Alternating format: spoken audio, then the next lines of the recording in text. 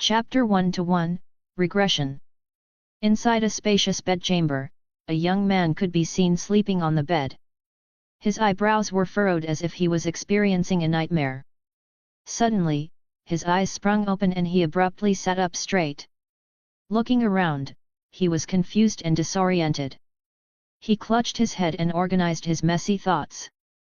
I thought I died after getting shot by an arrow. How did I survive?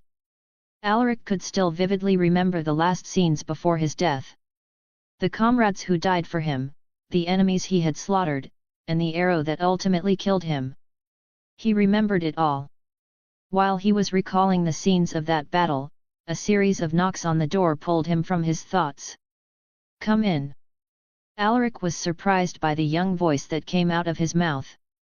A young maidservant pushed open the door. She bowed to him the moment she stepped inside the room. "My lord, it's almost time for breakfast." When he saw the familiar yet unfamiliar face, Alaric was shocked, disbelief written all over his face. "Nana." His voice trembled as emotions welled up in his heart. The young maidservant was embarrassed when she heard this endearing nickname. Just as she was about to say something, she saw Alaric slowly approaching her, his eyes filled with a mixture of joy and guilt. "Is it really you? You're alive?" Alaric's voice choked as he stared at the young girl. She was Elena. She has been with him since her parents sold her to his family. She was only 6 years old at that time, while he was 10. At first, he didn't like being around with her. He felt that she was a nuisance, but Elena's sincere and innocent heart moved him. He didn't treat her like a servant. He cared for her like she was his real sister. However, something tragic happened. This innocent young girl later committed suicide after being repeatedly abused by his uncle. She was only 17 when she died. He only found out the true reason for her suicide a few years later when his uncle, with a slip of his tongue, accidentally mentioned it in his drunken stupor. Looking at Elena's childish face, Alaric took her in his arms and embraced her tightly. When he felt the warmth of her body, he could no longer hold back his emotions as tears slid down his cheeks. "My lord." Elena raised her head in surprise when she felt him trembling. And when she saw that he was crying, she was flustered. "Why are you crying, my lord?" Hearing her worried voice, Alaric smiled as he gently stroked the back of her head. "I'm just happy to see you again. I missed you so much, Nana." He could still remember the days when he cried every time he visited her tomb. The remorse and the regret from his past life made him even more emotional. Elena was embarrassed and shyly lowered her head. "Stop saying such embarrassing things, my lord. And please don't call me Nana in front of other people." Looking at her pouting her lips and hearing her shy voice, Alaric felt the warmth that he had been seeking for a long time. He wiped off his tears with his hands. "Yes. Yes. I won't call you Nana in front of other people." He smiled as he gently brushed her hair with his fingers. "Humph. You're teasing me again." Elena looked away from him, feigning anger with her arms crossed. "All right. All right. I won't tease you anymore." Alaric squeezed her bulging cheeks, which earned another glare from Elena. Suddenly, Alaric saw his reflection in the mirror. He was stunned. In the mirror was a young face, handsome and filled with vigor, silvery white tousled hair, chiseled jawline, and a pair of golden crimson-colored eyes. It was far from the haggard and depressed face that he was used to. "Elena, what is the date today?" he asked, his voice shaking with uncertainty and confusion. "The date? It's the 3rd of August, year 208 of the Astanian calendar. Year 208. Alaric's eyes widened. Countless thoughts flashed in his mind in that instant. He had actually traveled 10 years into the past. Just then, he remembered something important. He grabbed Elena's shoulders and asked with a hint of anxiety in his voice. "Where are my parents?" Elena was bewildered. He was acting a bit strangely this morning. His lordship and the madam should be at the dining hall by now. she responded. Without bothering to change his clothes, Alaric hastily stepped out of his bedchamber and headed to the dining hall, a mixture of excitement and apprehension settling over him. "My lord! Wait for me!" Elena called out, but he didn't stop. The servants in the hallway were surprised to see him running in his nightwear, but Alaric ignored them and headed straight to the dining hall. As soon as he got there, he saw a middle-aged man with a gaunt face. With broad shoulders and visible battle scars on his arms, he looked incredibly intimidating. This man was none other than Baron Lucas Silversword, the current head of House Silversword. The Baron was known as the Shield of the North because of his commitment to defending the northern border of Astania. His strong martial power also solidified his position as one of the greatest warriors in the empire. However, 5 years later, in the year 213 of the Astanian calendar, the mighty Baron would die and leave the world, full of regrets. Upon his death, House Silversword fell into the hands of his uncle, and Alaric's mother died a year later due to her grief. Sitting beside the Baron was a woman who looked to be in her late 20s. Her long black hair fell over her shoulders and she had a pair of obsidian eyes that radiated with gentleness. She carried herself with grace and she had this unique charm of a mature woman. This woman was Alaric's mother, Maria Keller. Maria Keller was the daughter of a rich merchant. Just like her merchant father, she was also skilled in business management. It was because of her efforts that the impoverished House Silversword was able to accumulate a decent amount of wealth in recent years.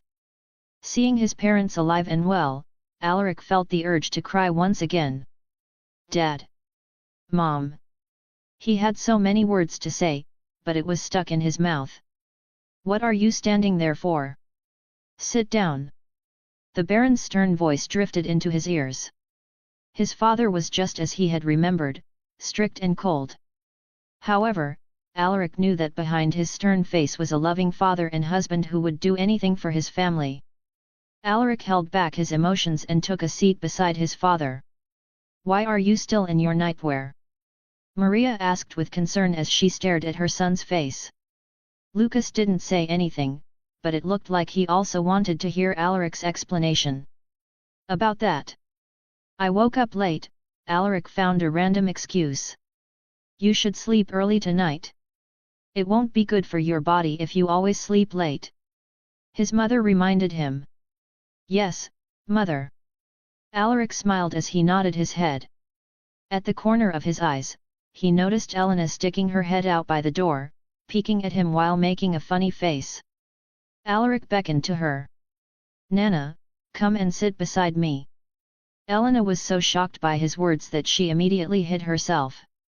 Seeing this, Alaric chuckled and shook his head in amusement. "Dad, Mom, I'd like to invite Elena to dine with us." Lucas and Maria were already aware of the close relationship between Alaric and his young maidservant. In truth, they were already planning to make her his concubine as soon as she reached a marriageable age. "All right. She can join us to eat." Lucas nodded. He then made a hand signal to the old butler who was standing behind him. "Elena, come in and sit with us," Maria called out gently, while the old butler quietly grabbed a chair for Elena. The young maidservant who was hiding outside jolted when she heard this. "Oh my God!" She was screaming nervously in her heart. She never thought that Alaric would actually boldly ask the Baron and the Madam to let her join them for breakfast. Left with no choice, Elena nervously entered the dining hall. She bowed at Lucas and Maria, her eyes shifted with anxiety. Meanwhile, the old butler placed a chair next to Alaric and returned to his spot behind the Baron. "Come here, Nana." Alaric patted the empty seat next to him. He even pulled it closer to him. Elena blushed in embarrassment when she heard him calling her with that nickname. "Grr. I told him not to call me that in front of others." She timidly lowered her head and walked towards the empty seat. After sitting down, she didn't even dare lift her head. It was the first she had sat with them at the dinner table, so she couldn't help but feel uneasy. "Relax. We are just going to eat." She felt Alaric's warm hand patting her head. "Stop teasing her." You are only making her uncomfortable. Maria gave him a look of reproach. I am fine, madam. Lord Alaric isn't making me uncomfortable. I'm just a little bit nervous. Elena spoke in his defense. Alaric smugly smiled at his mother. Watching them bicker, the Baron's lips curved upwards. A while later, the servants came in to bring their food. Chapter 2-2, SSS rank Swordsmanship Talent. After a hearty meal with his family, Alaric went to the bathroom for a quick bath.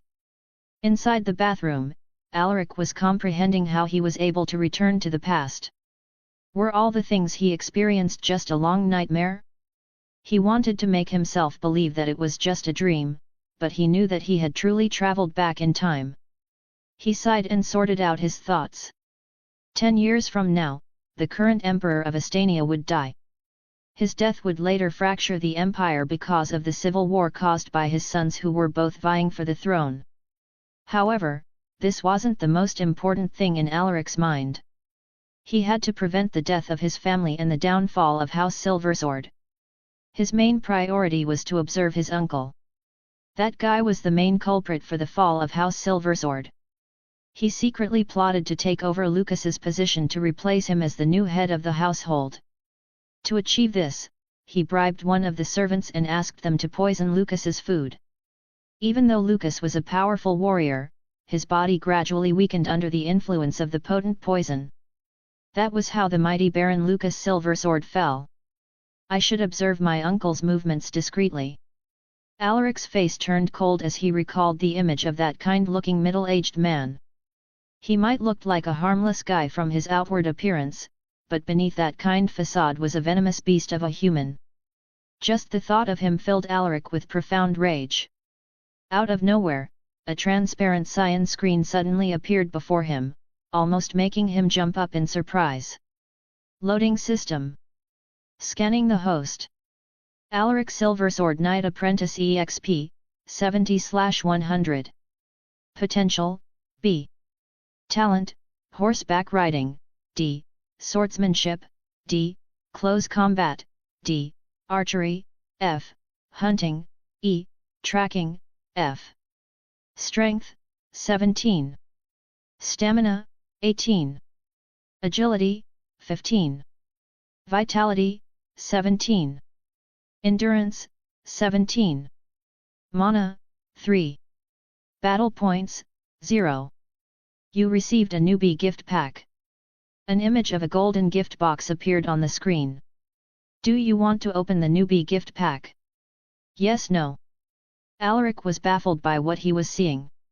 He even thought that he was hallucinating. He closed his eyes, but when he opened them, the translucent cyan screen was still there. He reached out his hand and tried to touch the screen. Yes. He accidentally clicked yes. Opening newbie gift pack. You received X1 SSS class talent card. You received 1000 battle points. You received X1 Elite Knight card. Alaric took his time to understand what was happening, but he was still perplexed. The screen displayed what seemed to be the quantification of his physical abilities. It also displayed his set of skills and even the progress of his training. Is it showing my abilities? His brain spasmed as he tried to understand what the letters represented. I'll deal with that later. Now what's this newbie gift pack thing? From the newbie gift pack, he received 2 cards and 1000 battle points. One of the cards was golden in color and with a sword drawn on it. The other one was a blue card with the image of a knight. Do you want to use the SSS class talent card? Yes, no. The words on the screen were written in a language that he couldn't recognize, but strangely enough, his mind automatically translated them into the language of Astania. After some hesitation, he clicked yes. You awakened the SSS class swordsmanship talent. Suddenly, his mind shook as if he had experienced enlightenment. The sword moves that he found difficult to execute in the past seemed to have become simple and easy to understand. He could even recall the subtle movements that he failed to notice before. He was in this magical state of comprehension for almost 10 minutes. When he regained his senses, he finally realized what that sword talent thing was. What the hell? It actually helped me comprehend those difficult sword movements. What is going on here? He was dumbfounded. I think I stumbled upon an immortal relic. This thing might be left behind by an immortal. My return to the past might be related to this as well. He absent-mindedly stared at the cyan screen. Do you want to use the Elite Knight card? Yes, no. I wonder what this card will do. It won't summon an Elite Knight, right? Alaric laughed, but his smile suddenly stiffened when he realized that it was possible. Thinking about this, he hastily stepped out of the bathroom and headed to his bedchamber. He didn't dare use the card while he was still in the bathroom. After changing into a new set of clothes, he focused his attention on the screen and clicked yes. In that instant, a blinding light forced him to close his eyes. When he opened them, a middle-aged man fully dressed in leather battle armor was already standing before him.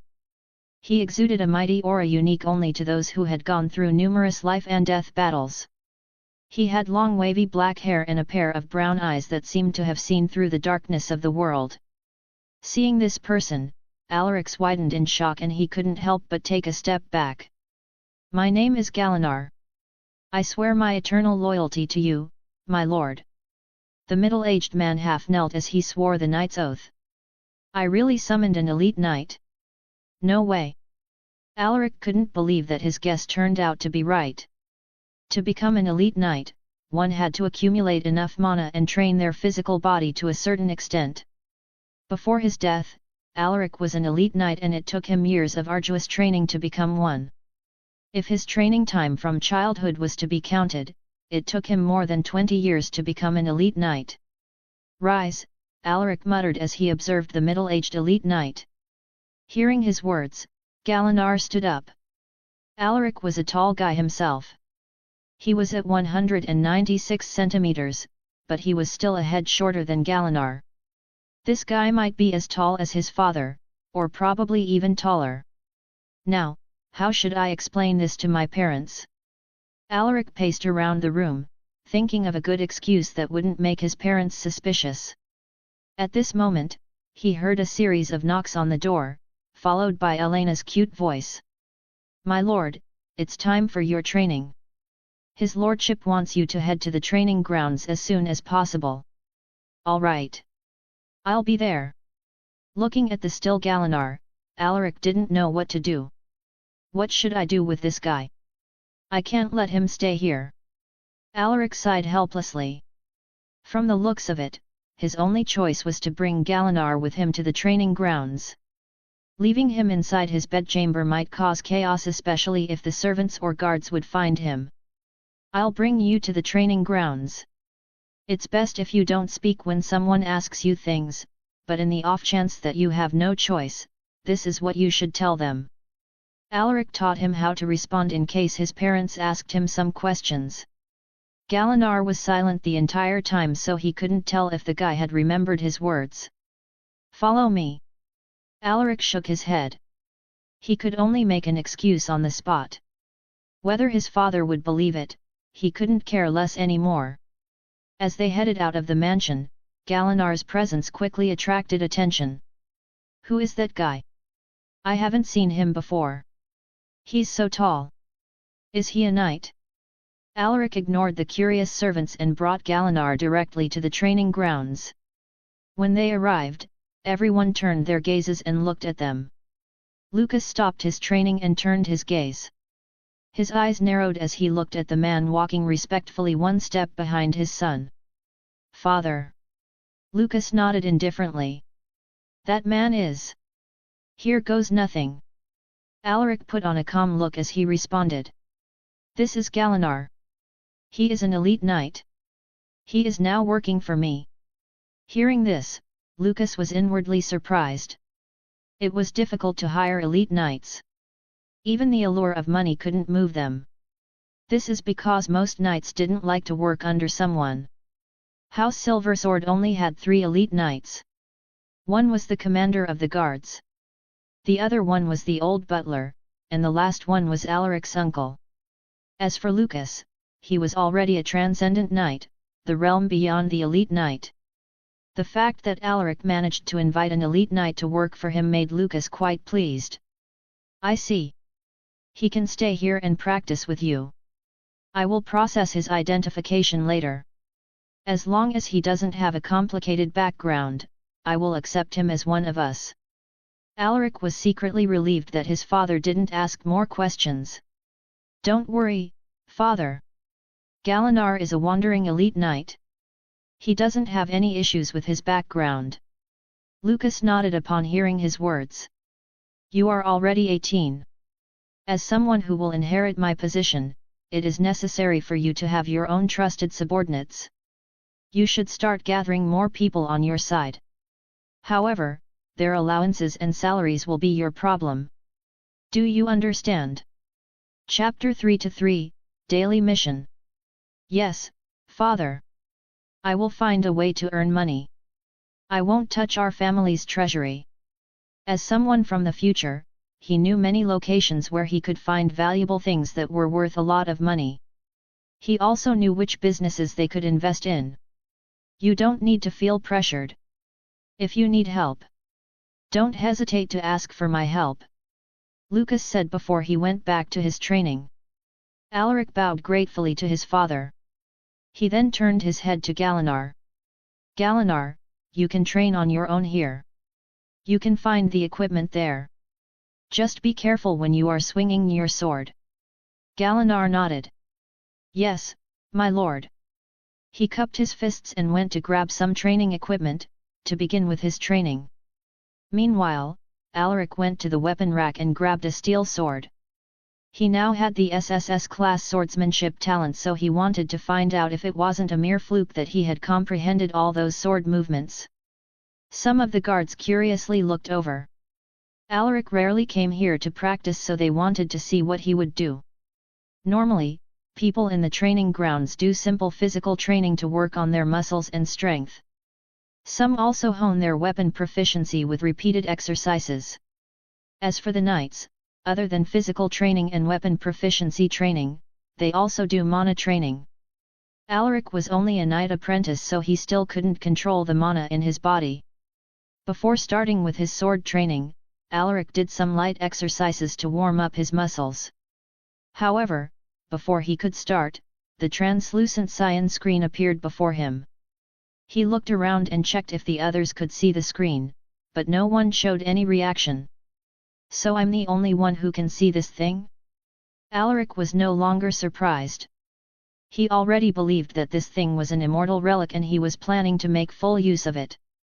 Why wouldn't he use it when it's already handed to him on a silver platter? Only fools would do that. _____. Daily Mission.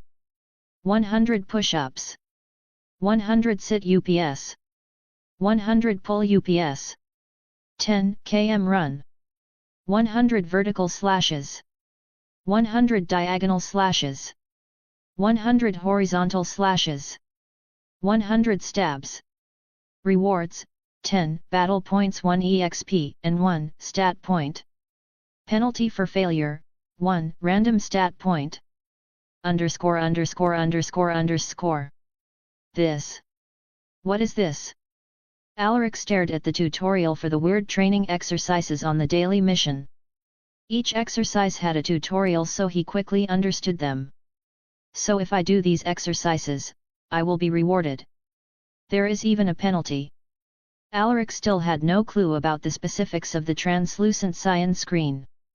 However, his instincts told him that something good would happen if he followed the weird exercises.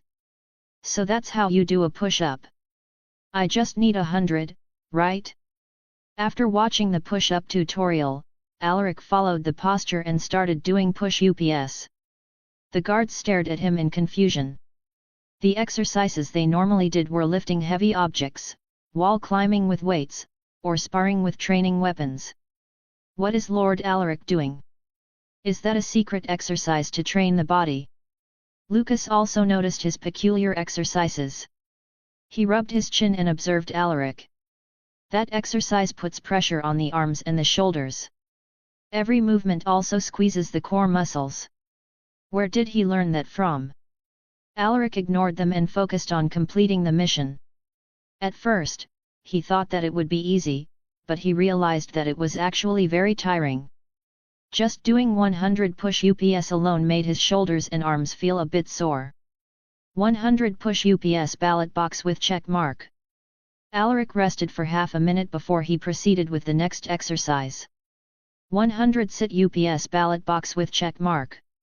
100 pull-ups ballot box with check mark. 10 km run ballot box with check mark. After an hour, he finally completed half of the exercises. So it's finally time for the sword exercises, he muttered after seeing the tutorial for vertical slashes. It was just a simple slash with no flashy movements. Alaric grabbed the training sword he had temporarily put aside earlier. Swish! Swish! He followed the posture of the tutorial. The posture was different compared to what he normally did during combat.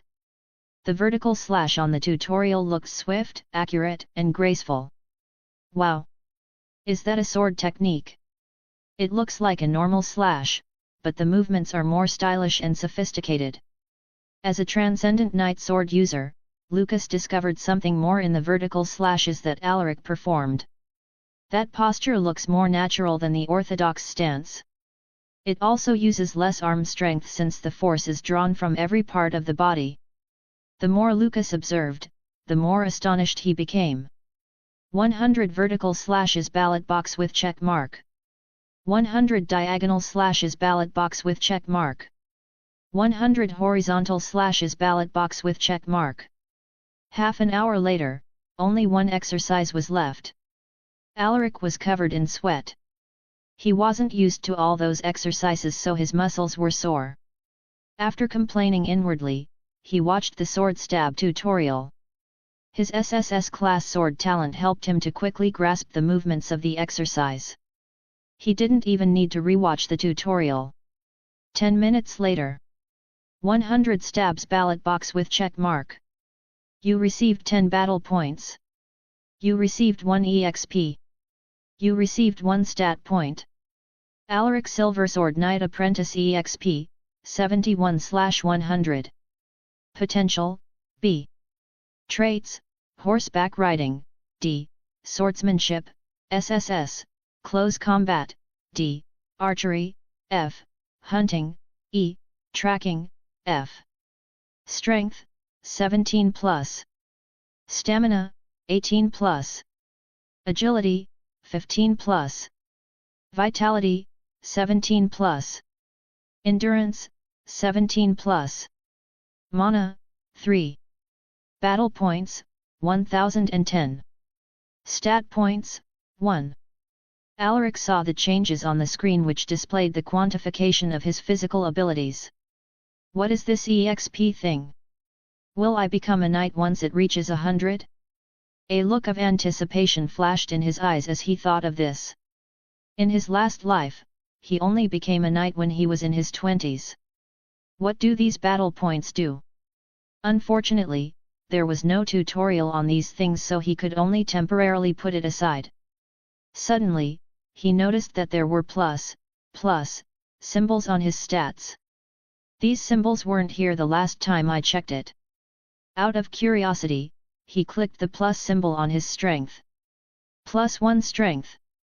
A message appeared on the screen, followed by his strength going from 17 to 18.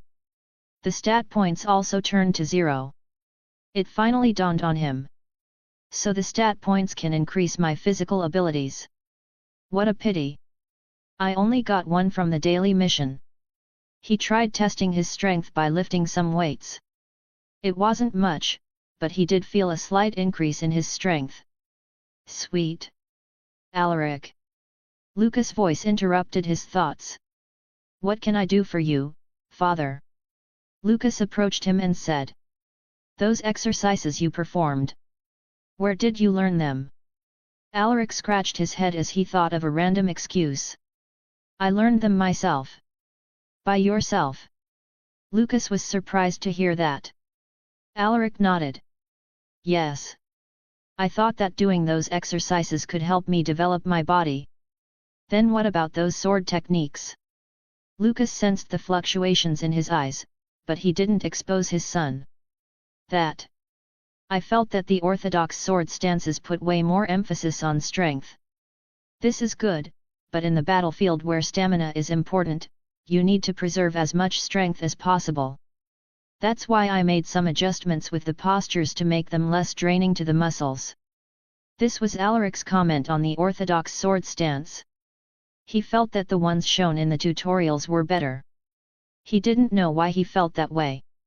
He guessed that it was related to his SSS class swordsmanship talent. After awakening that talent, it was as if he could see through the mistakes in any sword movements with just one look. Lucas became silent. He felt that Alaric wasn't saying the whole truth. There must be some kind of secret related to those exercises, but why did he perform them in front of the others? I should ask him again next time. All right. You may go. Lucas waved his hand. Alaric bowed lightly. He then left the training ground with Galinar. After they left, Lucas grabbed his sword. It was a two-handed heavy sword that was similar to the one Galinar had. Lucas closed his eyes and recalled Alaric's posture when he performed the sword slashes. Seeing this, everyone immediately gave him some space. A moment later, Lucas opened his eyes and abruptly swung his heavy sword. Swish! The sword made a sharp humming sound and even caused a violent fluctuation of the wind. Lucas was stunned by the unexpected power behind that slash. Chapter 4-4, Becoming a Knight. 2nd of September, year 208 on the Astanian calendar. It has been a month since Alaric returned to the past. He spent the whole month of August adjusting to his younger body. He also familiarized himself with the people and the environment. Everything was happening exactly like how it had played out in his past life. Other than doing his daily training, Alaric also ventured into business with the help of his mother. Even though he knew about the future, he was still a complete newbie in business. He realized how awesome his mother was when he started his own business. Today my EXP will reach 100 after I complete my daily mission. Alaric headed to the training ground as he inspected his profile. Alaric Silversword Knight Apprentice EXP, 99/100. Potential, B. Traits, Horseback Riding, D. Swordsmanship, SSS, Close Combat, D. Archery, F. Hunting, E. Tracking, F. Strength, 18+. Stamina, 18+. Agility, 15+. Vitality, 17+. Endurance, 17+. Mana, 3. Battle points, 1290. Stat points, 28. He had already accumulated 28 stat points, but he had no plans to allocate them for the time being. Good morning, my lord. Sir Galinar is also here. Lucas wasn't there, so Alaric immediately started his training. 100 push UPS ballot box with check mark. 100 sit UPS ballot box with check mark. 100 pull UPS ballot box with check mark. 10 km run ballot box with check mark. 100 vertical slashes ballot box with check mark. 100 diagonal slashes ballot box with check mark. 100 horizontal slashes ballot box with check mark. 100 stabs ballot box with check mark. You received 10 battle points. You received 1 EXP. You received 1 stat point. You have accumulated enough EXP to advance. Do you want to use 1000 battle points to advance to the next realm? Yes, no. I finally succeeded. Alaric was thrilled when he saw the system prompts. So that's what the battle points are for. Alaric thought as he clicked yes. 1000 battle points. You have been promoted to the Knight realm. Alaric Silversword Knight EXP, 0/500. Potential, B. Traits, Horseback Riding, D.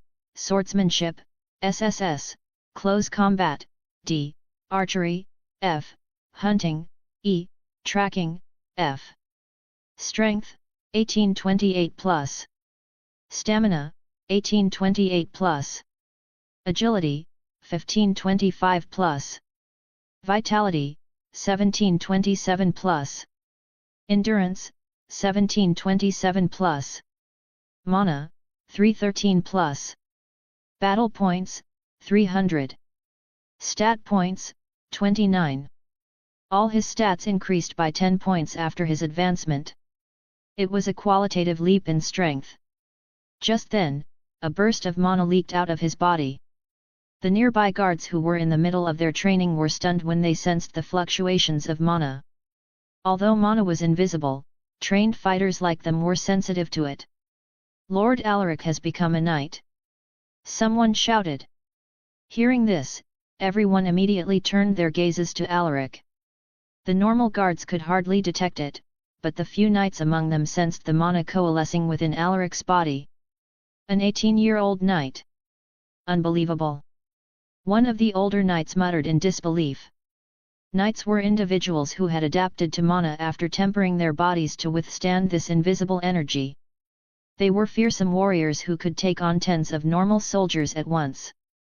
To become a knight, one had to temper a body capable of withstanding mana. This process would normally take a long time. In the Empire, the youngest to ever become a knight was from over 100 years ago. He was 16 at that time. He was also the current Emperor of Astania, Emperor John Philip Astania. He was already more than 100 years old at this moment, but because of his high level of attainment in martial arts, he managed to live a long life. I really became a knight. Alaric clenched his fists in excitement. In his past life, he only became a knight when he was 24 years old. What's going on here? Lucas rushed here when he heard the commotion. When he caught sight of his son, he immediately sensed the fluctuation of mana in his body. Alaric, you've become a knight. He muttered in disbelief. Even for himself, he only became a knight when he was 22. Good. I knew you would do better than me. Lucas couldn't help but feel proud of his son. You deserve a celebration. We will host a party for you next week to celebrate your advancement. Lucas couldn't conceal the smile on his face. He was happy for his son's advancement. That's too much, father. There's no need to celebrate it. Alaric scratched his head, feeling a bit embarrassed since he didn't advance the normal way. How can you say that? In Astania, only His Highness the Crown Prince achieved a similar feat. You should be proud of yourself, my son. I have already decided. We will have a party. I will also invite my friends over to join the celebration. It was the first time he had seen this side of Lucas. In Alaric's past life, his father was already gone when he became a knight. Looking at how happy his father was, Alaric smiled and nodded. All right, father. I'll leave the preparations to you. I still have to visit the shop to see how everyone is doing, so I'll take my leave first. Hold on. Are you talking about the workshop you recently opened? That's right. My workers just started with the production 2 weeks ago. The products should be ready by now. I want to check them myself. Alaric replied. I see. In that case, you should invite your workers to join the celebration. Hearing this, Alaric's eyes lit up. All right. I'll make sure that they will come. Lucas smiled and waved his hand impatiently. You may go. I still have to send the invitation letters to my friends. Yes, father. Alaric bowed and watched him leave. Looking at his father's excited figure, he couldn't help but shake his head. So he can also smile like that. After Lucas left, the guards immediately surrounded Alaric and congratulated him again. Alaric spent another 10 minutes thanking everyone before he left the training ground with Galinar. The workshop he opened was outside their territory. It was located in a nearby city, Vale. It was a place with hundreds of thousands of residents. To get there, Alaric took a horse-drawn carriage. They traveled for almost an hour before they arrived. Looking at the tall walls that surrounded the city, Alaric's eyes burned with passion. I will make our territory bigger than this place. With the help of the immortal relic and his knowledge of the future, he was confident that he could build an even more prosperous city than Vale. A moment later, their carriage finally entered the city. Alaric's workshop was located at the heart of the city. There was a lot of traffic there, so he bought an old workshop and rebuilt it. We're here, my lord. The coachman's voice drifted into his ears. Alaric stepped out of the carriage and looked at the newly refurbished two-story building. It was far from the decrepit building that it was before. Stay here, Galinar. I'll go in by myself. Yes, my lord. Galinar bowed his head. Alaric entered the workshop, and the first thing that greeted him was the fragrant scent of lilies and jasmine. This is it. This is the smell that I was familiar with. As soon as he entered the shop, the two female shop attendants were stunned. My lord! You should have told us that you are visiting today. We could have waited for you outside, one of the ladies, a young woman with average facial features but a bombshell of a body, exclaimed as she bowed her head deeply. Why would I make you wait outside? It's too hot out there. Alaric shook his head. By the way, where is the manager? He asked. The manager is inspecting the products in the production room, my lord. He didn't want us to go in, so we can only wait here. The one who answered was the other lady, a woman in her late 20s. She had fair white skin and above-average facial features. I see. Are there any completed products? Yes, my lord. The manager brought them in this morning. Would you like to see them? The woman with a bombshell body replied. Yes. Let's have a look. Alaric nodded, his eyes gleaming with anticipation. The two ladies walked to the cabinet and took out 5 rectangular boxes. They then carefully placed them on the table. Please inspect them, my lord. The manager worked really hard to make them. The fair-skinned woman remarked. Nodding his head, Alaric opened the boxes one by one. Soon, the fragrant scent of different kinds of flowers assailed his nostrils. Inside the boxes was an item called scented soap. This thing was used to cleanse the body and rid it of dirt. In his past life, it was a very popular product among women, especially to the nobility. Before it was created, people used the older version of soap wherein they used animal fats and wood ashes mixed with water. It had an unpleasant smell, but it could remove dirt. The scented soap was created by a middle-aged commoner. When it was released to the market, it quickly became famous. The man who created it also became rich overnight, but the value of his product attracted the attention of a corrupt official who later ordered his arrest.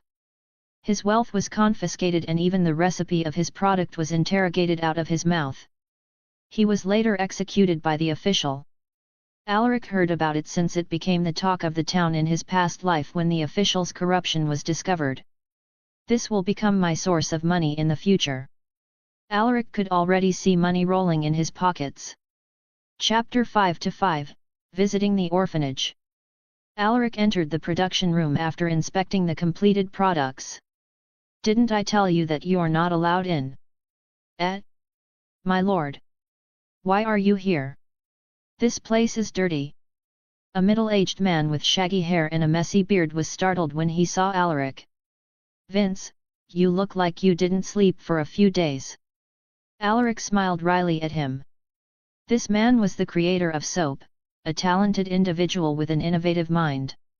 The only bad thing about him was that he only takes a bath once a week.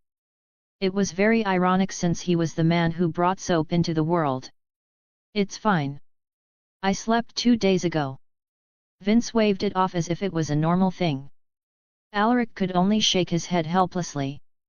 This guy was so obsessed with his inventions that he would even go as far as skipping rest and meals. He was truly a peculiar man.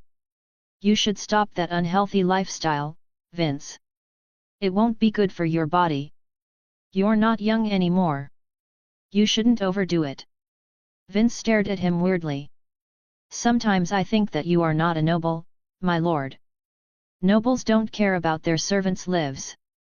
You are different. That's why I decided to work for you." Hearing this, Alaric smiled and shook his head. "Enough about me. Are the products ready to be put up for sale?" When he mentioned the products, Vince eagerly showed off his creations. "These are all the soaps I made, my lord. They only need to be packaged in boxes and they will be ready to be put up for sale." "How many have you made?" Alaric asked. Vince rubbed his chin and thought for a moment. "I think I made around 600 pieces." 600?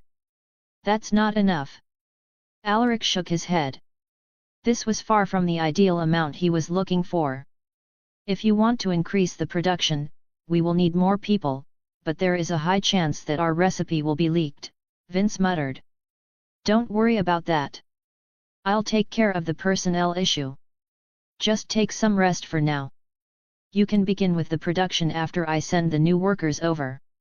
Alaric knew where to find trustworthy people. "Ugh. Fine. You're the boss. I'll listen to you." Vince clicked his tongue. Alaric chuckled when he saw his expression. "By the way, there will be a celebration in the mansion next week. You guys better be there.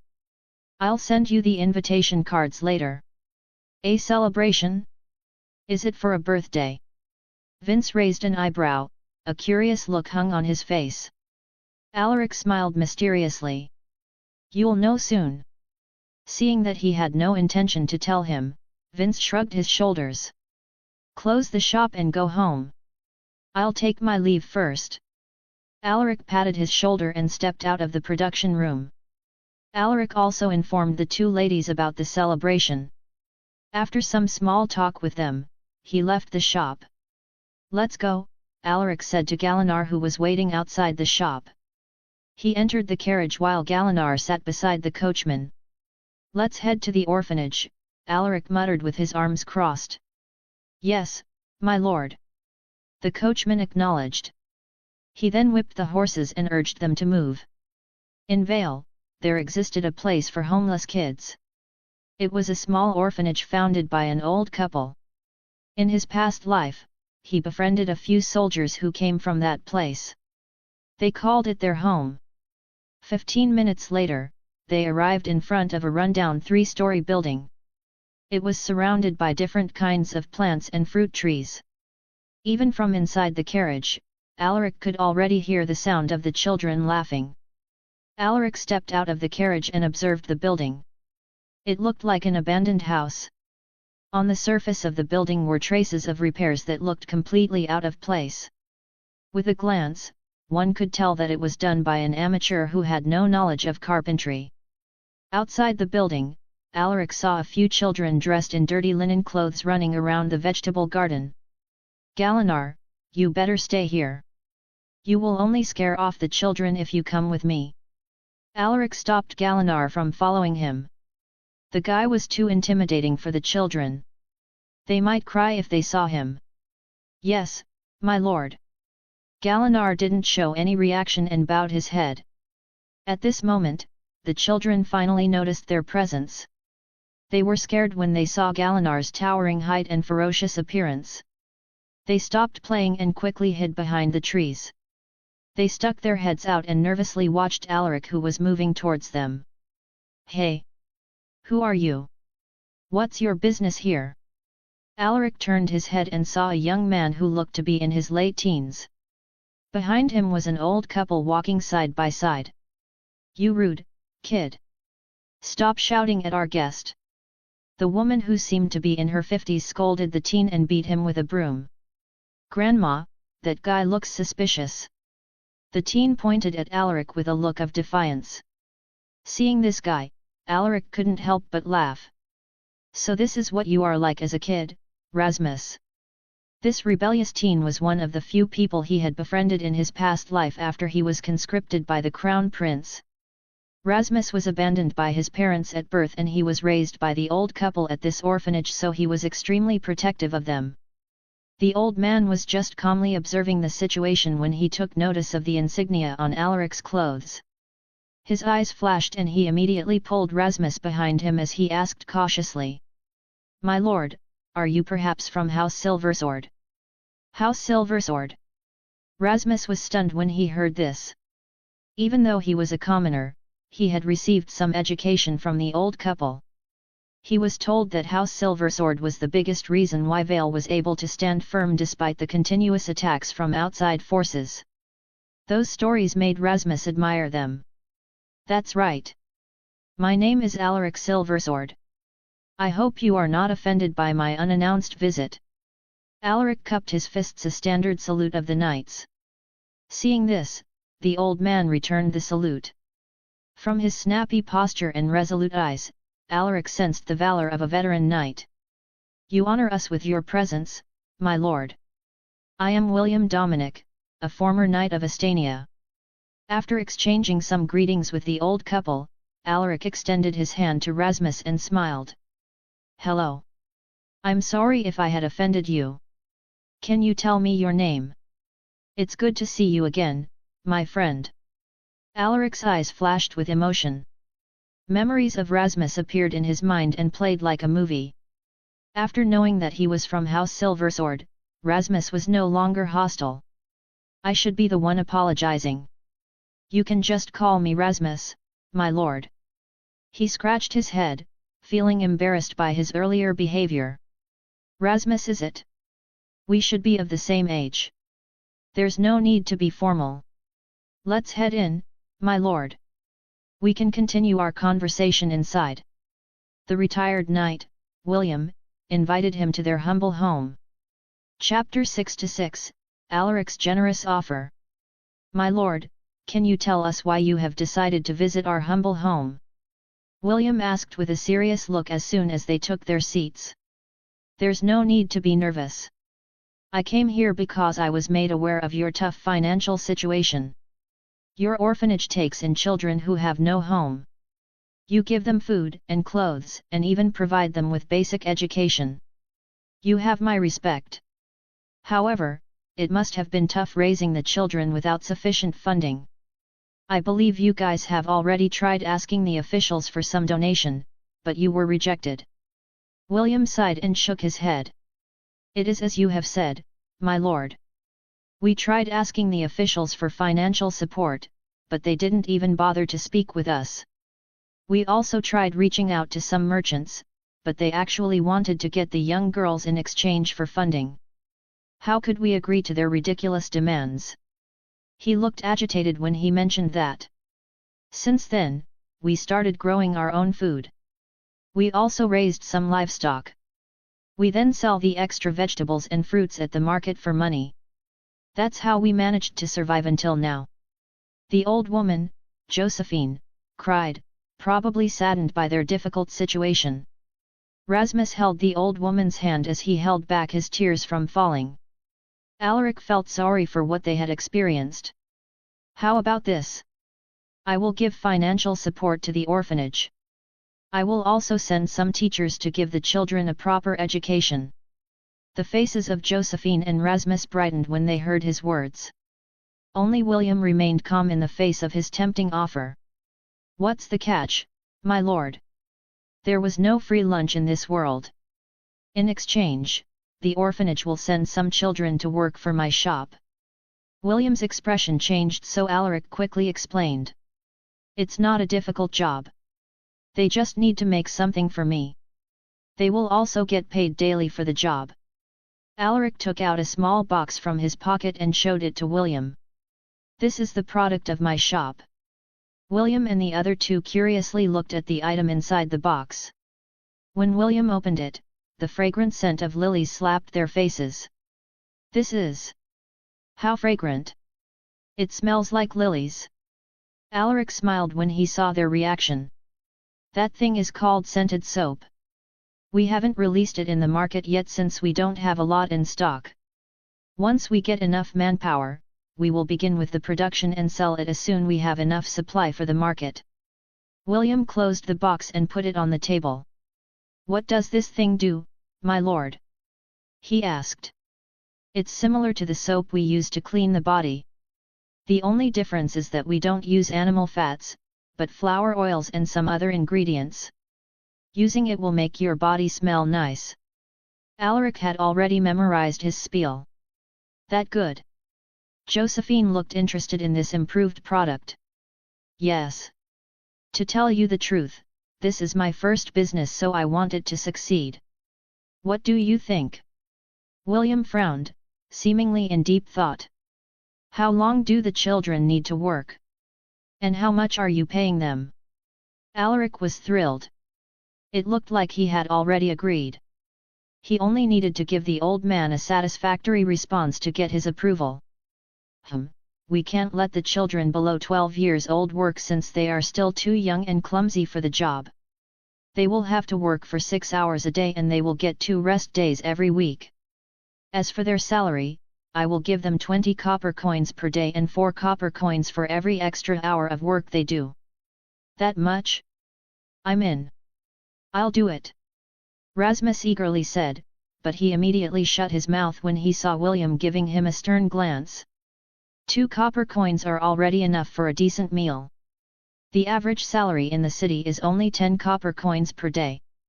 He is actually willing to give the children 20 copper coins for 6 hours of work.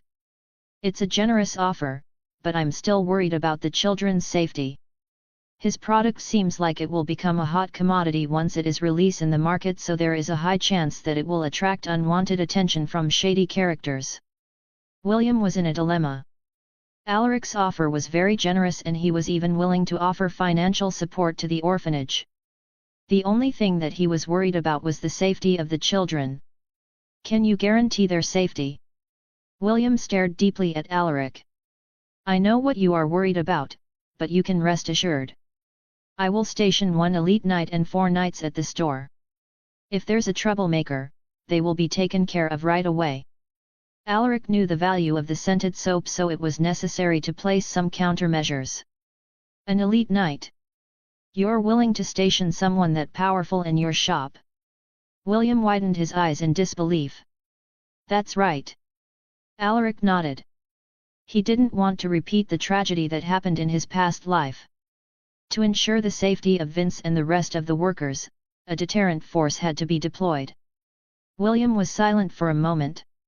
After what seemed like an eternity, he looked deeply at Alaric. We accept your offer, my lord, but if the children are harmed, we will take them back right away. Hearing this, Alaric joyfully agreed. Great! I look forward to working with everyone. With that, Alaric finally secured the workforce he needed. All that was left was to teach the children how to make scented soap. When will they start working? William asked. They still need to learn how to make the product. I will send someone to pick up the children tomorrow.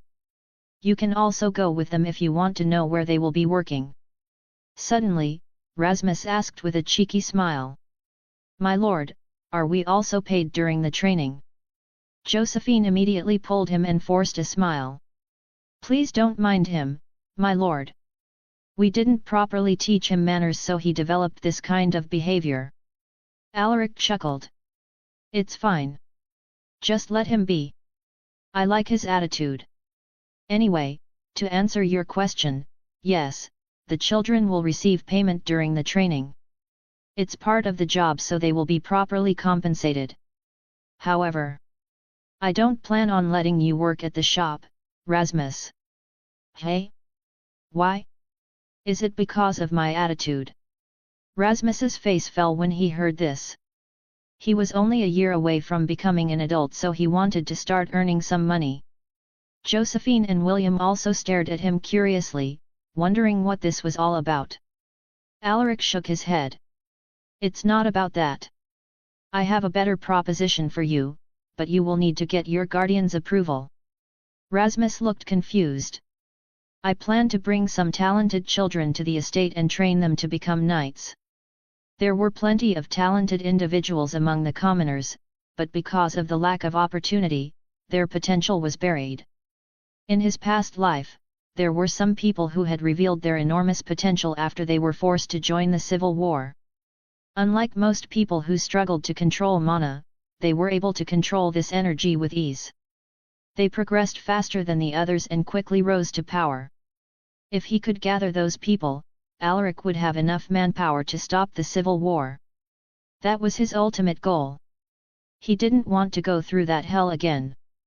That war caused devastating damage to the empire and it brought misery to a lot of people. Rasmus felt his blood pumping when he heard this. It was his dream to become a soldier. As for becoming a knight, that was his lifelong goal. How could he not be excited when a chance to become one was presented to him? Rasmus stared at William with a pleading look. "Grandpa, please, I want to become a knight." Seeing him like this, William sighed helplessly. All right. Are you sure about this, Rasmus?" Alaric spoke with all seriousness. "Once you begin with the training, there is no turning back anymore. You will have less freedom and you will have to serve House Silversword." Josephine and William didn't say anything. They were Rasmus's guardians, but the final decision was still in his hands. "You should think it over before you make a decision.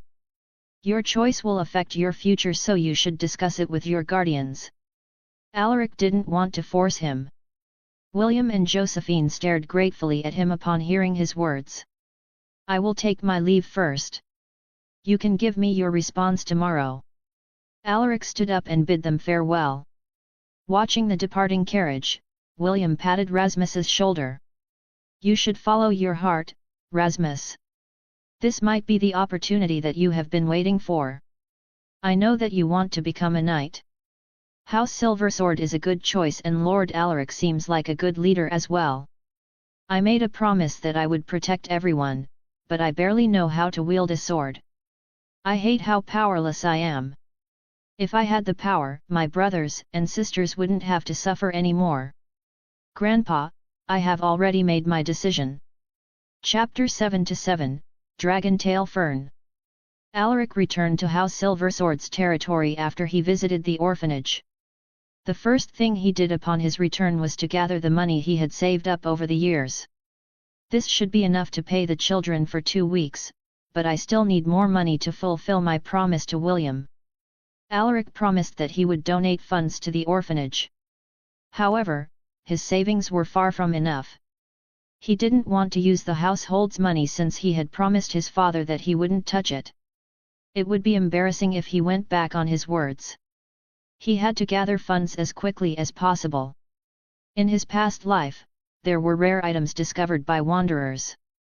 Some of them were of great value and they even caused major upheavals when they were found. Alaric suddenly thought of one particular item found on the eastern side of Vale. It was a miracle herb called Dragontail Fern. It got its name from its whip-like features that made it look like a miniature dragon tail from certain angles. This miracle herb was capable of tempering the human body, but this wasn't its most important function.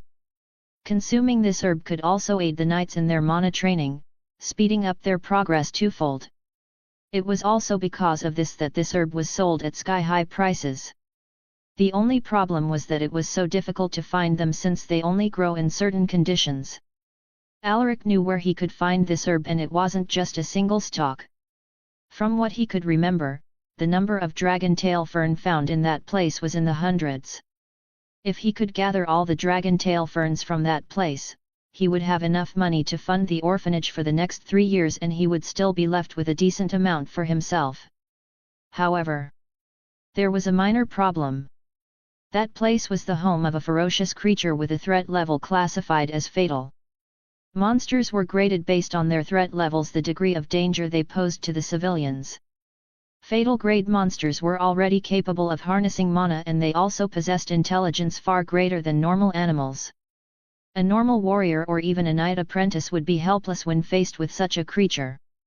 Usually, a team of knights would be dispatched when a monster of the fatal grade was causing havoc.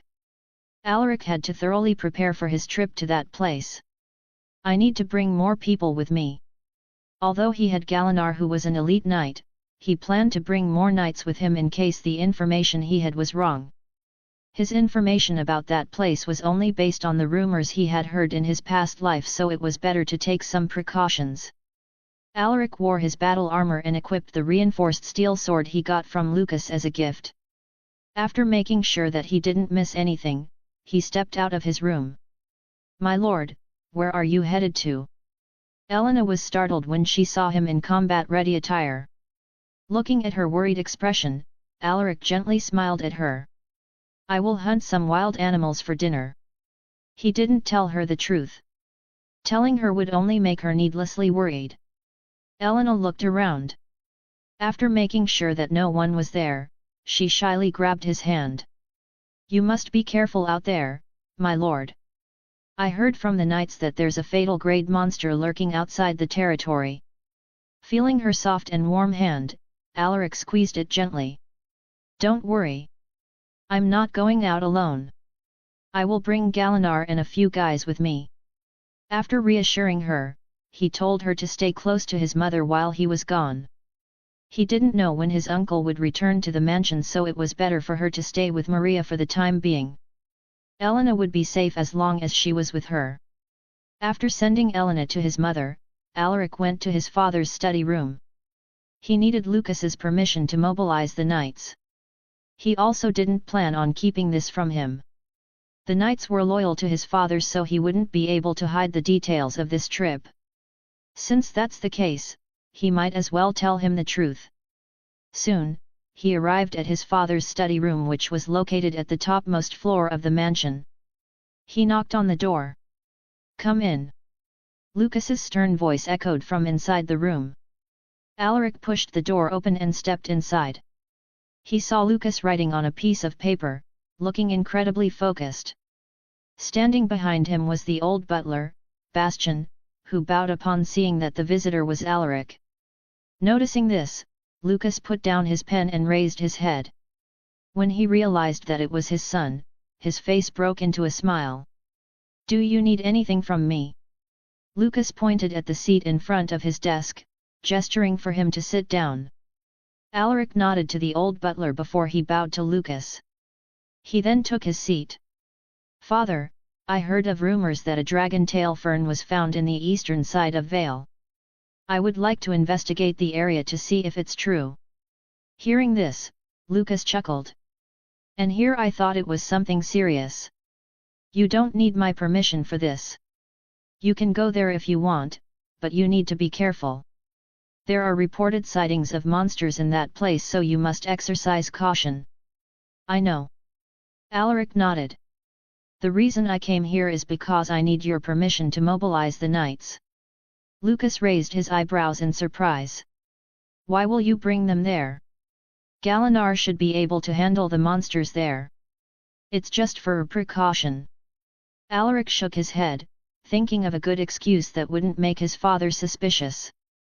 "After all, we still haven't investigated the credibility of the rumors. I would like to bring them there since there is a possibility that this is a trap," he added. Lucas nodded his head. "You have a point. The rumors you heard might have been intentionally spread by someone to attract the public's attention. Since that's the case, I will give you the authority to mobilize the knights, but how many do you plan to bring with you for this trip?" Alaric raised his hand. "I only need 3. The household had a total of 8 knights. 3 of them were stationed outside the territory, protecting the key businesses of the household. Only 5 were at the territory, waiting for their next missions." Lucas thought for a moment before he gave a nod of approval. "All right. You can take this opportunity to sharpen your skills. You just became a knight and you still lacked practical experience in field operations. Whether the dragon tail fern exists or not, this will be a good learning experience for you." "Yes, father." Lucas gave him a few more reminders before he sent him out.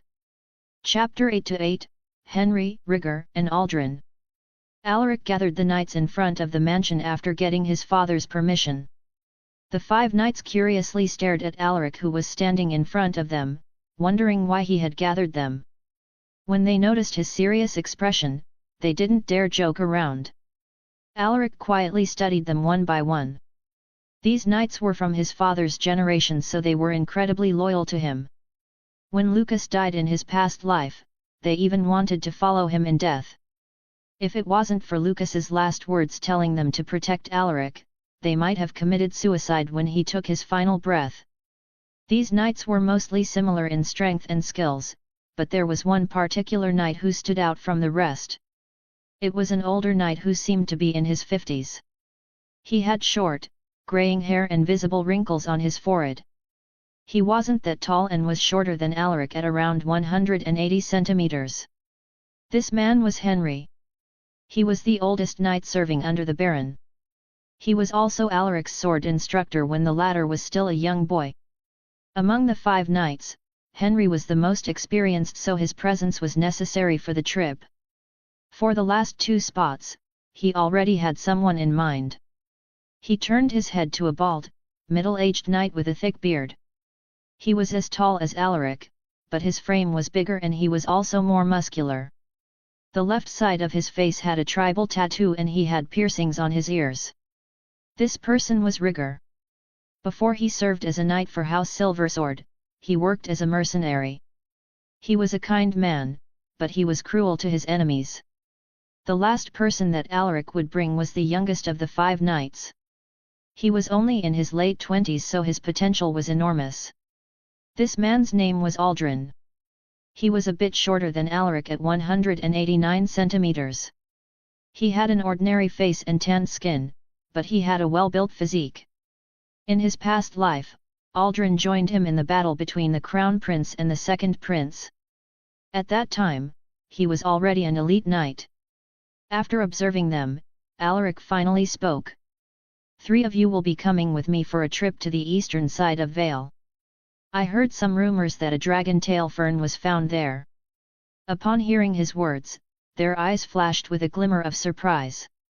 They were aware of how valuable that herb was. For this trip, I will bring Henry, Rigger, and Aldrin. The faces of the 3 knights whose names were called suddenly turned serious. The place where the dragon-tail fern was said to be found is in a cave at the end of the Red Toad Gorge. According to the rumors, there is a fatal grade monster inside the cave.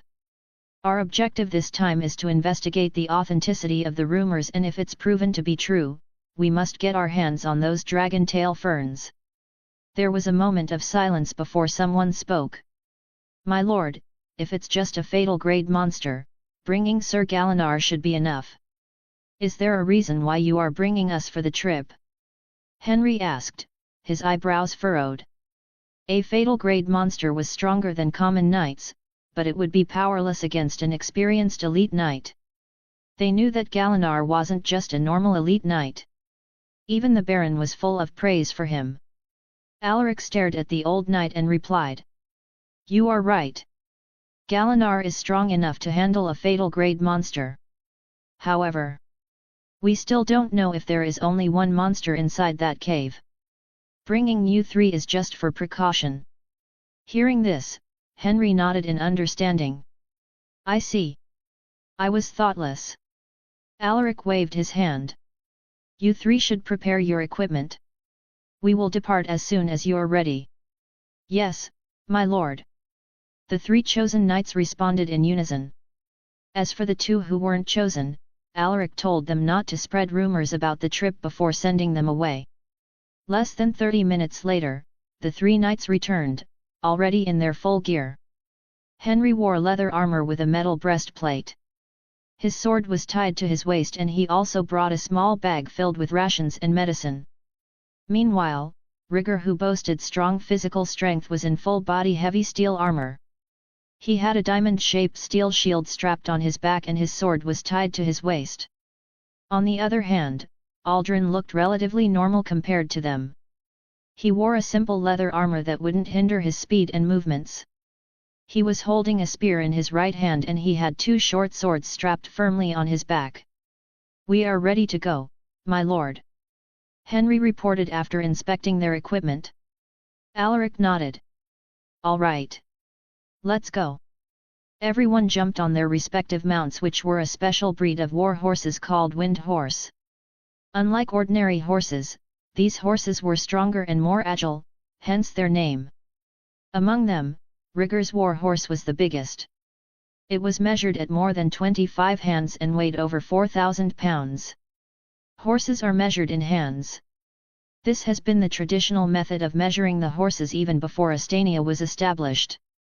1 hand is equal to 4 inches, which is the average span of a human's thumb and outstretched fingers.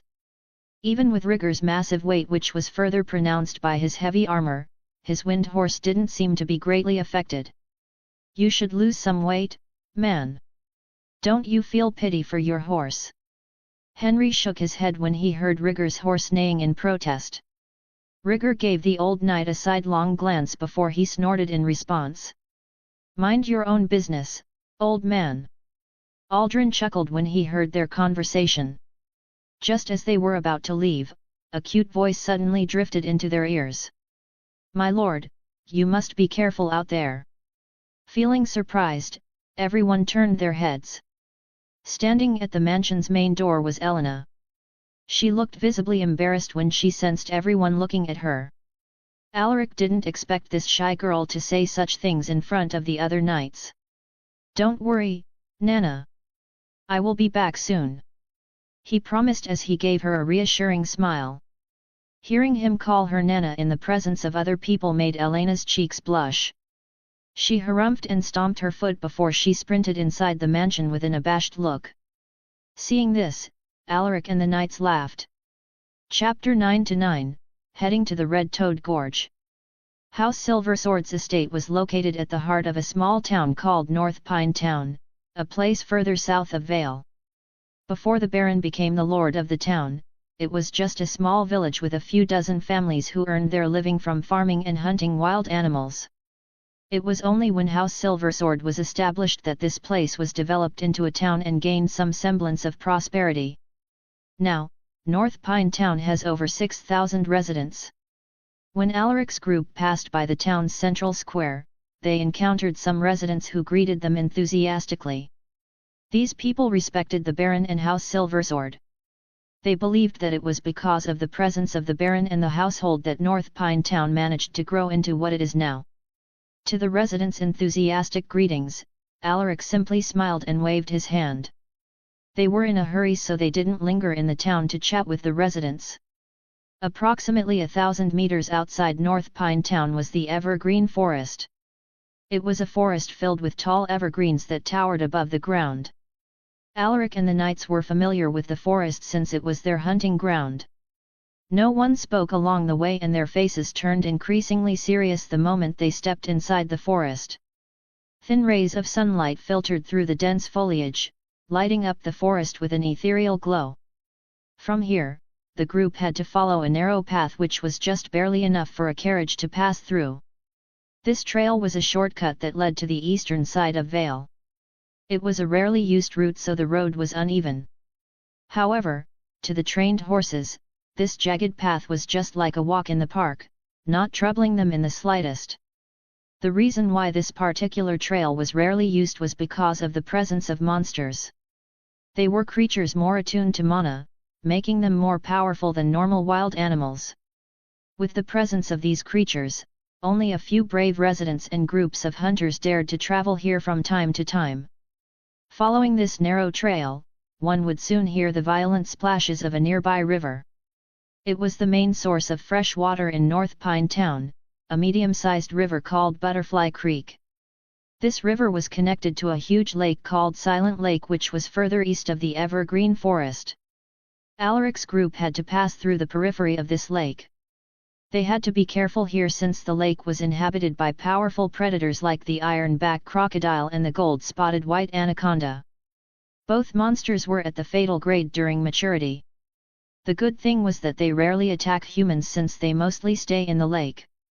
With an experienced knight like Henry leading the group, they didn't encounter any of the said monsters when they passed by the side of the lake. By the time they arrived at the Red-Toed Gorge, 2 hours had gone by and the sky had already turned crimson with the sun about to set. "We're here, my lord," Henry reported while observing the shallow stream in between the steep, rocky hills. Alaric nodded his head, feeling a mixture of nervousness and anticipation at what they would find in the cave. Even now, he was still uncertain about what was inside that cave. Were there really dragon tail ferns inside? If there was none, he would be disappointed. He erased the random thoughts from his mind. "Let's go. The cave is at the opposite end of the gorge." Hearing his words, Henry nodded and squeezed his legs, urging his horse to move forward. Closely following behind him were Alaric and Galanar, while Rigger and Aldrin were at the rear, cautiously eyeing the surrounding landscape with their dominant hand resting on the handle of their weapon. If they sensed any form of danger, they were ready to cover Alaric and protect him from harm. The sound of the horses' footsteps as they stepped on the shallow stream was the only sound that they could hear. The surroundings were eerily quiet, making the group feel a bit tense. At this moment, the roar of a beast suddenly broke the silence. Alaric and the knights turned their heads simultaneously in the same direction. The loud roar came from the end of the gorge. "It must be from the cave," Aldrin exclaimed with a stern look. That beast-like cry sent a chill down his spine. His instincts were telling him that whatever it was definitely no ordinary creature. "My lord, I think the monster inside the cave is not your average fatal grade beast," Henry remarked with a grim look after hearing the beast's roar. Alaric nodded. According to the rumors he had heard from his past life, the beast living inside that cave was a spiked grizzly bear. It was a wild beast bigger than the average bear and it had sharp spikes on its back. "It sounds like the cry of a spiked grizzly bear," Rigger suddenly said with his eyebrows furrowed. Hearing this, Alaric was a bit surprised. He could actually identify the monster based on its sound. "What makes you so sure, Sir Rigger?" Aldrin asked. Rigger shook his head. A gloomy look flashed in his eyes as if he had remembered a dark past. "I had a few encounters with them when I was still a mercenary." Aldrin no longer asked when he saw the former mercenary's expression. Even Henry, who usually joked with him, didn't say anything. "Rigger is right. Inside that cave is a spiked grizzly bear. I'm just not sure how many of them are inside." Alaric confirmed this. A gloomy atmosphere cast over them as soon as they heard Alaric's confirmation. Spiked grizzly bears were difficult to handle. They have thick hides that are almost impenetrable to blades. They also possessed overwhelming physical strength that could even tear apart a knight. However, the most fearsome feature of these creatures was the sharp spikes on their back. Henry turned his head to Galanar and asked with a stern voice. "Sir Galanar, can you handle an adult spiked grizzly bear?" Everyone looked at the tall figure. He was the only elite knight in the group, so they would have to rely on him to take care of the monster. Facing everyone's scrutinizing eyes, Galanar remained calm as he nodded his head. "If it's just alone, I don't have any problem dealing with it." The knights were relieved by his words. They felt comforted that Alaric brought Galanar on this trip. They would have been powerless on their own.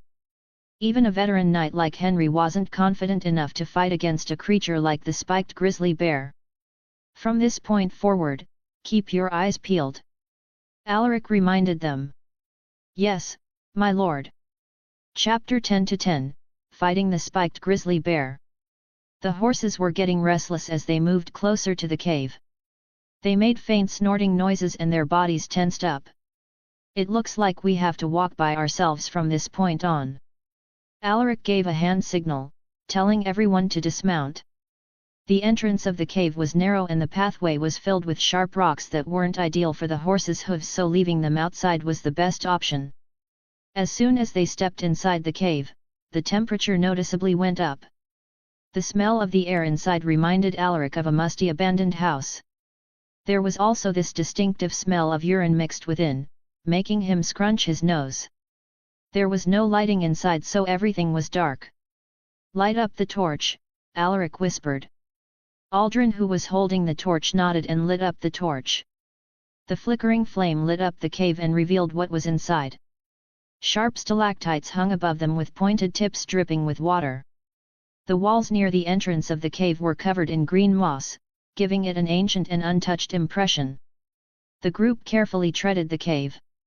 This time, Galanar was positioned at the front. The elite knight's eyes were narrowed into slits as he warily observed the dark path ahead. Meanwhile, Alaric's hand was already on the hilt of his sword. His feet were positioned in a way that he could easily react to any situation. This was a habit he had formed during his days as a soldier under the Crown Prince. At that time, his life was always hanging by a thread. He was in a constant state of danger that he had unconsciously created this habit. At this moment, a violent roar shook the cave and made the group flinch. They were a bit startled by the sudden noise. Galanar slowly took out his weapon, a broadsword that was 5 foot long and a width of about 2 feet. From a glance, it looked like a huge chunk of metal. He then made a series of hand gestures, informing the group that he had sensed the presence of the creature. "Aldrin, give me the torch." Alaric stretched out his hand. Aldrin didn't know why he asked for the torch, but he handed it to him without asking any questions. Once he got the torch, Alaric made a throwing motion, aiming for the direction that was pointed by Galanar, before throwing it. Everyone watched in surprise as the torch flew across the other side of the cave and revealed the huge creature hiding in the darkness. The torch struck the beast's body before it fell to the ground. The beast opened its huge mouth and issued another ear-piercing roar. "Roar! Prepare for battle!" Alaric shouted. "Yes, my lord!" Everyone answered in unison, their eyes flashing with seriousness. "It's indeed a spiked grizzly bear. From its size, it looks like an adult male." Alaric furrowed his eyebrows as he took in a deep breath. With his current strength, his sword wouldn't be able to penetrate deeply into the beast's skin even if he used all his might. His battle experience would be useless here because of the overwhelming difference in strength. The spiked grizzly bear didn't immediately attack them.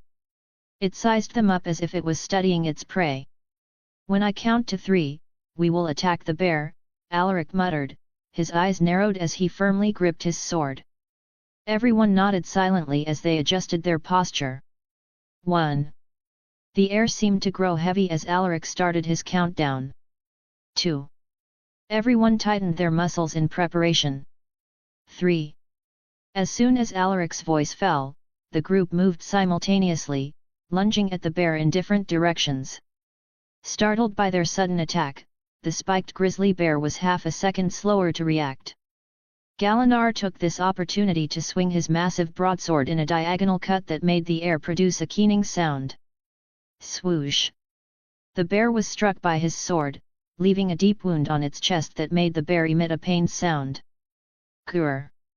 The others were a bit slower, but their attacks also connected, creating small wounds on the beast's huge body. "We are barely wounding it." Only Galanar's attack was able to deal substantial damage. Alaric frowned. The huge bear was furious after being wounded. It pounced at the nearest person, which was Henry, and swiped its sharp claws at the old knight. Seeing this, Henry immediately lifted his sword to deflect its claws while moving away from its range. What a strong monster! Now that the bear was preoccupied with Henry, Galanar sent another attack, stabbing the creature's neck with the pointed edge of his sword. The bear didn't die immediately after having its neck stabbed with the broadsword. It wobbled and walked a few more steps before it fell to the ground with a heavy thud.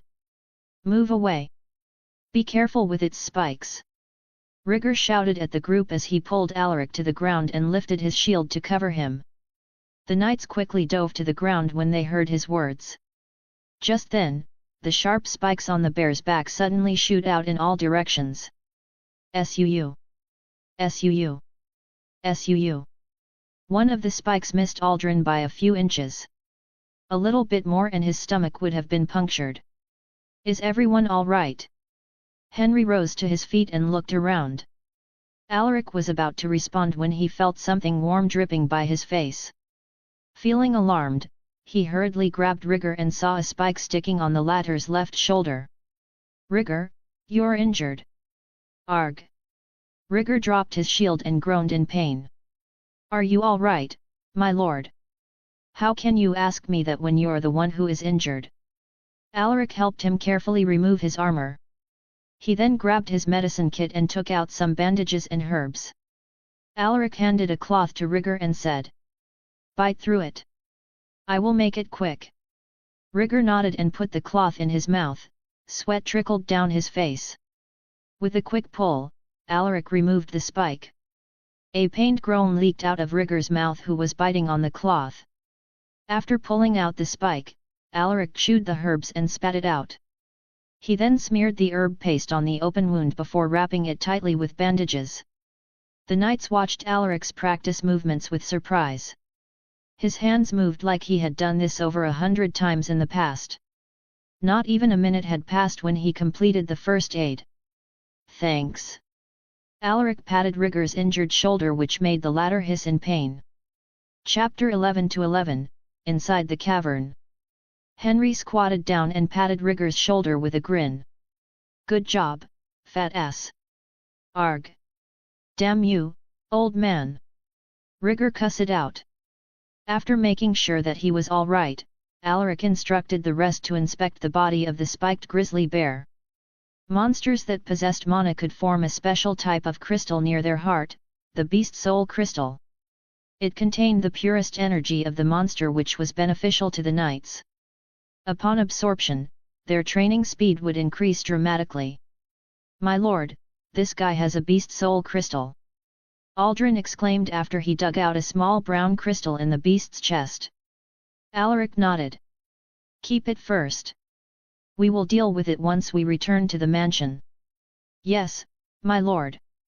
Aldrin put the crystal inside a sack and tied it carefully to his waist. "Rigger, can you walk?" Alaric turned his head at the former mercenary. Even with a face full of sweat and the stabbing pain in his shoulder, Rigger still managed to smirk. "This little bit of injury is nothing, my lord. I will be fine. Look at you acting so tough." Henry scoffed, staring at him disdainfully. Rigger ignored the old man and went to grab his shield. He then tied it on his back. He couldn't lift it anymore since he could barely move his left arm, but he could make use of it to protect his back. Seeing this, Henry clicked his tongue. "Don't exert yourself. Your wound might worsen if you move excessively," Alaric reminded him. "Yes, my lord." Rigger nodded. It turned out that they had yet to reach the end of the tunnel. They had only arrived at an intersection that led deeper into the cave. "Mark our path. There might be more intersections ahead," Alaric instructed. Hearing this, the knights immediately carved out markings on the wall using their swords. As they went deeper, they arrived at an intersection with 4 different paths. "Where should we go, my lord?" Henry asked for his opinion. Alaric furrowed his eyebrows and thought for a moment. "We can move separately, but doing this will pose a greater risk. One of us might end up encountering another monster. It seems like the best option here is to stick together. Our search will be slow, but we will be safer as a group." As he thought of this, Alaric randomly pointed a path. "Let's move that way as a group." No one questioned his decision. They probably thought that moving separately would be dangerous given their recent encounter with the spiked grizzly bear. Who knows what kind of monsters were hiding within the cave? The group followed the path, but they soon reached a dead end. "Let's search the other 3 pathways," Alaric muttered calmly. The group acknowledged his command and silently traced back their trail by following the markings they made on the wall. Soon, the group returned to the 4 intersections and entered another route. However, this path was still a dead end, so they returned once more to choose a different route for the 3rd time. Finally, on their 3rd try, they discovered a large cavern at the end of the pathway. The group encountered more creatures, but they were only wild animals with no mana. As they stepped inside the cavern, they saw a crystal-clear pond in the middle. It was so clear that they could see the aquatic animals swimming in the water. "Whoa! This place is huge!" Aldrin's voice echoed. "My lord, look!" Henry suddenly exclaimed while pointing in a certain direction. Alaric and the others immediately followed his gaze. And there it was, the very herb that they were looking for, the dragon tail fern. Furthermore, there wasn't just a single stalk, but dozens, or probably even hundreds of them. Just as Alaric was about to say something, Galinar suddenly stepped forward and looked deeply at the pond. "Hold on! There's something strong in the pond." Everyone narrowed their eyes, their hands slowly reaching out to their weapons. At this moment, ripples appeared on the calm surface of the pond. In the next moment, a reptilian creature that looked like a mix between a crocodile and a snake emerged. It glared at them and emitted a sharp hissing sound as if telling them not to come closer. "Isn't that an iron-back crocodile?" Henry muttered upon seeing the creature. The monster was over 30 feet long and its back had black scales that were as tough as iron. It smacked its long whip-like tail on the ground, an intimidation tactic that it always used on its enemies. Iron-back crocodiles were common in the Silent Lake, but they rarely ventured out to other places, so the group was surprised to see one here. Not to mention that this one in particular was an adult iron-back crocodile, a fatal grade monster. "That one is weaker than the spiked grizzly bear, but you guys must be careful with its tail. Getting hit by that would feel like a direct hit from a sledgehammer," Alaric warned them. "Yes, my lord. Aldrin, you are the fastest in the group, so you must draw its attention. The rest will wait for my signal to attack." Alaric issued a series of commands. "Yes, my lord." Everyone answered in unison. "Go." Aldrin rushed out with a spear in his hand. "I'm coming, big lizard," he yelled in provocation. The iron-back crocodile's territorial instincts kicked in when it saw Aldrin charging towards it. The beast growled and lunged at him, crawling with surprisingly quick speed. When Aldrin reached its range, the beast abruptly stopped and lashed its tail at him. Swish! Aldrin jumped and rolled to the side, expertly avoiding its tail. As soon as the beast turned around, Alaric motioned with his hand. The knights immediately rushed out, brandishing their weapons with unstoppable precision. In just the blink of an eye, they skewered the beast with their swords.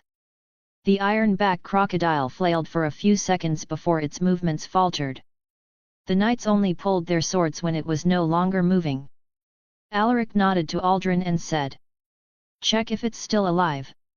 "Yes, my lord."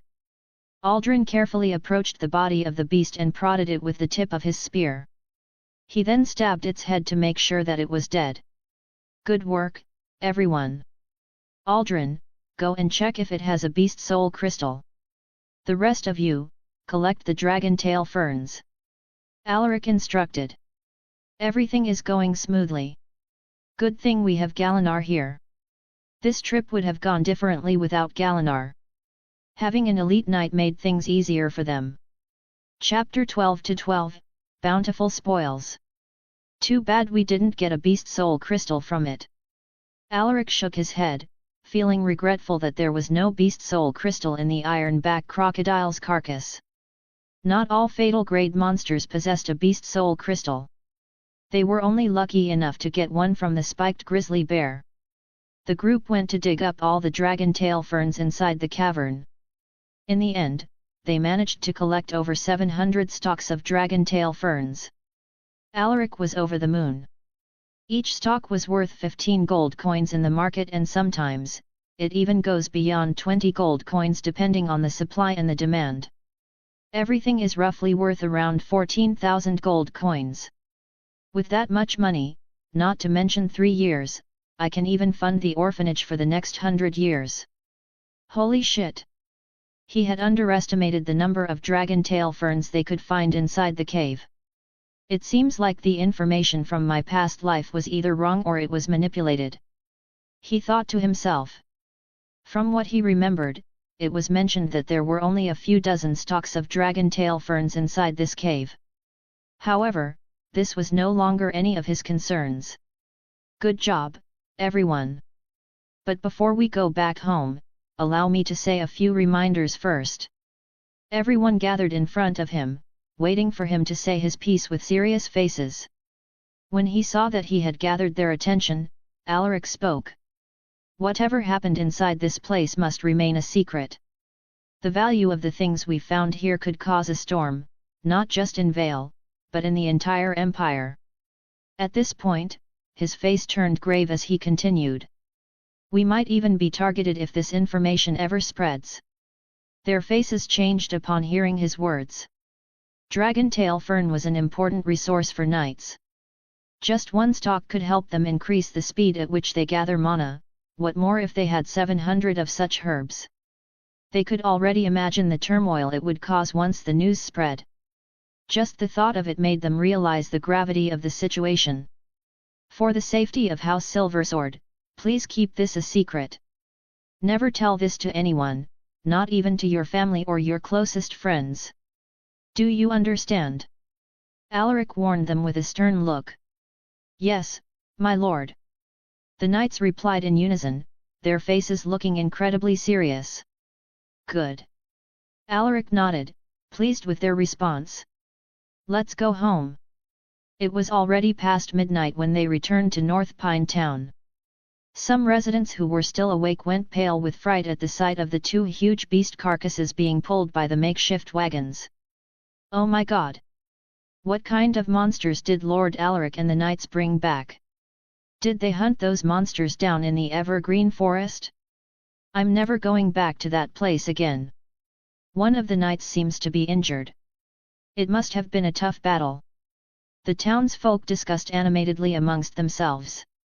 No one dared to approach Alaric and the knights, afraid that the two carcasses might somehow come back to life and attack them. Soon, the group finally arrived at the estate. News about their return immediately reached the ears of the Baron and the Madam, who both came out of their chamber to check on their son's well-being. Elena also followed them, her face painted with anxiety. When they saw Rigor, whose upper body was wrapped in bandages, they furrowed their eyebrows. Elena craned her neck to look for Alaric's figure. A moment later, she finally caught sight of his familiar figure, making her breathe a sigh of relief. The Baron and the Madam also looked visibly relieved that he was unharmed. What happened out there? Why do you guys look so beat?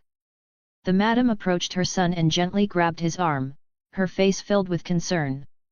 Alaric smiled apologetically at her as he squeezed her hand. I'm sorry for making you worried, Mother. Maria shook her head and forced out a smile. It's all right. She was the wife of the Baron, who was known as the Shield of the North, and she was also aware that her son, Alaric, would follow in his father's footsteps to carry the banner of House Silversword. The lives of the father and son were destined to be filled with war and bloodshed, so she had already prepared her heart for what was to come, no matter how difficult it was for her. This was her duty as the madam of the household. She must be firm and strong no matter what happens. Alaric walked towards Lucas and bowed to him. Father, I have returned from my trip. Lucas nodded his head with a calm look. "Mn, good job." His gaze then moved to the two carcasses and the sacks on the wagons. "It seems like your trip was quite fruitful." Alaric grinned upon hearing this. "Yes, father. We accomplished our goal and we even got some extra rewards. Although we encountered some challenges, we managed to overcome them by virtue of our efforts and teamwork." "I see. That's good to hear." Lucas raised his eyebrows. He was aware that his son's goal was to search for dragon tail ferns. "I will tell you the details later. Let's go inside first." Alaric gave him a knowing look. Lucas understood his intentions and nodded. "All right. Let's head in." Alaric gave a signal to Henry and the others and said, "Bring in the items. As for the carcasses, let the others deal with them." "Yes, my lord." The knights replied. Lucas narrowed his eyes as he looked at the sacks they were carrying. He was curious, but he said nothing. He knew that Alaric would explain things to him soon. As soon as they walked inside the mansion, Alaric took the chance to grab Elena's hand, gently squeezing it while giving her a warm smile. "Did you wait for me?" he asked with a hint of teasing in his voice. Elena was flustered by his touch. She tried to pull out her hand, but she couldn't break free from his grip. She shyly looked around to see if the others had noticed anything. When she saw the knights pretending to be blind, she lowered her head in embarrassment. Chapter 13-13, Lucas's Trust and Alaric's Ambition.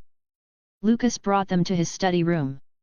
As soon as everyone took their seats, Lucas muttered, his eyes sweeping over, eyeing everyone like a hawk watching its prey. "Now tell me what happened on your trip." The knights glanced at Alaric in unison. The matter was too big for them to say it themselves, so they unanimously agreed to let him speak. This was also Alaric's decision. When he sensed their gazes, he looked at his father and replied. Just as I had told you, father, I brought the knights to the Red Toad Gorge to search for the cave mentioned in the rumors. Lucas glanced over at the knights and saw them nodding their heads. Alaric continued. We went inside the cave to investigate the rumors about the dragon tail fern. There, we encountered an adult spiked grizzly bear. Hearing this, Lucas furrowed his eyebrows, while Maria gasped in shock. On the other hand, Elena, who didn't know anything about monsters, tilted her head in confusion. Alaric's voice turned serious at this point. We managed to kill the spiked grizzly bear. Sir Rigor was injured in that battle to protect me. When he mentioned this, Maria sent Rigor a grateful look. We found this in the body of the beast. Alaric took out the beast soul crystal of the spiked grizzly bear and handed it to his father. Lucas inspected the beast soul crystal before he handed it back to Alaric. Only powerful monsters can produce beast soul crystals. That spiked grizzly bear must have been a tough beast, he remarked. That's right. Alaric nodded. If Sir Galinar wasn't with us, it would have been a dangerous battle. Hearing this, the knights nodded in agreement. As prideful as they were, they couldn't deny that it was Galinar who did the most damage to the spiked grizzly bear. Their weapons couldn't even penetrate deeply into its sturdy body. Lucas wasn't surprised by this. Galinar was an elite knight, so it wasn't that difficult for someone like him to kill a fatal grade monster. As we headed deeper into the cave, we found a cavern with a crystal clear pond in the middle. Alaric explained what they had seen in the cavern, including the iron-back crocodile that was living in the pond. He also mentioned the presence of the dragon tail ferns. At this point, Lucas could no longer hide his surprise. You really found the dragon tail ferns? He stared at Alaric in disbelief. Alaric smiled and made a gesture with his hand. Knights, please show the Patriarch what we have collected in the cavern. Yes, my lord. The knights opened the sacks and revealed the contents. It's indeed the dragon tail fern. Lucas stood up from his seat to get a clearer look at the herbs. Maria and Elena also went to take a closer look. Just how many dragon tail ferns did you collect from that cavern? Maria was shocked to see so many stalks inside the sacks. More than 700, Alaric replied with a grin. What? Maria covered her mouth in disbelief. She mentally calculated the total value of the herbs inside the sacks, and the result almost made her faint from shock. Lucas managed to maintain his composure after a moment of surprise. What do you plan to do with these herbs? He glanced at his son. Recently, I made a promise with someone. Alaric told them about his deal with the people from the orphanage. I see. Having those kids work on your product would have a lesser risk of having your recipe getting leaked. That was a good decision. Maria, who has a great mind for business, immediately grasped his thoughts. I learned it from you, mother. Alaric chuckled. Suddenly, Lucas spoke. Funding the orphanage would make those kids loyal to you, but are you sure about training them to become knights? Not everyone has the aptitude to become a knight. Hearing this, Alaric nodded. I understand that, father. However, there are plenty of knights who came from humble origins. They managed to overcome their lack of status and resources to become knights. What would happen if we gave them the opportunity and the resources? The kids with potential would definitely reveal themselves, and with the help that we provided them, they will be grateful and swear their loyalty to House Silversword. Lucas narrowed his eyes. He could sense his son's overwhelming ambition, but it wasn't the kind of ambition that would bring harm to others. He could feel something more profound in the depths of Alaric's eyes. Alaric had always been a normal kid with no ambition to speak. His potential was above average and his swordsmanship talent was ordinary. He wondered what made his son change in just a short amount of time. What is this kid hiding from me? It looks like you have already planned things. In that case, I will give you full authority in handling these dragon tail ferns. Whatever you do with them will be your responsibility. Just don't do something that will make you regret in the future, my son. Lucas patted Alaric's shoulder while staring deeply at him. Alaric was overwhelmed by his father's trust. He was already prepared to concede some of the herbs. Who would have thought that he would actually let him take everything? I will do my best not to disappoint you, father. I promise that everything I will do is for the sake of House Silversword. Alaric lowered his head. That makes me feel relieved. Lucas's expression softened. Handling those herbs on your own might be difficult. If you need some advice, just ask for your mother's help. She is the best when it comes to anything related to money. Lucas didn't forget to remind him. Yes, father. Good. Lucas's gaze swept over, glancing at every individual inside the room. This matter must not be spread to anyone. Am I clear? Yes, my lord. Everyone lowered their heads nervously upon sensing the Baron's stern gaze. Lucas dismissed the knights and chatted some more with Alaric. After almost an hour, Alaric was finally sent away with Elena. My lord, I'm glad that you're all right, Elena's shy voice drifted into his ears. Were you worried about me? Alaric held her small hand and squeezed it gently. Feeling embarrassed by his direct stare, Elena looked away from him and hummed in response. "Mn. I'm sorry for making you worried, Nana. It's okay. I promised to hunt some animals for dinner, but you guys have already eaten, why don't we cook some meat from the bear we hunted?" Elena lifted her head in surprise. But that isn't a normal bear, but a fatal grade monster. How could a servant like me eat such valuable meat? How could you say that, Nana? Haven't you heard from my mother that you will soon be married to me? Alaric sent her a teasing look. What are you saying, my lord? The girl was flustered and she timidly averted her gaze, her cheeks blushing due to embarrassment. Ha ha ha! You're so cute when you're embarrassed, Nana. Alaric stared at her with undisguised fondness. I will never let anyone hurt you again, Elena. And I promise that I will make the man who hurt you regret being born in this world. The next day, Alaric headed to the orphanage with Galinar and Harris. The latter was one of his mother's trusted servants, a man talented in business management. He specifically asked his mother to lend him this man. Now that I have Harris, dealing with the dragon tail ferns would no longer be an issue. Although he had learned a few things from his mother, he was still a beginner in business. He would only make careless mistakes if he dealt with them on his own. My lord, we are here. The coachman said. You can come with me, Harris. Alaric looked at the middle-aged man sitting on the seat in front of him. He was wearing a monocle and his graying hair was combed neatly to the side, giving him a clean look. Harris bowed his head. Yes, my lord. Stay here, Galinar. Alaric gestured for him to stay when he noticed that Galinar was intending to follow them. Galinar immediately stepped back. As you wish, my lord. Harris, let's go. I'll introduce you to the people here. Chapter 14-14, Settling the Tasks. I brought Harris here since I will need someone to help me manage the operations in the orphanage.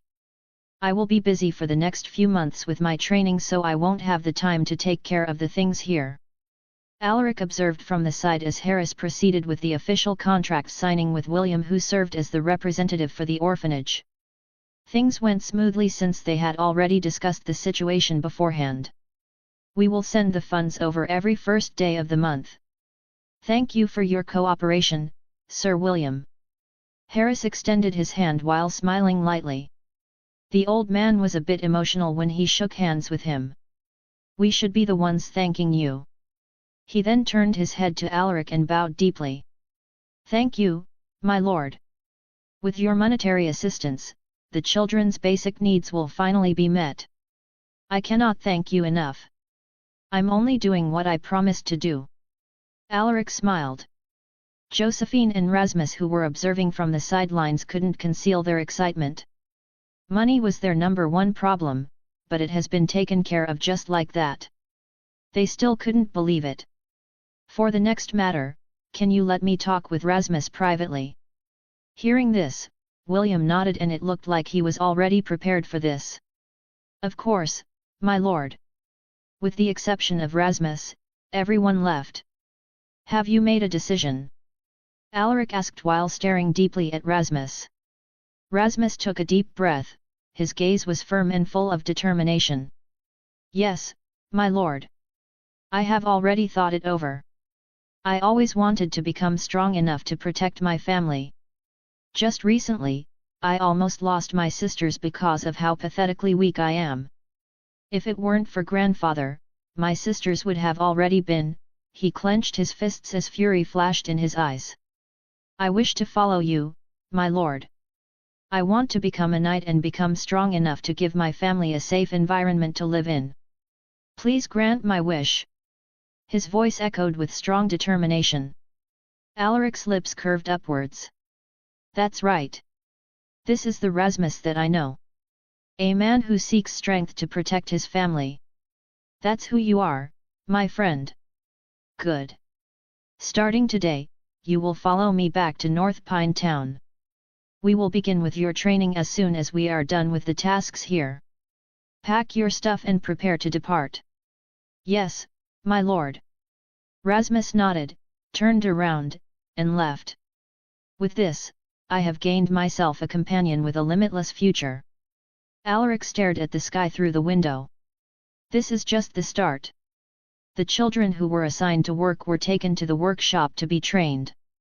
William accompanied them on the trip to familiarize himself with the working environment of the children. He also followed them there to ascertain whether Alaric was truthful with his words. Inside the scented soap workshop. How is it, Sir William? How do you feel about the children's job? Alaric stared at the old man who was observing the job training of the children. William knitted his eyebrows. The environment here is good and the children are even given free meals, but can they really do well in their job? What if they make a lot of mistakes? Alaric smiled lightly. Making mistakes is normal. It's a sign that they are willing to learn. Just give them some time and they will eventually be familiar with their tasks. By then, things will be a lot easier for them. That's true. I can rest easy knowing that they are working for you, my lord. William smiled, looking more relaxed than ever. After dealing with the manpower problem at the workshop, Alaric brought Harris to the market to sell some of their dragon-tail ferns. They didn't sell the herbs in large volumes but sold them in batches to different stores. According to Harris, it was to prevent anyone from thinking that they had a large supply of dragon-tail ferns. Alaric learned a lot about the business trade with his help. He also realized during this trip that he wasn't cut out for this kind of thing. On their way back to North Pine Town, Alaric was in deep thought. It looks like I need to find someone who can help me manage my business. Vince is a smart man, but he isn't good at dealing with people. It might not be good to make him manage everything on his own. I need someone capable. The first person that came to his mind was Harris. Unfortunately, the guy was responsible for most of the household's businesses, so it might be too much to leave everything in his hands. As he thought of this, someone's face suddenly came to his mind. That's right. How could I forget you? He felt a wave of sorrow and guilt when he recalled this person. No. There should be other choices. I still can't face her.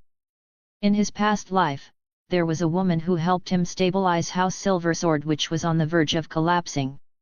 It was because of her efforts that the household managed to get back on its feet. She was a woman talented in business just like his mother, Maria. Alaric rubbed his temples and tried to remove her from his mind. Is there anything wrong, my lord? You don't look well. Rasmus muttered with concern when he saw Alaric's troubled face. It's nothing. I just thought about something unpleasant. Alaric forced out a smile. Rasmus no longer said anything after hearing his response. Soon, they finally arrived at North Pine Town. So this is the domain of House Silversword. The town looks better than I expected. Rasmus observed the townspeople and noticed that everyone looked happy. There were also no beggars on the streets, and there were even children playing outside with no fear for their safety. It was an environment that was completely different from Vale, where all sorts of people had gathered.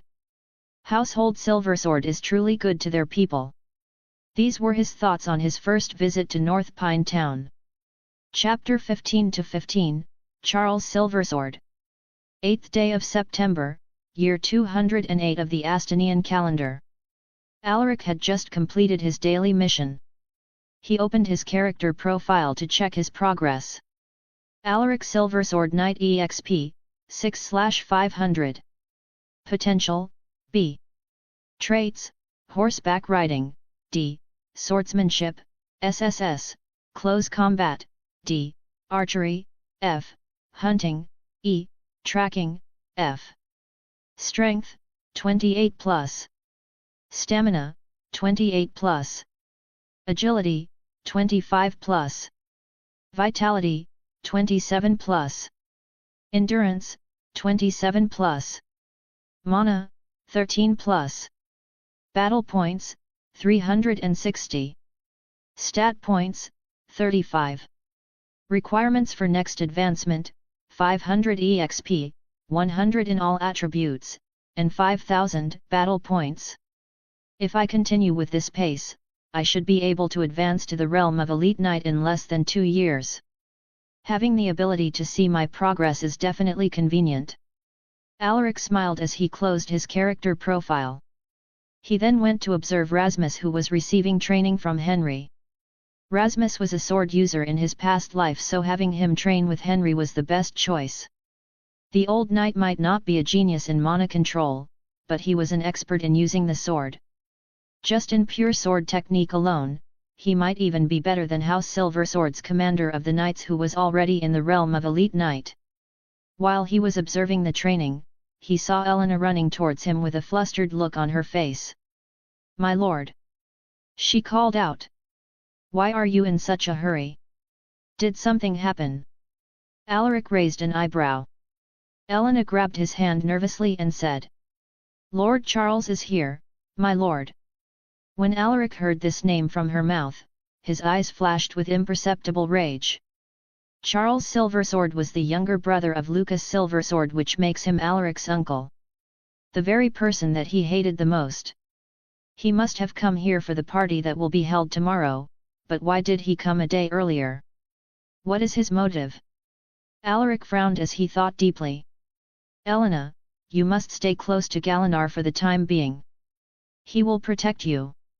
Elena stared at him in surprise, wondering if she had heard him wrong. "Hey? Why do I have to stay close to Sir Galinar inside the estate?" Alaric gently caressed her face and put on a smile. "Just listen to me." "Fine, but Sir Galinar is a bit scary," she muttered timidly. "You will be fine. You can trust Galinar. He may look like that, but he is a good person." "Elena. Sometimes, appearance can be deceiving. A person can look good but is actually evil inside. You must not judge someone based on how they look." Alaric reminded her with a stern gaze. Although he knew about the future, he couldn't be certain that things would play out according to what he knew. For instance, his uncle's visit this time didn't happen in the past, which means the future is slowly changing. "Okay. I will try to get along with him." Elena clenched her little fists with a determined expression. Seeing this, Alaric chuckled and ruffled her hair. "I will go and meet my uncle. You stay here and wait for me." "Yes, my lord." When Alaric turned around, the smile on his face disappeared and his expression grew darker. "Charles, I won't allow you to hurt my family this time. I swear it upon my name."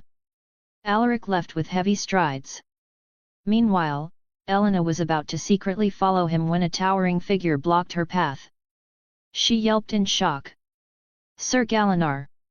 I'm sorry, Miss Elena, but Lord Alaric told me not to let you wander around." Inside the Baron's study, a middle-aged man with a scholarly appearance was chatting with Lucas. "I heard that my nephew has become a knight. Where is he? I haven't seen him for a while. Lucas grinned, looking incredibly proud of his son's advancement. Shocking, right? Ha ha ha. I don't know how he did it, but he somehow managed to advance. He is not even 20 yet, but he is already a knight. His aptitude is even better than mine. Lucas shook his head with a rueful smile. Certainly. I even thought that you were joking when I read your letter. Charles chuckled, but he was fuming inside. Damn it! A variable has appeared in my plans. Lucas is already giving me a headache, and now my nephew is showing signs of talent that is even better than his father. If he is allowed to grow, he might be the one to succeed Lucas's position. I can't let that happen. Suddenly. Knock. Knock. Knock. Speak of the devil. It must be him. Ha ha ha. Lucas was about to get up to open the door when Charles made a hand gesture. Let me do it. I'd like to see how my nephew has grown up. Hearing this, Lucas nodded and waved his hand. Sure. After getting his permission, Charles stood up and went to open the door. Alaric suppressed the fury in his heart when he saw Charles's face. There was no meaning in confronting his uncle now. Doing so would only alarm him. Alaric. How have you been? You look completely different than the last time I saw you. Charles affectionately hugged, which made Alaric feel disgusted. I'm fine, uncle. Alaric squeezed out a smile. Would you look at this kid? He is even taller than me now. Charles turned his head to Lucas and chuckled. What a good actor! To think that all of us were fooled by this traitorous bastard. It makes me sick. What are you standing there for? Come in. Your uncle wants to have a chat with you. Charles grabbed his shoulder and pulled him to a seat. Right at this moment, the cyan screen abruptly appeared in front of him. Mission, Revenge I. Difficulty, Easy. Challenge Charles Silversword to a sparring and defeat him. Time limit, 23 hours 59 minutes 59 seconds. Rewards, 100 battle points 25 EXP and random talent upgrade card X1. Penalty for failure, 200 battle points. __________. Alaric's eyes were glued over to the screen. A mission? The rewards are even better than the daily missions. Uncle, how about a spar to test your nephew's skills? Alaric stared deeply at Charles. Hey! Chapter 16-16, Alaric's sword skills. You want to challenge me? Charles was taken aback, wondering if he had heard him wrong. I just want to test the progress of my sword skills. Alaric nodded. Charles squinted his eyes. Oh? It seems like you are quite confident with your sword skills to challenge your uncle like this. In that case, let me see the product of your efforts. This arrogant brat. He only became a knight, but he wants to spar with me? Delusional. He scoffed in his heart. He felt that Alaric had become overconfident because of his advancement. How about you come with us, Lucas? Charles smiled faintly. All right. I don't have anything to do anyway. Lucas shrugged while shaking his head. The three immediately headed to the training ground. Their arrival surprised the soldiers and the knights who were in the middle of their training. My lord! A small figure came running towards Alaric. At the sight of her figure, Charles's eyes gleamed. Alaric quickly pulled her and brought her away from Charles. You should go back to the mansion, Elena. He looked at his uncle and saw him staring deeply at Elena. This made his blood boil with rage. That fucking bastard! How dare he look at Elena with such filthy eyes? What is going on, my lord? Did I do something wrong? Elena's shoulders drooped as she looked at him with a pitiful gaze. Looking at her sad face, Alaric smiled lightly and shook his head. You didn't do anything wrong, Elena. I want to stay with you, my lord. Please, she grabbed his hand and stared at him with pleading eyes. Alaric's expression softened when he saw her expression. All right. Fine. You can stay here, but never leave Galenar's side, okay? Elena's face brightened in an instant. She nodded her head and beamed at him. Yes, my lord. I will stay close to Sir Galenar. Good. Alaric patted her head. Come here, Alaric. Didn't you say that you want to spar with me? Alaric was annoyed when he heard this voice. He turned around and looked at Charles, who was standing in the middle of the training ground. I'm coming, uncle. Alaric steadied his breathing as he walked over to Charles. He then grabbed a training sword from the weapon rack and felt its weight. Since this is just a spar, we shouldn't use mana. Charles reminded him as he played with the training sword in his hand. All right. I have no objections. Alaric smirked. With his SSS-class swordsmanship talent, he was confident with his sword skills. Charles might be an elite knight, but his swordsmanship was just average. Even Henry was better than him in terms of pure technique alone. Look at this kid acting so smug. Charles shook his head. Meanwhile, everyone quickly gathered to watch their bout. Charles rarely visited the estate since he was mostly away to do his tasks. The fact that he came to the training ground to spar with Alaric made them feel excited. Lucas decided to officiate their spar. This is just a spar, so don't unleash any fatal moves. The use of mana is also not allowed.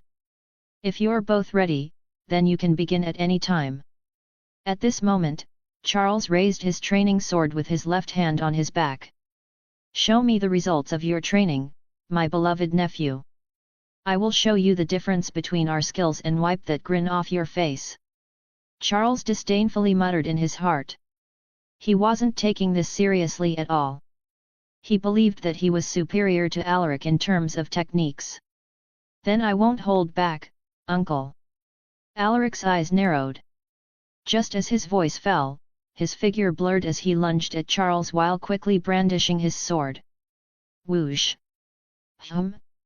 Charles raised his eyebrows in surprise when he saw how fast his movements were. Luckily, he had the advantage in terms of physical fitness, so he managed to block Alaric's sword. When their swords clashed, he realized that he would lose if he didn't take this battle seriously. This kid! Damn it! Alaric didn't give him the time to catch his breath. His sword moved like a phantom, attacking Charles from every angle. Pa! Pa! Pa! Everyone was surprised to see Alaric's display of skills. The coordination of his body was perfect and he moved so seamlessly that it looked like he was dancing. How did Lord Alaric reach this level in just a short amount of time? Unbelievable! Lord Alaric's sword techniques seemed to be better than Lord Charles's. The soldiers and the knights discussed as they observed the battle. Everyone thought that there was only a small difference in their skills, but Lucas had a different opinion. As a transcendent knight, he could see that Charles could hardly keep up with Alaric. This made him feel astonished.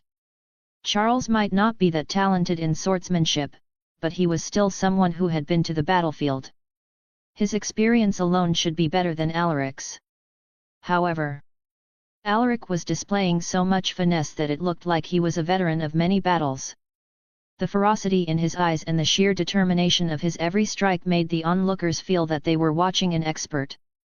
Charles was already using both hands to hold his sword, but he was still barely keeping up with Alaric. How is this possible? He couldn't believe it. The sword skills that he was so proud of looked like garbage when compared to Alaric's.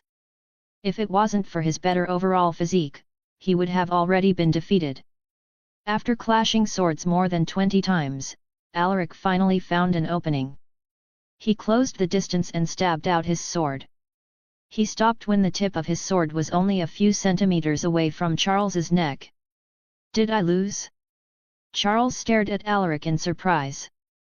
The sword skills he displayed were not something that a newbie could do. I surrender. He forced out a smile. He almost used his mana to overturn the battle. Luckily, he managed to stop himself in time or he would have become a laughingstock. Thank you for letting me win, uncle. Alaric smiled as he bowed lightly. Charles's face twitched at his words. Chapter 17-17, each with their own lies. _____. Mission complete. You received 100 battle points, 25 EXP, and random talent upgrade card X1. _____. Do you want to use the random talent upgrade card? Yes, no. Before he could decide, Charles suddenly walked over. I'm impressed with your swordsmanship, Alaric, Charles remarked, looking as if he was proud of Alaric's growth. You flatter me. Alaric smiled faintly while cursing in his heart. This traitorous bastard really knows how to act well. You have done well, my son. Lucas approached with a broad grin on his face. He looked incredibly happy to see Alaric's performance. Alaric didn't say anything and just smiled as he bowed lightly. By the way, your uncle came here for another matter. He wants to speak with you about it. Why don't you guys discuss it in my study? Lucas suggested. What is this about? Alaric had a bad feeling about this. He looked at his uncle and saw him staring at him with a harmless expression. Just what is this guy up to? All right. Let's do that. Alaric agreed with a nod of his head. After the three of them left, everyone was still shocked by the results of the spar. No one expected the young lord to win, and overwhelmingly at that. So Lord Alaric is that powerful, Elena muttered in disbelief as she watched Alaric's figure, her eyes flashed with deep veneration. A while later, Lucas brought Alaric and Charles to his study room. After taking their seats, Alaric didn't beat around the bush and asked while looking at Lucas with a stern gaze. What is this all about, father? Lucas sighed and replied. Your uncle heard that we managed to get our hands on some dragon tail ferns, so he came here and asked me to give him a few. I told him that I gave you full authority in handling the herbs, so I didn't make a decision. Alaric's face turned dark upon hearing this. So this was his real objective. No wonder he came here earlier when the party will be held tomorrow. This fucking parasite. Alaric glanced coldly at his uncle, but he quickly concealed his anger. Uncle, did my father tell you that it was me who found the dragon tail ferns? Charles raised his eyebrows in surprise. You did? He couldn't help but look at Lucas for confirmation. Lucas nodded. Seeing this, Charles squinted his eyes. You have really done well this time, my nephew. Since it was you who found the herbs, I won't mistreat you. I will buy it from you for 25 gold coins each. What do you think? Alaric's eyes flashed with uncertainty. Just as he was about to say something, he suddenly realized Charles's intentions. This guy is testing me. It seems like father didn't tell him how many dragon tail ferns we have. This bastard must have given that price to trick me into revealing how many stocks we have. What a sly snake! Give me a moment to think. Alaric took a deep breath to calm himself before making a decision. Charles stared at him in amusement. You might be a genius in swordsmanship, but you are still a kid, my dear nephew. Now, let your uncle hear how many dragon tail ferns you have. After a moment of contemplation, Alaric raised his head and said. To tell you the truth, we don't have a lot of dragon tail ferns left. We sold off most of the herbs in different places, so we are only left with a little more than 20 stalks. You still have more than 20. Charles's eyes flashed with greed the moment he heard this. Meanwhile, Lucas had a different reaction. He stared at Alaric with a hint of surprise and confusion. I thought we still had several hundred. Why did he lie to his uncle? Lucas thought deeply, and upon careful consideration, he decided to stay quiet. That's right. If you want them, I can sell you 15 stocks. The remaining stocks will be given to our knights, so I can't sell them to you. I hope you understand my difficulties, uncle. Alaric revealed a look of regret. While saying those words, he kept an eye on his father to see how he would react. Luckily, it didn't look like Lucas would expose him. That's fine. I'll take those 15 stalks. Charles didn't even hesitate. Just where did this kid find so many dragon tail ferns? That will be 375 gold coins, uncle. Alaric extended his hand and smirked. Hearing this, Charles laughed while slapping his thigh. Ha ha ha. You definitely got this side of yours from your mother. All right. All right. 375 gold coins it is then. I only brought 100 gold coins with me. I will send you the remaining gold coins tomorrow before the party starts. Charles grabbed a small pouch from his clothes and handed it to Alaric. I trust you, uncle. I will send you the herbs later. Alaric kept the pouch and beamed. All right. Charles seemed to be in a good mood after securing this deal. Although he paid more than the market price, it was worth it. As long as it would help me become a transcendent knight, I don't mind wasting this little bit of money. Once I successfully advance, I will take everything that is rightfully mine. Charles laughed coldly in his heart. After some small talks with his father and uncle, Alaric left and headed back to his room. When he arrived, he immediately opened the system screen with his thoughts. This was one of the things he discovered in the past month. He could control the cyan screen with his thoughts. He could make it appear and disappear if he willed it. Do you want to use the random talent upgrade card? Yes, no. Seeing this, Alaric clicked yes without hesitation. Congratulations! Your talent horseback riding, D, has been upgraded to horseback riding, C. Alaric Silver Sword Knight EXP, 31/500. Potential, B. Traits, horseback riding, C. Swordsmanship, SSS, close combat, D. Archery, F. Hunting, E. Tracking, F. Strength, 28+. Stamina, 28+. Agility, 25+. Vitality, 27+. Endurance, 27+. Mana, 13+. Battle points, 460. Stat points, 35. Requirements for next advancement, 500 EXP, 100 in all attributes, and 5,000 battle points. Chapter 18-18, Day of the Celebration. The next day, renowned families from nearby towns and cities came to visit the estate to join the celebration of Alaric's advancement. With the presence of these people, North Pine Town experienced a surge of activity. The streets were packed with tourists and even merchants who came to sell their goods could be spotted at every turn.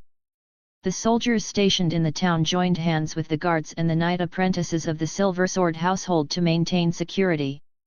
Meanwhile, inside House Silver Sword's estate. As the star of today's event, Alaric was dressed in formal attire. At this moment, he was entertaining a few guests when he noticed some familiar faces in the crowd. They are finally here. Excuse me. Alaric excused himself and walked towards a certain spot to greet the acquaintances he had seen.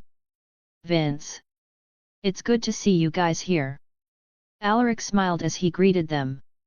Vince, who was wearing a blue tunic, jolted in surprise when he heard the familiar voice. My lord. Behind him were the two sales ladies of the shop, Herline and Criselda. Greetings, Lord Alaric. The ladies bowed respectfully upon seeing him approaching them. Alaric waved his hand. How are you guys? The kids are still learning the production method. They are a bit clumsy, but they are obedient. Vince responded without thinking. Hearing this, Alaric stared at him with a wry smile. I didn't ask about work-related matters, Vince. Oh. Is that so? Vince scratched his head. What about you two? Alaric stared at Herline and Criselda. Both women had been using the scented soap for some time and there were obvious changes in their appearance. Their skin had become smoother and more delicate.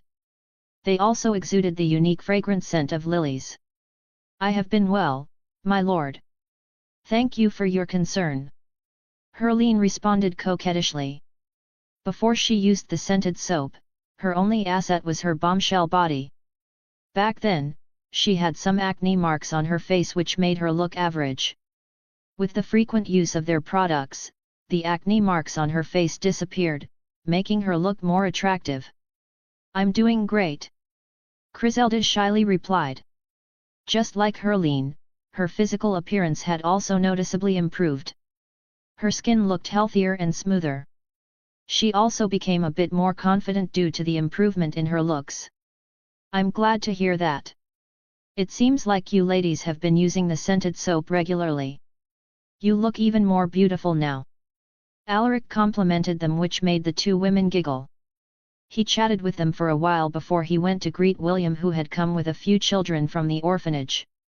"I'm happy to see you and the children, Sir William." Alaric extended his hand while smiling at the old knight. William grabbed his hand and shook it lightly.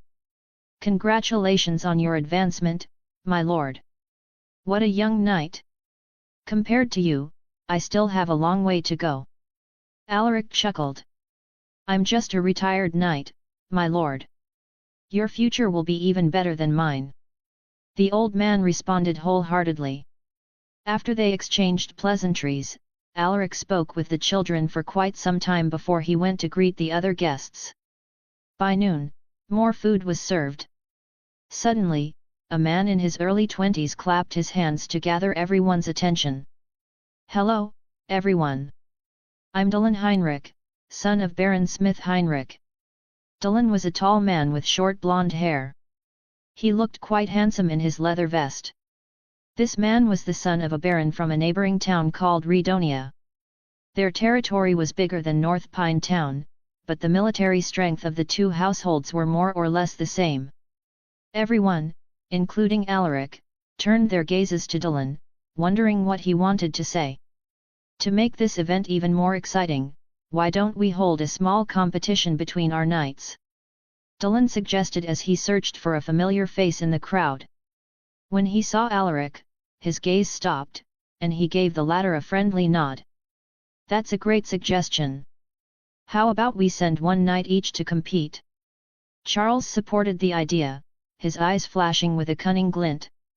"What do you think, Lord Lucas?" The crowd looked at the head of the estate to seek his opinion. As the lord of North Pine Town and the host of the banquet, Lucas had the final say in the matter. Looking at everyone's expectant faces, Lucas could only helplessly agree. "Fine. Since everyone is eager to see some competition, I will give you my permission." "Thank you for giving your approval, Lord Lucas. I hope you can officiate the competition." Dylan bowed to him. "All right. That's fine by me." Lucas agreed with a nod. "How would you like this competition to proceed?" Lucas asked. Dylan was already prepared to answer this question. "To make things easier, how about we do single combat? Each household will send their knights to compete until only the victor remains." Hearing this, Lucas had no objections. "Sounds good. Does everyone agree with this?" He swept his gaze at the crowd. "Yes. Fine by me. Let's do that." "I agree." The guests nodded to show their agreement. Lucas walked towards the middle of the banquet hall and announced, "In that case, those who want to join the competition, please send your knights here." The nobles and the martial households who were eager to show off their might immediately sent their knights. The sudden turn of events made the crowd even more excited. Everyone discussed animatedly as they watched the knights step forward one after another. At this moment, there were already 15 knights who had stepped up for the competition. Surprisingly, Dylan Heinrich was one of them. It seems like Lord Dylan is confident in his abilities. Will he be alright against those veteran knights? I think Sir Anthony will win. He has been a knight for decades and he is the most experienced among the participants. The guests looked at a certain middle-aged knight dressed in leather armor. "My beloved nephew, why don't you join the fun?" A loud voice drifted into everyone's ears. Hearing this, they turned their head and looked at Charles in surprise. What kind of bullshit plan is this guy up to this time? Alaric stared deeply at his uncle. Chapter 19-19, Start of the Friendly Matches. He wants Lord Alaric to join the competition. Didn't he just advance to the Knight realm recently? I think it's still too early for him to compete with other knights. Is he that confident with his nephew's skills? Lord Alaric is one of the greatest talents in the Empire, but I don't think he can compete with veteran knights at the moment. There is still a huge gap in experience and this couldn't be bridged with talent alone. The guests discussed among themselves. Meanwhile, Lucas frowned as he looked at his younger brother. He wondered why he was sending his nephew to compete. As if sensing his gaze, Charles smiled and nodded to him. Alaric stepped forward and spoke. Since my uncle has already spoken, then I hope everyone doesn't mind if I join. Everyone stared at him in surprise. They couldn't believe that he would actually agree to join the competition. His bravery alone earned their respect. Lucas stared deeply at Alaric. He even won against his uncle who is an elite knight. Fighting with these knights shouldn't be an issue as long as he is careful. He had seen his son's skill in swordsmanship.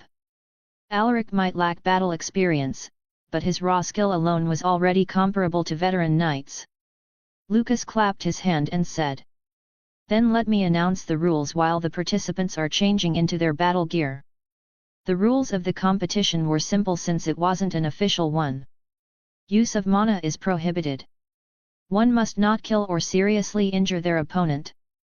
Failure to comply with this rule will result in immediate execution. If you are incapacitated or admitted defeat, you lose. Does anyone have any objections to the rules I have proposed? Lucas swept his gaze. No one voiced any objection. Good. The single matches will be drawn randomly.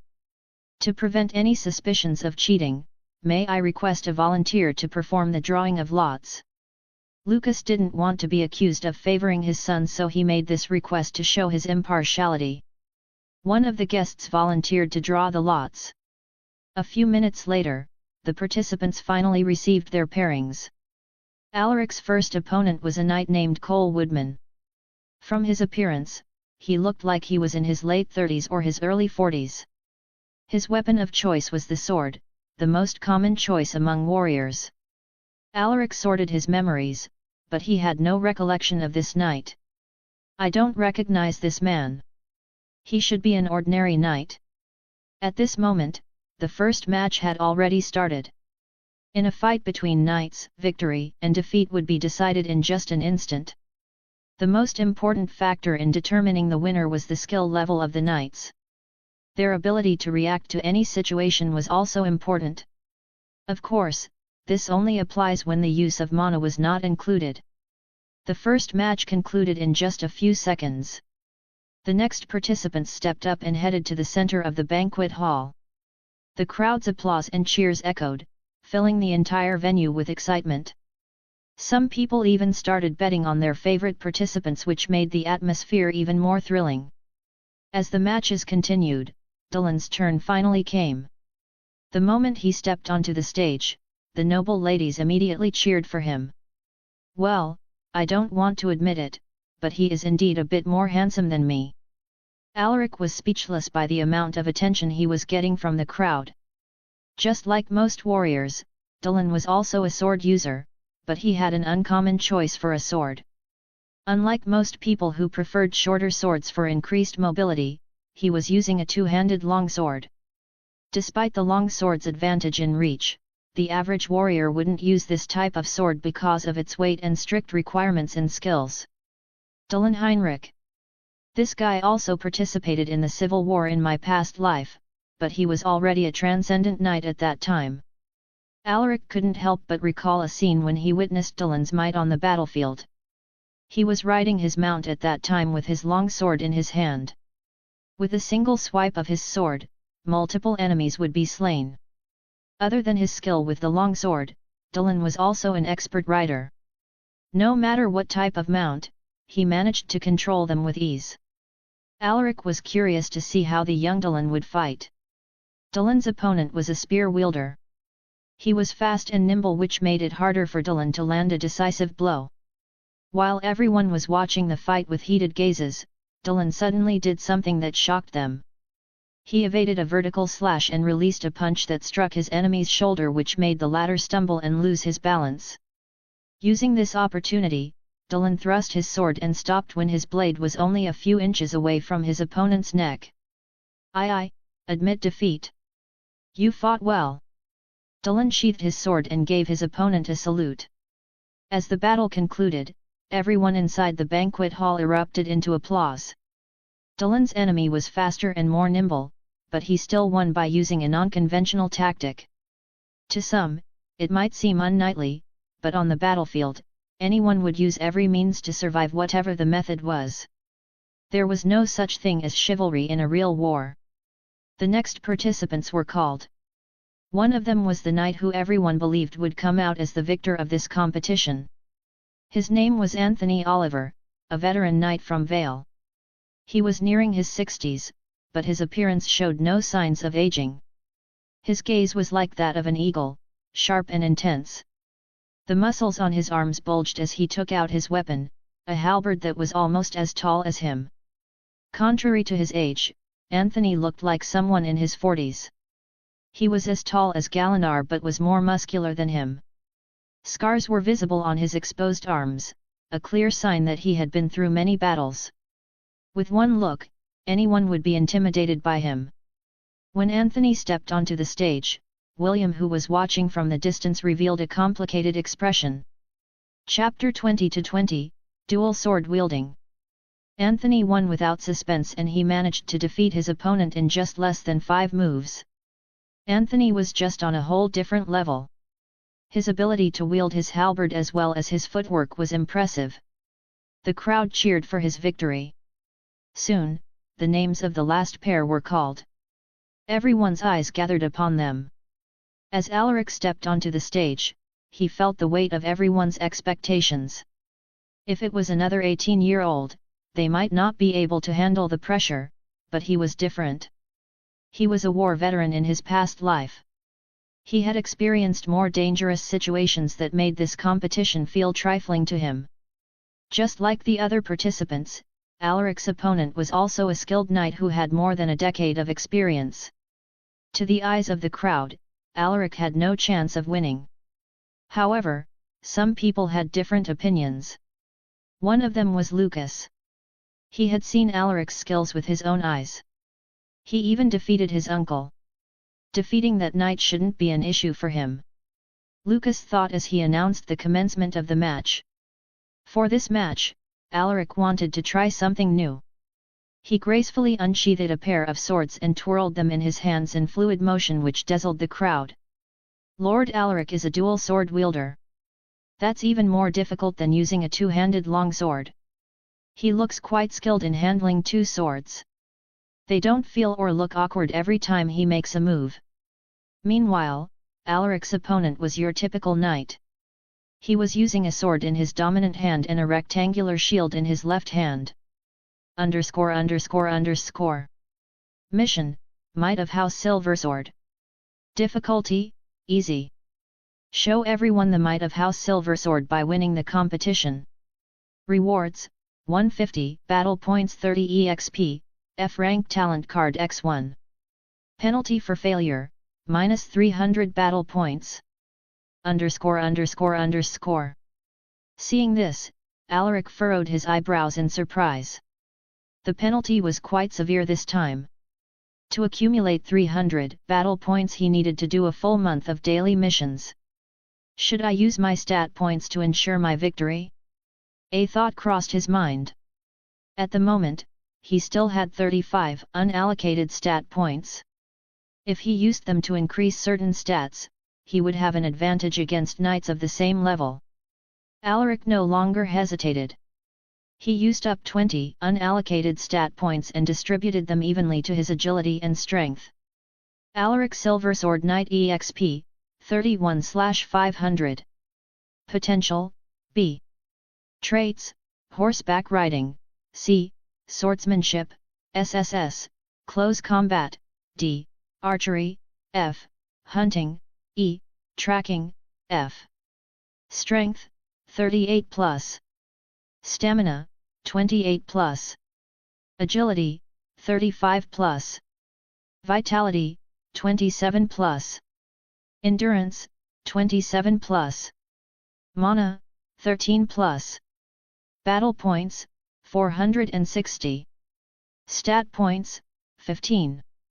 Requirements for next advancement, 500 EXP, 100 in all attributes, and 5,000 battle points. With the sudden increase in his agility and strength, Alaric felt more confident. At this moment, his opponent suddenly grew impatient and launched a simple probing slash. His sword looked slow in Alaric's eyes. So this is the advantage of having a higher agility. Alaric effortlessly evaded his opponent's sword. He then moved forward in a flash and released a sweep kick. Due to his ghost-like movements, his opponent failed to react in time and lost his footing, stumbling over as he tried to regain his balance. Alaric didn't waste any time and brandished his sword, cleaving it down after a 180-degree spin in midair. His opponent realized his intention and immediately raised his shield as he stumbled backward. As soon as Alaric's sword came in contact with his shield, a powerful force pushed the knight back, throwing him to the ground. What a powerful force! The knight was stunned by the force behind Alaric's sword. Just as he was about to stand up, he sensed a cold sensation on his neck. He looked down and saw Alaric's sword pressing on his neck. Seeing this, he smiled bitterly. I concede. Alaric sheathed his swords and helped the man stand up. It was a good fight. The knight bowed to him and left. The crowd couldn't believe their eyes. A young knight who had only advanced a week ago actually managed to defeat an experienced knight in such an overwhelming fashion. Unbelievable. No wonder Lord Charles confidently told Lord Alaric to join the competition. I have never seen someone so proficient in dual sword wielding. Lord Alaric looked so graceful in that battle. Amazing. Alaric's acquaintances were also shocked by his display of skills, especially Rasmus, who was currently watching the competition together with William and the children from the orphanage. So Lord Alaric is this powerful? Rasmus's eyes flashed with admiration. You have followed a great man, Rasmus. You should learn from him. William muttered as he patted his shoulder. The old knight was similarly stunned. He never expected the young knight to be that powerful. Yes, Grandpa. Rasmus clenched his hands with a determined look. Meanwhile, Charles was fuming after the battle concluded. Alaric's swordsmanship was becoming more and more unfathomable in his eyes, and even an elite knight like him felt threatened. He wanted Alaric to join the competition and have him face defeat at the hands of the experienced knights. However, things happened beyond his expectations. So his victory against me wasn't a mere fluke. He realized at that moment that he had severely underestimated his nephew. No. The competition isn't over yet. That old man, Anthony, and that gigolo, Dylan, are still there. They should be able to beat that brat. With Alaric's victory, the first round of the competition finally ended. Another person was called in to draw the lots for the next round of the competition. This time, only 8 participants remained. Each of them was a knight of a higher caliber. Among them, Alaric and Dylan were young, while the remaining 6 had more than a decade of experience. A moment later, the results of the drawing of lots were revealed. The guests' enthusiasm intensified after the pairings for the second round were announced. More people joined in the betting of the candidates, which caused the entire venue to shake with excitement. Chapter 21-21, Increasing Endurance.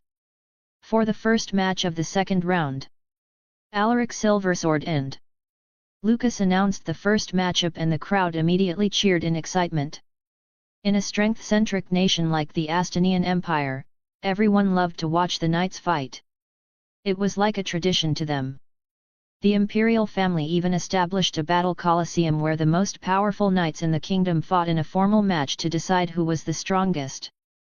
That was how the Astanian Dragon leaderboard was created, a list that ranks the most powerful in the empire.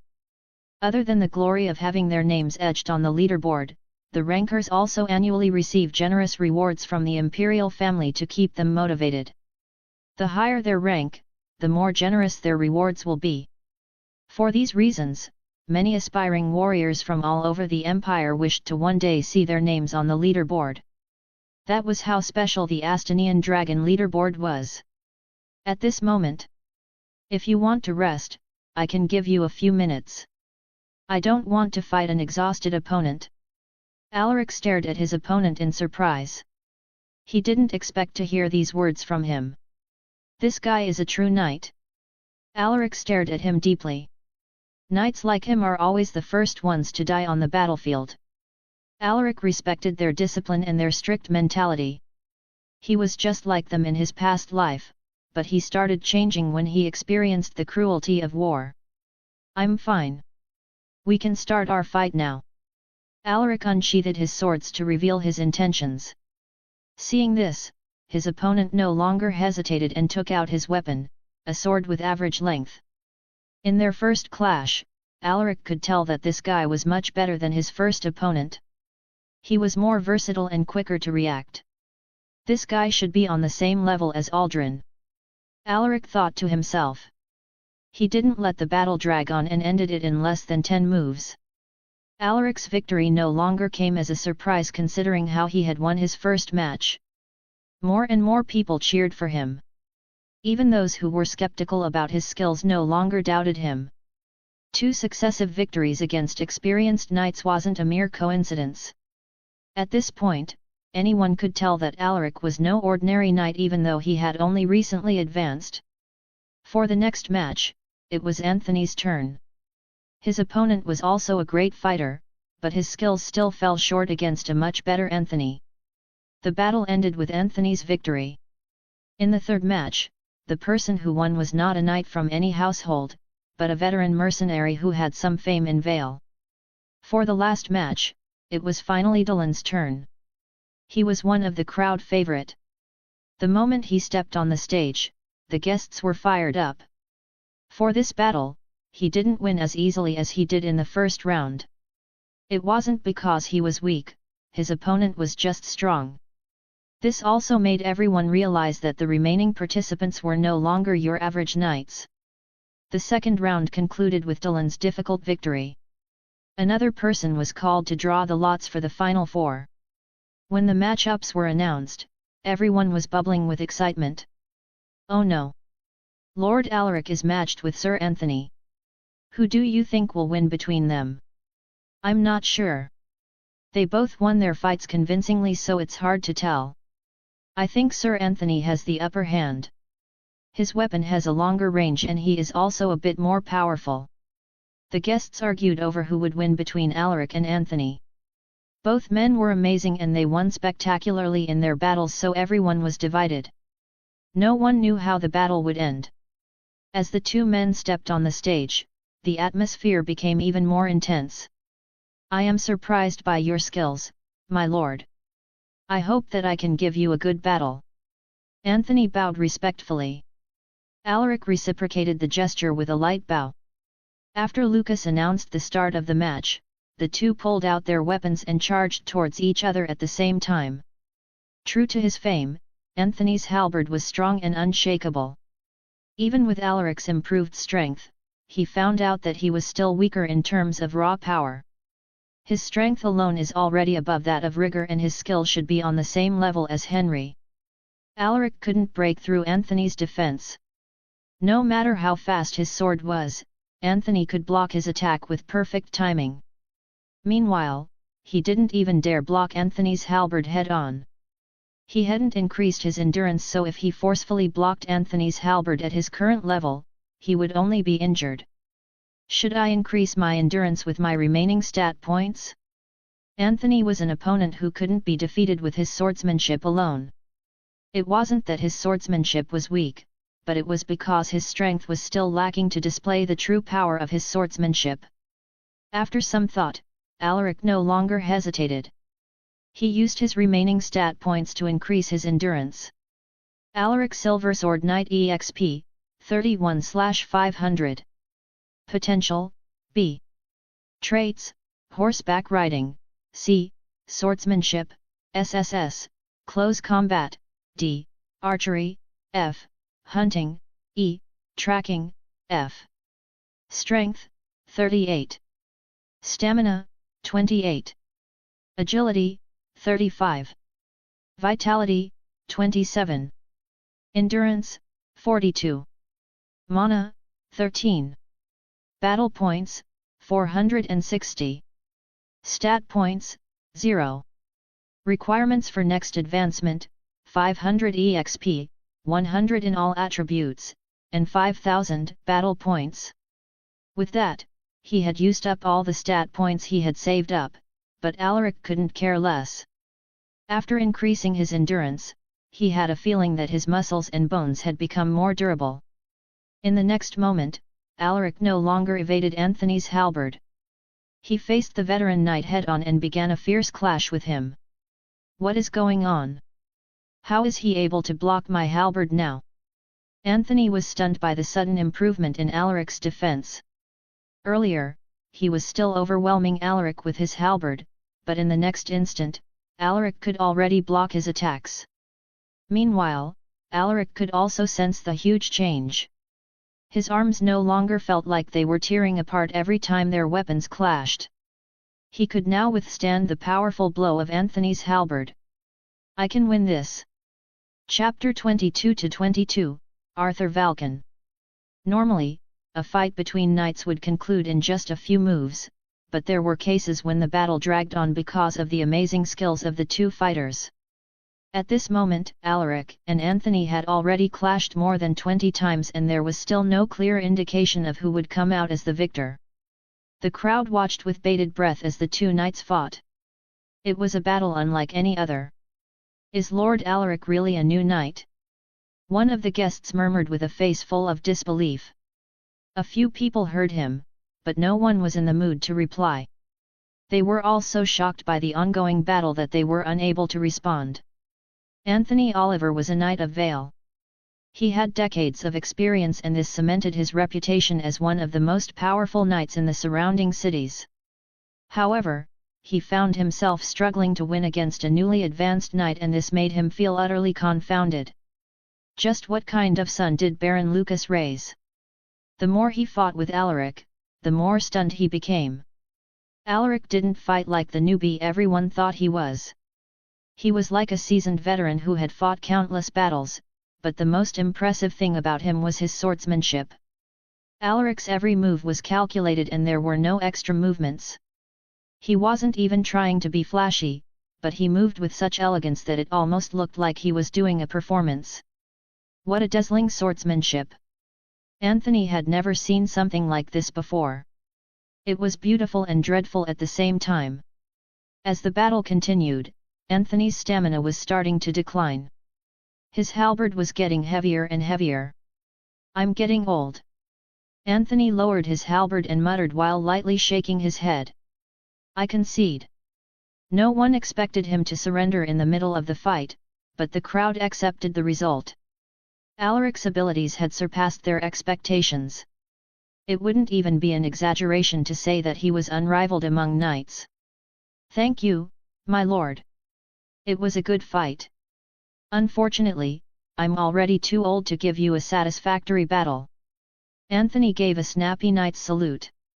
Alaric sheathed his swords and returned the salute. What are you saying, Sir Anthony? If we were to use mana, I would have no chance to defeat you. I have learned a lot from this battle. Thank you. Anthony merely smiled at his words. He knew that Alaric was just saying those words to make him feel better. Although he had more mana than Alaric at this moment, it was only a matter of time before he would surpass him given Alaric's potential. For this battle, it is Alaric's victory. Lucas announced the results. The venue shook with excitement after his announcement. Holy shit! He actually won! Ha ha ha! I didn't bet on the wrong person. I knew Lord Alaric could do it. My precious gold coins are gone now. While everyone was talking about Alaric's victory, one person was seething with anger. How could this be? He even defeated Anthony Oliver. Is Lucas's blood really that strong? Charles could hardly contain his emotions. Lord Charles, you must be feeling proud to have such a powerful nephew. Congratulations! A voice suddenly drifted into his ears. Charles almost vomited blood when he heard those words. He turned his head and saw that it was an official from Vale, an old man named Chandler. Under the city lord were 10 officials who helped him in managing Vale. Chandler was the oldest official among the 10 and he had already served 3 city lords. As arrogant as he was, Charles didn't dare provoke this old man, so he could only swallow his anger. "Am I so obvious, Sir Chandler?" He forced out a smile. The old official chuckled as he stroked his beard. "No wonder you suggested for him to join the competition. I thought you just wanted him to gain some experience. I never expected that Lord Alaric was such a skillful swordsman. Ha ha ha. But of course. Whose nephew do you think he is?" Charles laughed. He used the chance to strike up a conversation with the old man. At this moment, the next participants were already called to the stage. Dylan Heinrich stepped forward. He was confident when he suggested this competition, but his confidence started to fade away when he saw how powerful the other participants were, especially Alaric, who had only turned 18. "I was too arrogant. I thought that my talent was one of the best in the Empire. Compared to Alaric, I'm nothing," Dylan thought to himself. "However, I won't give up just like that. Talent isn't the only factor that determines the growth of an individual. Talent without effort is meaningless. I will use this opportunity to sharpen my blade and prepare myself for the future battles that I will face." With renewed confidence, Dylan's eyes flashed with unshakable resolve. His opponent finally stepped onto the stage. Arthur Valken, a veteran mercenary who was only a step away from becoming an elite knight. He was a decade younger than Anthony, but the battles he had faced were as numerous as the old knight. He was born a commoner and he was sold off by his parents to a mercenary group when he was young. At the early age of 6, he was forced to learn swordsmanship. He had no choice since he was already their possession. Through the years he stayed with the mercenary group that bought him. He hated his parents and he also hated the mercenary group that separated him from his family. However, as the years went by, he gradually became accustomed to his life as a mercenary. He had even forgotten his parents who had heartlessly sold him off. At this moment, he had already freed himself from the mercenary group and established his name in the industry. "My name is Arthur Valken." Arthur greeted his opponent with a simple bow. Chapter 23-23, Final Match. Arthur wore a simple leather armor and a pair of leather wrist guards. His face was covered in slash wounds and he also had a gnarly scar on the left side of his face that exposed his teeth. With one look on his face, anyone could tell how he had lived his life. Because of his scar, Arthur spoke with a weird voice, but no one dared to make fun of him. They had seen how he had defeated his opponents in the earlier match. He overwhelmed them with sheer power alone. Arthur's main weapon was a giant mace, but it was too dangerous to use in this competition, so he used a two-handed broadsword instead. Even though he didn't use his main weapon, he still managed to defeat his opponents without difficulty. As soon as their battle began, Dylan took the initiative to attack. He brandished his long sword, causing a sharp whooshing sound in the air. "My sword has a longer reach. I need to use this to my advantage and not let him land a heavy blow on me." Dylan was aware of his opponent's power. He wanted to end the fight as quickly as possible. However, Arthur wasn't your average warrior. He had faced numerous enemies on the battlefield and he had already mastered the ability to react in any situation. He expertly blocked Dylan's long sword with precise maneuvers. Clang! Clang! Clang! The latter's long sword couldn't even touch Arthur's armor. Arthur was like a mountain, steady and firm. No matter how hard Dylan pushed his sword, he couldn't force Arthur to take a step back. In the end, Arthur capitalized on Dylan's decreasing momentum to make a counterattack. After less than 10 moves, Dylan was forced to concede. Who would have thought that a mercenary would actually progress this far? I can't believe he defeated Lord Dylan in such a manner. It didn't even look like he struggled in that fight. Lord Dylan is still young. He has plenty of time to train. So the final battle is between Lord Alaric and Sir Arthur. Who do you guys think will win? Arthur was given some time to rest before the final match against Alaric. In the meantime, the guests started betting on their favorite participants, making the banquet hall boisterous and entertaining. At this moment, Alaric was drinking a glass of water he got from Elena. Good luck, my lord. Please do your best on your next battle. The little girl cheered for him. Alaric smiled upon hearing her words. I will. A few moments later, the two remaining participants were finally called up. Alaric stared at Arthur. Arthur Valken. This man died during the orc invasion in my past life. He was hired by Vale to support the city's soldiers in fighting the orcs. He fought bravely against those monsters without retreating. Unfortunately, he encountered an elite orc warrior and was killed in that battle. The orc invasion was an event that would happen a few years from now. When this happened in his past life, Lucas was already dead and it was Alaric who lent support to Vale in stopping the orcs. At that time, Alaric had only become a knight, so his contribution in that battle was minimal. In the end, Vale managed to repel the orc army with the support of the neighboring cities and towns. It was one of the major battles that he had participated in before the Civil War. I have heard a lot about you, Sir Arthur. You managed to become that strong despite the difficulties you had faced in your life. I admire you. Alaric spoke with a sincere tone. Arthur was taken aback by his words. Most people feared him because of his looks, while there are even others who looked down on him because of his lowly origins. It was the first time he heard someone express admiration for him. Don't expect me to go easy on you because of those words. He muttered while staring deeply at the young knight. When he first heard about Alaric's advancement, he was filled with envy and curiosity. He was envious of Alaric's family who had always supported their son's growth. He was also curious about Alaric, who was believed to have a talent that was on par with the emperor's. Now that he had seen him, he realized that Alaric was more approachable than he had imagined.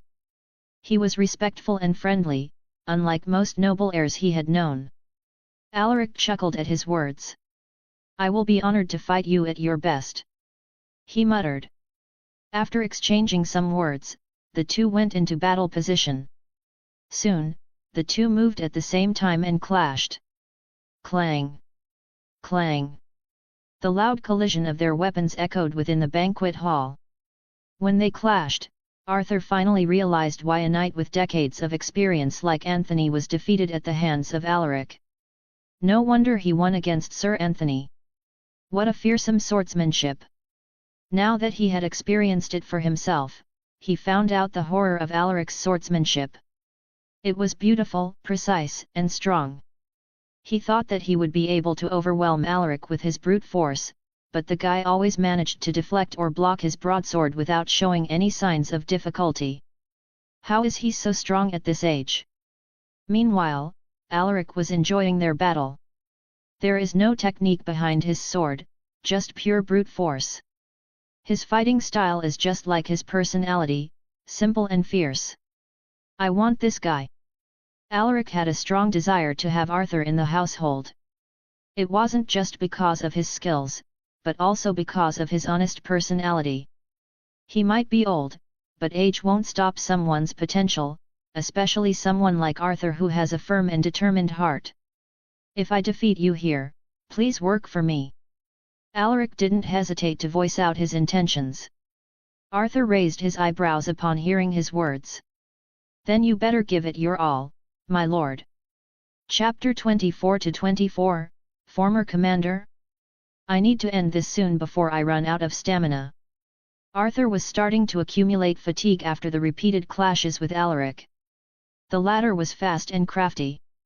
He had to stay alert at all times to block Alaric's attacks. One mistake and the fight would be over. Without the help of mana, I can't hold on to this weapon for very long. He was using a two-handed broadsword which was almost 10 kilograms in weight. Normally, he would use mana to lessen the pressure on his arms, but he couldn't use mana in this competition. He wouldn't be able to wield a heavy weapon like this for a long time with just pure strength alone. Beads of sweat trickled down his face as he looked at Alaric, who was still full of energy. How is he not tired after moving around like that? How I wish to be young again. As the battle continued, Arthur's movements became sluggish and he could hardly block Alaric's swords. I can still fight. Arthur's eyes flashed with determination. Despite the extreme fatigue he was feeling, he brandished his two-handed broadsword with all his might in an attempt to defeat Alaric in one final move. Seeing this, Alaric wasn't flustered. He could see the trajectory of Arthur's sword because it was moving so slowly in his eyes. I can evade this if I want to, but I don't want to win in that manner. I have to thoroughly defeat him. As he thought of this, Alaric lunged forward and spun twice in midair to gain momentum. He then cleaved down both swords to meet Arthur's broadsword. Clang! A violent clanging sound echoed as their weapons clashed. Crack! Suddenly, a crack appeared on Arthur's broadsword. In the next moment, the blade of his sword broke apart. Alaric immediately stopped his sword before it touched Arthur's body. _____. Mission complete. You received 150 battle points, 30 EXP, and F rank talent card X1. _____. The cheering of the crowd fell on deaf ears as the cyan screen appeared in front of him. Do you want to use the F rank talent card? Yes, no. Upon seeing this, Alaric clicked yes out of habit. You awakened the F rank 6th sense talent. Alaric Silver Sword Knight EXP, 61/500. Potential, B. Traits, Horseback Riding, C. Swordsmanship, SSS, Close Combat, D. Archery, F. Hunting, E. Tracking, F. Sixth Sense, F. Strength, 38. Stamina, 28. Agility, 35. Vitality, 27. Endurance, 42. Mana, 13. Battle points, 610. Stat points, 0. Requirements for next advancement, 500 EXP, 100 in all attributes, and 5,000 battle points. He gained another talent, but he was unsure what it was for. I'll deal with this later. He thought as he closed the cyan screen with a thought. He then searched for Arthur from the crowd and saw him walking away with a regretful expression. Alaric immediately chased after him. Sir Arthur! He called out to the mercenary. Arthur stopped in his tracks and turned his head. What can I do for you, my lord? I'm serious about my invitation earlier. Please stay after the banquet. I'd like to speak with you. Alaric stated without hesitation. Arthur shook his head. I'm just an old knight, my lord. I have already exhausted my potential. I might be powerful among knights, but that's already my limit. I'm afraid that I will have to disappoint you. He sounded downcast when he uttered those words. Hearing this, Alaric smiled faintly. Sir Arthur, it's too early for you to give up on reaching a higher level. I believe in your potential. Please give me a chance to speak with you after the celebration. He didn't want to give up on this man. Arthur was being held back by his inferiority complex and his lack of resources. Once this would be addressed, advancing to the next level wasn't impossible. Arthur felt the sincerity in his words. He also felt something light up from deep within him when he stared at Alaric's eyes. After a moment of silence, Arthur finally nodded. All right. I will spare some time to chat with you, my lord. Great. I can't wait. Alaric beamed after getting him to accept his invitation. Now, he just needed to convince him. The celebration continued after the unofficial competition between the knights and everyone congratulated Alaric for his victory. Most of the guests expressed their desire to marry off their daughters to Alaric, but Lucas gave them a vague answer. He didn't want to force his son into an arranged marriage. He felt that it would hinder Alaric's potential and affect his mental health. Lucas didn't want to see that happen. At this moment, Alaric was chatting with someone when he noticed Anthony Oliver walking in William's direction. "Excuse me." Alaric immediately excused himself and went to see the situation. As soon as he got closer, he saw Anthony giving William a respectful salute. "Greetings, Commander William." Alaric's eyes widened when he heard his words. "Is Sir William the former commander of Vale's armed forces?" William waved his hand and shook his head. "What are you talking about? I have already retired. I'm no longer your commander." "That's true, but I would feel wrong if I didn't greet you like this, sir." Anthony sighed to himself upon seeing William's aged face. There wasn't a semblance of the glorious commander that he once was. "It's all in the past. I'm just an ordinary old man now," William muttered with a forced smile. As he approached them, Alaric could feel the pain and the regret in the old man's eyes. "I haven't given up on searching for dragon-tail ferns, sir. Just wait a bit more. I only need a few more stalks to have enough for your advancement." Anthony spoke with a resolute gaze. "Ahem." Alaric faked a cough and said. "I'm sorry. I overheard your conversation." "Lord Alaric." "My lord." Anthony and the old man stared at him in surprise. "Talk about the timing of his arrival. I might be able to help you with this matter." Alaric smiled as he uttered those words. Chapter 25-25, Rejected. "Are you speaking the truth, my lord?" Anthony was agitated by his words. William's declining health has been a great concern for him. As his former subordinate, he didn't want to see his commander suffer quietly after his long service. Alaric nodded. "But before that, can you explain what's going on? This is the first time I've heard of this." He hadn't heard about William in his past life. This means that the old man had most likely perished without finding a solution to his problem. Anthony didn't speak right away. He looked at the old man to seek his opinion. It was only when William nodded his head did Anthony replied. "It's a long story, so I'll make it short.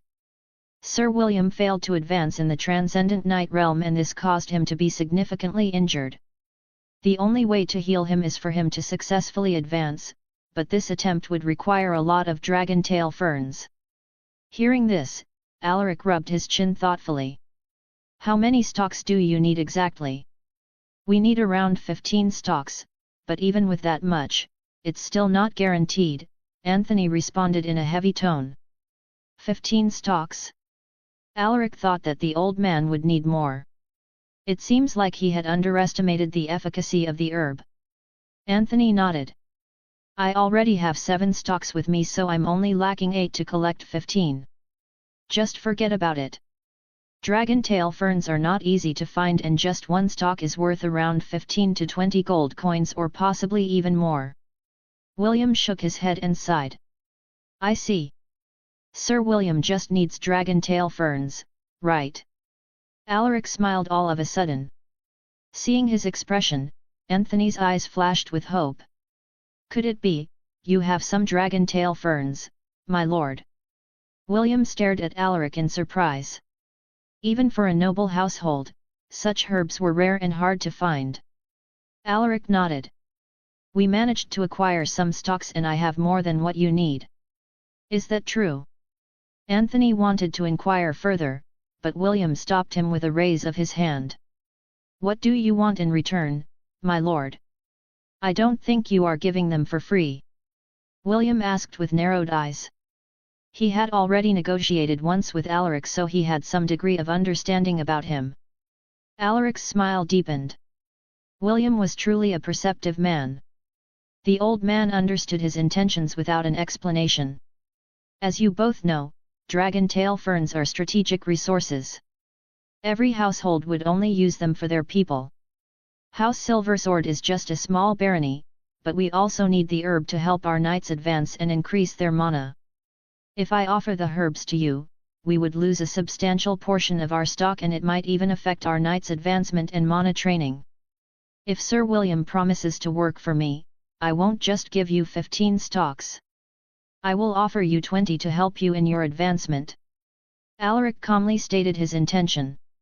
This was an elite knight who had a chance of advancing to the next realm. 20 stocks might be a lot, but so what? A transcendent knight was worth more than 20 stalks of dragon-tail ferns. In the household, only his father was a transcendent knight. If he managed to get William to serve him, the household would gain a powerful warrior. Anthony's eyes widened upon hearing his words. That's not possible. William shook his head. I have already promised my wife that I will never return to that kind of life. I'm sorry to disappoint you, my lord, but I have to decline your offer.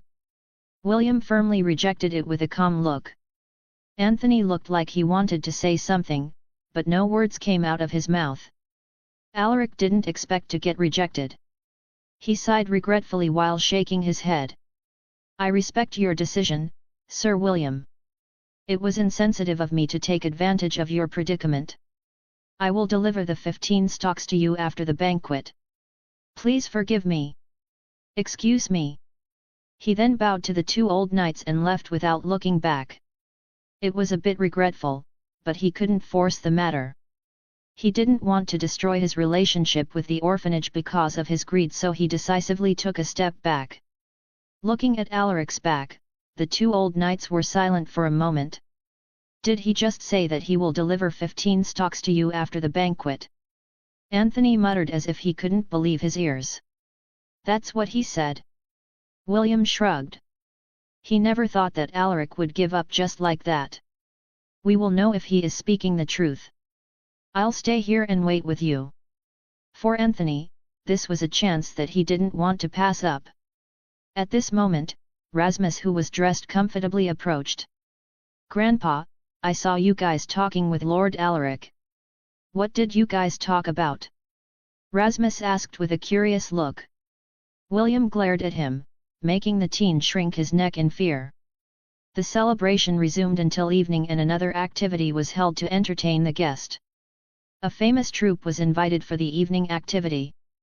It was a group that had recently become famous in the neighboring cities. As soon as they stepped on the stage, the guests watched their performances with great attention. Dad really prepared a lot for this celebration. Alaric thought to himself as he watched the performance. The joyous atmosphere made him temporarily forget his worries. I wish this kind of peace would last longer. Unfortunately, he was aware that this wish would never come true. 5 months from now, a large group of goblins would come to attack North Pine Town. When this attack happened in his past life, he was yet to become a knight, so he wasn't able to join the battle. However, things were different now. He didn't want to be powerless like he was in his past life. Chapter 26-26, Max Strength. After the celebration, Alaric sent Galinar to give William the 15 stocks he had promised. Lord Alaric asked me to give this to you. Galinar handed a wooden box to William. An elite knight. When did House Silversword get another warrior at this level? Anthony stared at Galinar in shock. Although the latter suppressed his power, Anthony still sensed the overwhelming mana he possessed. William took the wooden box. Thank you. I'll speak with Lord Alaric soon and personally give him my thanks. This was Alaric's goodwill, so he didn't reject it this time. If you want to use the items inside the box, you are free to use the empty rooms in the mansion. Galinar reminded. There's no hurry, William replied. There were still plenty of guests in the venue. Using the herbs might attract unwanted attention, so he didn't want to absorb them for the time being. All right. My job here is done. Galinar gave them a fist-palm salute before he turned around and left. Sir, that guy is an elite knight. Anthony exclaimed as soon as Galinar left. William nodded. I know. And he is not an ordinary elite knight either. He is probably stronger than the current commander of Vale's armed forces. That powerful? Anthony was surprised by his words. I don't know how it happened, but he works for Lord Alaric now. The young man, if given enough time, would definitely become a renowned figure like his father, Lord Lucas. William spoke with a serious voice. Enough about that. Let's see if he really gave the real thing. Anthony turned his attention to the wooden box. William looked around. When he noticed that there was no one nearby, he slowly opened the lid of the box, revealing mature dragon tail ferns. William immediately closed the box after seeing what was inside. It's the real deal. He really gave you 15 stalks just like that. Unbelievable. Anthony was stunned. William carefully kept the wooden box and stared in a certain direction. I will remember this favor, Lord Alaric. Meanwhile, in a small pavilion beside the venue, Alaric was having a serious conversation with Arthur. Sir Arthur, you already know my intentions, so I won't beat around the bush. Please work for me. Alaric stared deeply at the old mercenary. Arthur furrowed his eyebrows. Why did you choose me, my lord? I'm already old and I have already used up my potential. I don't think there is anything special about me. Yes, you're right. You are already past the best age for mana training, but who said that you no longer have any potential? Alaric chuckled. To him, potential was just secondary. The one thing he liked about Arthur was his loyalty and skills. Potential can be supplemented with enough resources, and House Silversword can give you enough to advance to higher realms. Sir Arthur, tell me your lifelong wish. My lifelong wish? Arthur's eyes spaced out as he entered into deep thought. I want my name to be etched on the Astanian Dragon leaderboard. The mercenary was embarrassed when he muttered those words. He thought that Alaric would laugh at his ridiculous wish, but the latter only nodded calmly. What a coincidence! I also wish to one day have my name etched on the leaderboard. Sir Arthur, if you had enough resources, do you think you can fulfill your wish? Alaric smiled. Arthur didn't expect him to say such a thing, but considering the potential he had shown, there was a high chance for Alaric to have his place in the leaderboard. I'm not sure, my lord, but if I had the resources, I would definitely give it my all to realize my dream, no matter how difficult the road may be. Since you have confidence in me, I am willing to serve you. Whether you want me to be your sword or your shield, I, Arthur Valken, will follow your commands. The old mercenary bent his knee as he solemnly uttered the knight's oath. Alaric smiled and placed his hand on the mercenary's shoulder. You will not regret this choice, Sir Arthur. And that was how Alaric managed to get an experienced knight to serve him. 2 months later, on the 16th of November in the Astanian calendar, Alaric had just completed his daily mission. Alaric Silversword Knight EXP, 129/500. Potential, B. Traits, Horseback Riding, C. Swordsmanship, SSS, Close Combat, D. Archery, F. Hunting, E. Tracking, F. Sixth Sense, F. Strength, 38+. Stamina, 28+. Agility, 35+. Vitality, 27+. Endurance, 42+. Mana, 13+. Battle points, 1290. Stat points, 68. Requirements for next advancement, 500 EXP, 100 in all attributes, and 5000 battle points. After training for 2 months, I realized that I could no longer increase my mana and my physical abilities through normal methods. The only way for me to increase them is by adding stat points. I have only collected 68 stat points after 2 months of doing the daily missions. This progress is too slow. I wish there was another mission for me. Alaric sighed while shaking his head. I'll slowly increase my stats. Let's start by pushing my strength to 100. Alaric used 62 unallocated stat points to his strength, which immediately elevated it to 100. Now, he was only left with 6 stat points. He tried adding more stat points to his strength, but he found out that he couldn't add more points to it. So at my current level, 100 is the limit. Without hesitation, he added the remaining 6 stat points to his stamina, pushing it to 34. Alaric could sense the changes in his body. Without even checking it, he could tell that his muscles and bones had undergone massive changes. So this is how it feels like to max out my strength. I think I can even smash through a thick wall with a single punch. Alaric thought as he looked at his clenched fist. Suddenly, he noticed a servant running towards him with an urgent look. "My lord." Alaric raised his eyebrows. "What is it?" The servant took a moment to catch his breath before he responded. "Our soldiers discovered something in the evergreen forest." Alaric narrowed his eyes. "Have you told the Baron about this?" "Yes, my lord. His lordship is already on his way to the evergreen forest," the servant replied cautiously.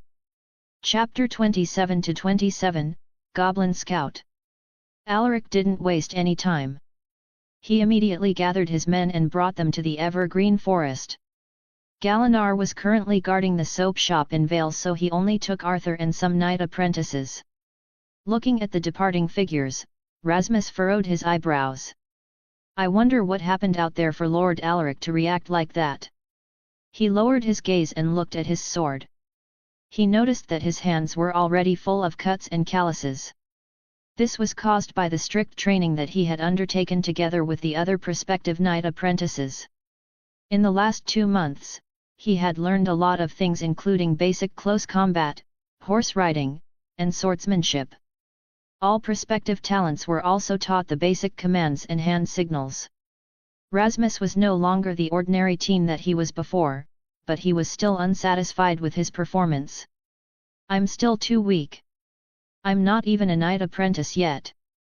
I must work harder so I can be of help to Lord Alaric." As he thought of this, Rasmus tightened his grip on the sword and resumed his training. Meanwhile, Alaric's group had already left the estate and arrived at the streets of North Pine Town. Seeing the townspeople blocking the path, Arthur urged his horse to move ahead of Alaric. "Make way!" he shouted at the pedestrians. When the people saw them rushing urgently along the streets, they immediately vacated the road. Soon, they left the town and arrived at the evergreen forest where a group of knights had already gathered.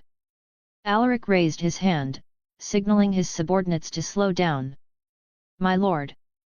Alaric saluted the Baron with a serious look. Lucas turned his head and nodded to him. "Come here and take a look at this." Alaric could see a green creature the height of a human child lying on the grass, bleeding from a stab wound on its chest.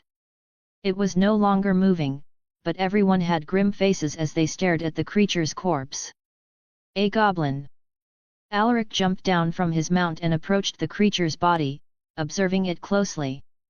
"This is a goblin scout," Alaric muttered after seeing the creature's outfit and weapon: a crude leather armor and a bone knife. He had some encounters with goblins in his past life, so he was familiar with their behavior and characteristics. Goblins usually send scouts to search for suitable targets. When a target has been found, they would then send their troops to attack. These creatures were small, but they were smarter than common wild animals.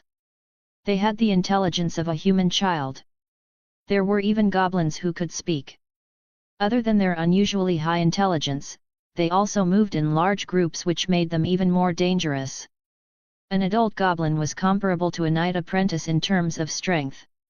Stronger goblins were even as powerful as knights. Hearing Alaric's remarks, Lucas was a bit surprised. He didn't recall teaching Alaric about goblin traits. "You're right. This is a goblin scout. Since this guy has made its way here, this means that there are more of them out there," Lucas muttered in a flat tone. Alaric frowned at his words.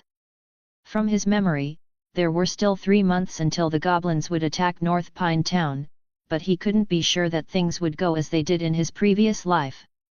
"My lord, we need to form a search party to look for traces of goblin tribes near the town," Alaric suggested while facing the Baron. Lucas raised an eyebrow. "Why? Do you think the goblins would come to attack the town?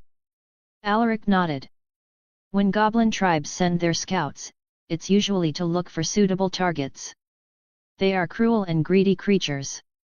They like human flesh the most from what I know, so there is a high chance that they will attack the town. He spoke with great certainty.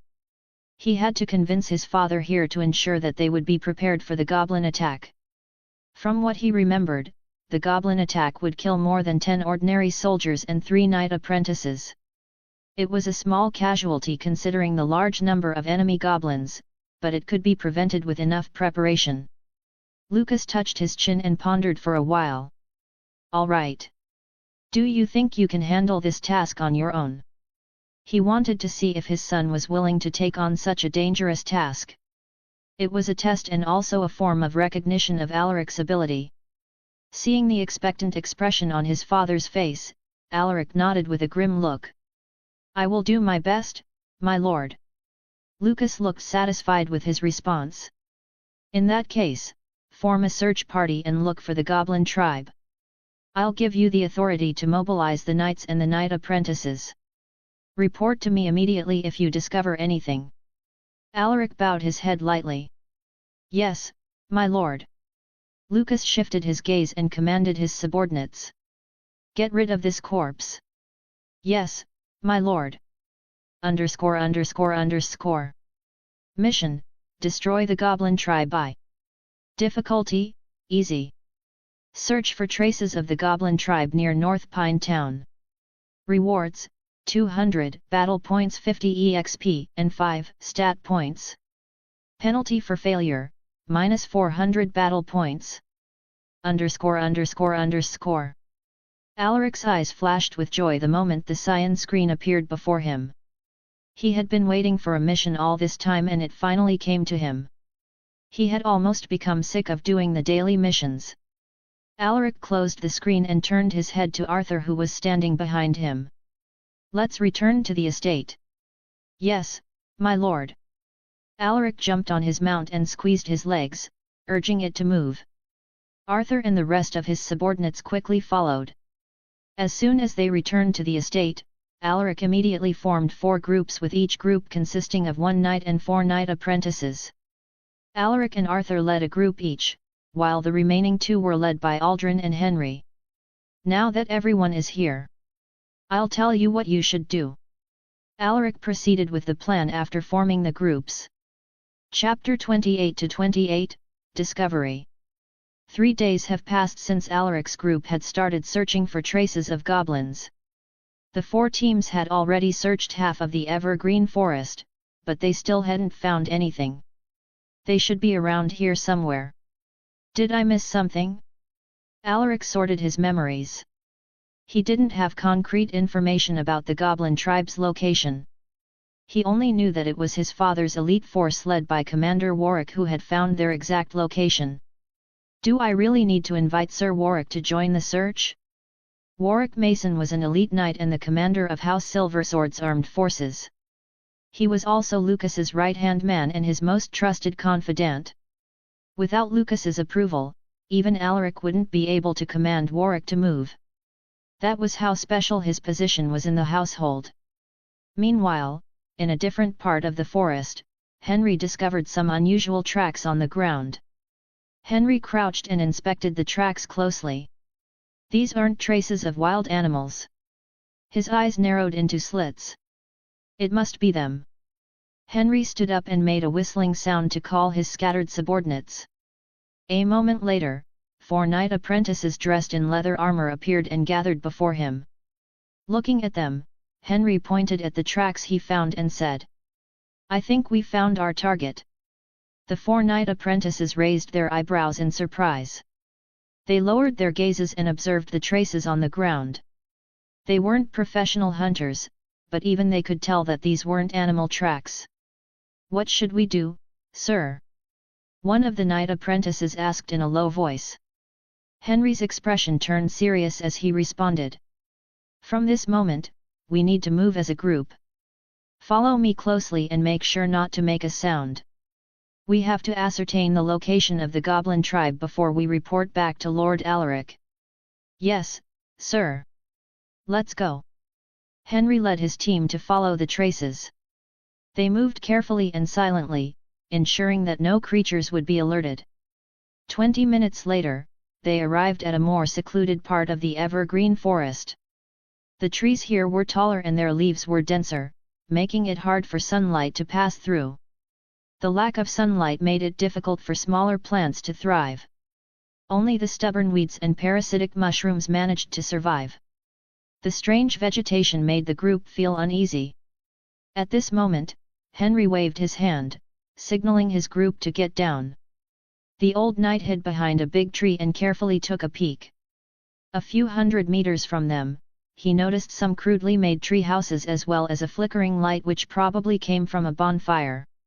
Henry made another hand gesture to his team, informing them about what he saw. The knight apprentices cautiously stuck their head out to confirm this. "I'm positive. This is the goblin tribe that we are looking for," Henry whispered with certainty. "Should we do more investigations, sir?" Hearing this, Henry shook his head. "No. If we go further, they might discover us. We don't want to alert those guys.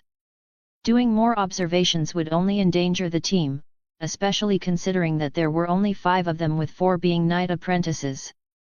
Once they were discovered, they would have to fight the entire goblin tribe, which was no different than death sentence." The 4 knight apprentices became silent.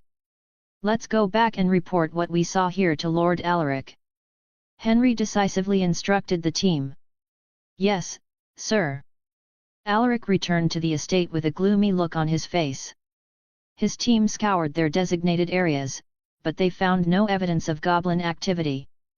"It's already the 3rd day, but we still haven't found any clue." While he was grumbling at their terrible luck, he suddenly noticed another team entering the estate. "My lord, we found the goblins' camp," Henry reported after greeting him with a salute. Hearing this, Alaric was pleasantly surprised. "Really? Where is it?" Henry took out a map of the evergreen forest and pointed at a certain location. "We found their camp here. We didn't make detailed observations since there is a high chance that they would be alerted." Alaric stared closely at the map and furrowed his eyebrows. It was in the northeastern part of the forest where the evergreens were overgrown and the number of parasitic plants was aplenty. "No wonder we weren't able to find them. It turns out that they are hidden in that place. Great job, Sir Henry. I will make sure that this is reported to the Baron.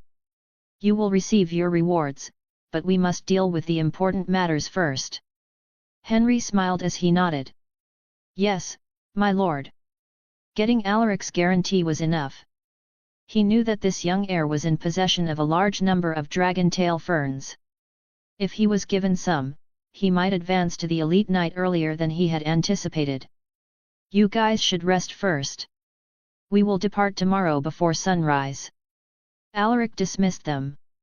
He then quickly headed to his father's study room to report this discovery.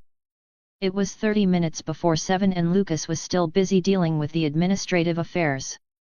Bastian was there to help him, but the number of documents on the table didn't seem to have lessened even after a day of work. "I'm tired. Let's call it a day," Lucas muttered as he put down the document he was reading. Bastian didn't say anything and just quietly bowed to him. Suddenly, knock, knock, knock. Hearing the urgent knocking on the door, Lucas raised his eyebrows and said, "Come in." Alaric pushed the door open and nodded to his father and Bastian. "Father, my lord." Henry's team discovered the goblin settlement. Alaric didn't make the Baron wait when he saw the latter's tired look. Hearing this, the Baron frowned. The goblin issue was one of the things that was always in his mind. "So what are your plans?" Lucas muttered while staring intently at his son. "Goblins have sharp eyesight and they can see clearly in the dark, so I decided to push the investigation tomorrow.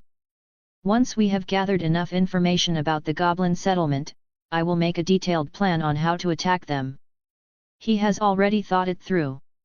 Lucas was satisfied with Alaric's decision. He wasn't hasty for success and was even patient enough to wait for the opportune moment. Just tell me if you need anything. Lucas didn't mind giving him some help. After all, dealing with a goblin tribe wouldn't be easy. Alaric didn't reject his offer. I'll let you know when I need your help. Chapter 29-29, Accident during the investigation. The next day, Elena woke up early because she knew that Alaric would leave the town again to investigate something. She didn't know the details of the mission, but she knew that it was dangerous since he always brought the knights and the knight apprentices with him every time he went out. While she was heading to Alaric's room, she jolted when she saw him walking by the hallway dressed in his leather armor and with 2 swords tied to his waist. "My lord!" she called out, feeling surprised. Alaric was also taken aback. "Nana!" He didn't expect to see her on his way out of the mansion. "Are you leaving again?"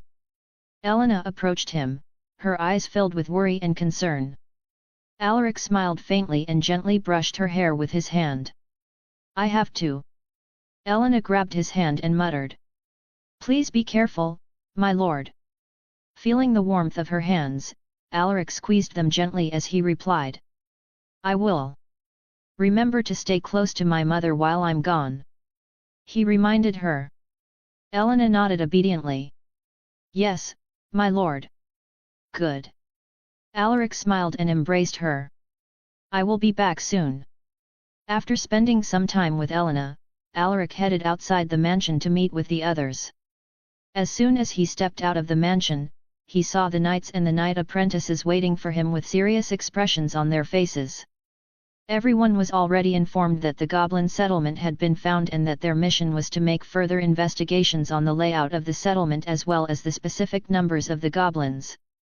"Everyone, I believe your team leaders had already informed you about the situation, but in case you still haven't been informed, I will go over it one more time," Alaric told them the details of the mission and the tasks of every team. For this operation, each team has a different task.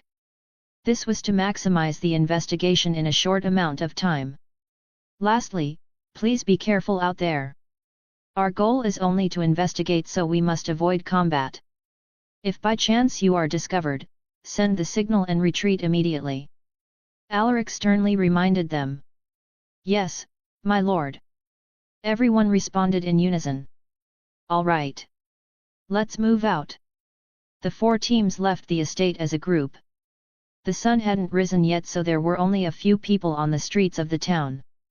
By the time they arrived near the goblin settlement, weak rays of light started filtering through the dense forest. It was the crack of dawn and also the time when goblins change their shifts. This was the reason why Alaric specifically chose this time to investigate the settlement. He wanted to make use of this tiny gap in the defense to have his subordinates observe the goblin camp in more detail. At this moment, the 4 teams had already moved separately to do their investigations. "Just as I guessed, those bastards are still sloppy when it comes to guard duties," Alaric remarked internally when he saw the goblins' relaxed behavior. Suddenly, he caught sight of a larger goblin dressed in leather armor with a metal breastplate. "A hobgoblin! No wonder some knight apprentices were killed in my past life. It must be because of that guy. Hobgoblins are significantly more powerful than goblins. They were as tall as the adult humans and their strength was nearing the fatal grade. They also possessed higher intelligence and they could even speak the human tongue. Hold on. I'm missing something. Even if there's a hobgoblin, it should be impossible for it to kill 3 knight apprentices alone." His expression hardened when he realized something important. In his past life, Warwick Mason, and even his father, Lucas Silversword, joined the battle against the goblin tribe. With their presence, it was impossible for a single hobgoblin to run amok. This means, there was more than just one hobgoblin in this settlement. Thinking about this, Alaric's face turned grim. Suddenly, the sound of a firework exploding echoed in the sky, making Alaric and his team look up in unison. A distress signal. "There's an accident." "It's a signal from Sir Aldrin's team," one of the knight apprentices in Alaric's team exclaimed. "What should we do, My lord. Should we head to their location and provide support? Another muttered with a hint of unease. Everyone stared at Alaric and waited for his decision. The other teams should be heading to Aldrin's group after they heard the signal. They should be fine as long as they don't encounter the hobgoblins. Alaric thought deeply as he observed the goblin settlement. At this moment, the hobgoblin he saw earlier was already gone. It had probably left to check the situation after it heard the noise. Only a few goblin soldiers stayed to protect the camp. After a moment of silence, Alaric stood up and pulled out his swords. With a sharp gaze, he muttered. "We are heading to their camp. Take out your weapons and follow me." Upon hearing his commands, the 4 knight apprentices were startled. They were unable to comprehend the reason behind his decision. However, they had been trained to follow instructions, so they took out their weapons after a split second of hesitation. "While they are distracted, we must kill as many goblins as we can. Move out!" Alaric issued a command before he charged straight to the goblin sentries. This wasn't part of the plan. He made this decision promptly after considering the situation. With most of the elite goblins out, Alaric wanted to make use of the chance to eliminate the ones left in the settlement. There were some risks, but he believed that they could pull it off.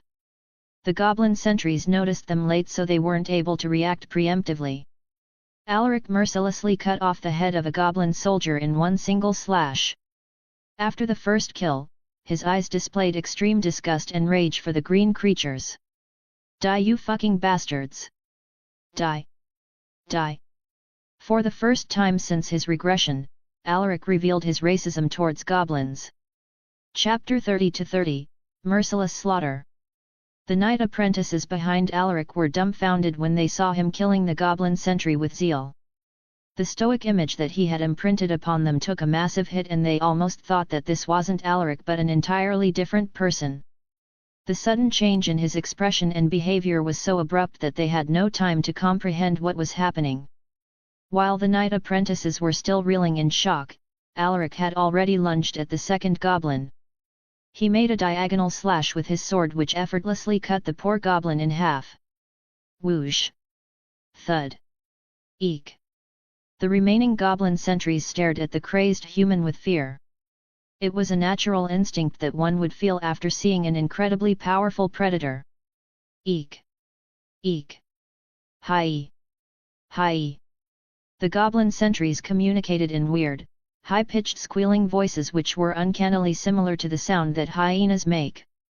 As if they had made a tacit agreement, the goblins pounced at Alaric simultaneously while waving their bone spears at him, leaving him no room to maneuver. Seeing this, Alaric felt his senses activating at full capacity. His body moved seamlessly, narrowly avoiding the sharp, pointed edges of the bone spears. At the same time, he brandished his swords, wielding them forcefully to destroy the crude bone spears. Whoosh! Whoosh! In quick successive slashes, the goblins' bone spears broke apart, leaving them unarmed. After disarming them, Alaric smiled mercilessly. "Die, you filthy green bastards!" A series of whistling sounds echoed as the goblins' bodies were slashed into multiple pieces. Looking at the mutilated bodies of the goblins, the knight apprentices were left horrified. They didn't expect to see this cruel side of Alaric. So scary. I almost pissed my pants watching Lord Alaric kill those goblins in such a manner. Having killed all the sentries, Alaric turned his head at the stunned knight apprentices. "Follow me. Our job is not done yet." His voice carried a trace of viciousness. "Why yes, my lord." Alaric immediately headed deeper into the goblin settlement with his 4 subordinates tensely following him. They encountered some goblin warriors along the way, but none of them survived under Alaric's fearsome swordplay. The knight apprentices didn't even have to do much. They only need to kill the goblins that Alaric intentionally left alive. Although they were nervous, they still managed to execute their roles effectively. "All those training and drills we did in the past 2 months were definitely worth it," Alaric remarked when he saw the knight apprentices' performance. These guys were among the most talented warriors in the household. They were also more attuned with manas, so they have a high chance of becoming full-fledged knights. Destroy their houses and make more disturbance. Alaric instructed. Yes, my lord. Alaric watched the broken tree houses and the goblin corpses around him as he thought. By this time, the elite goblin warriors should have already noticed the situation here. We will have to face those monsters soon. Alaric was eager to try his skills against a hobgoblin. Those creatures were a lot more powerful than normal goblin warriors, and in rare cases, they could grow even stronger than the average human knights. He wanted to make use of them to test his current abilities. He wasn't able to exhibit his full strength in the impromptu competition during the celebration, so this was the perfect chance to assess his power. Suddenly, Alaric saw one of the knight apprentices hesitating to kill a female goblin. And the reason was because it was holding a newborn goblin in its arms. Alaric watched the scene with a cold gaze. In a battle between two races, sympathy was poison. He had experienced it in his past life, so he was aware how cruel the goblins could be. Whether they were young goblins or old, they wouldn't hesitate to kill a human. They were heartless monsters who viewed humans as prey. On the other hand, some human soldiers would hesitate to kill when they encounter non-combatant goblins. Alaric had seen so many people die because of their compassion. In fact, he was also the same as them. He only changed after seeing how his comrades died because of their kindness. It was also how he had developed a strong hate against goblins. At this moment, the female goblin that was holding its baby suddenly pulled out a bone knife from out of nowhere and pounced at the hesitant knight apprentice. Startled, the knight apprentice quickly parried the bone knife using his sword and plunged it into the female goblin's body. The female goblin didn't die immediately. It stared at the knight apprentice with a gaze filled with loathing and anger. The baby in its arms fell after it lost its grip, and the tiny thing crawled towards the knight apprentice, crying while emitting chirp-like sounds. The knight apprentice couldn't bear to kill the powerless little thing. Kill it! An icy voice resonated in his ears. The knight apprentice looked at Alaric in shock. But my lord, this is... That bloody thing might turn into another hobgoblin if we leave it be. It will seek revenge for the destruction of its tribe, and it will mercilessly slaughter humans. Kill it! Alaric's voice was filled with unquestionable authority. The knight apprentice trembled and his gaze slowly hardened as he looked at the tiny creature crawling beneath his boots. With a low grunt, he lifted his sword and stabbed its heart, which killed it on the spot. Looking at the knight apprentice's complicated expression, Alaric sternly reminded him. You must bear in mind that these creatures are our enemies. If one of them survives, they will come back to seek revenge. The victims could be your friends or even your family, so no matter how difficult it may be, you must harden your heart and kill them without mercy. Alaric's words resonated deeply in the knight apprentice's mind, shaking his very being down to his core. I was foolish. Thank you for reminding me, my lord.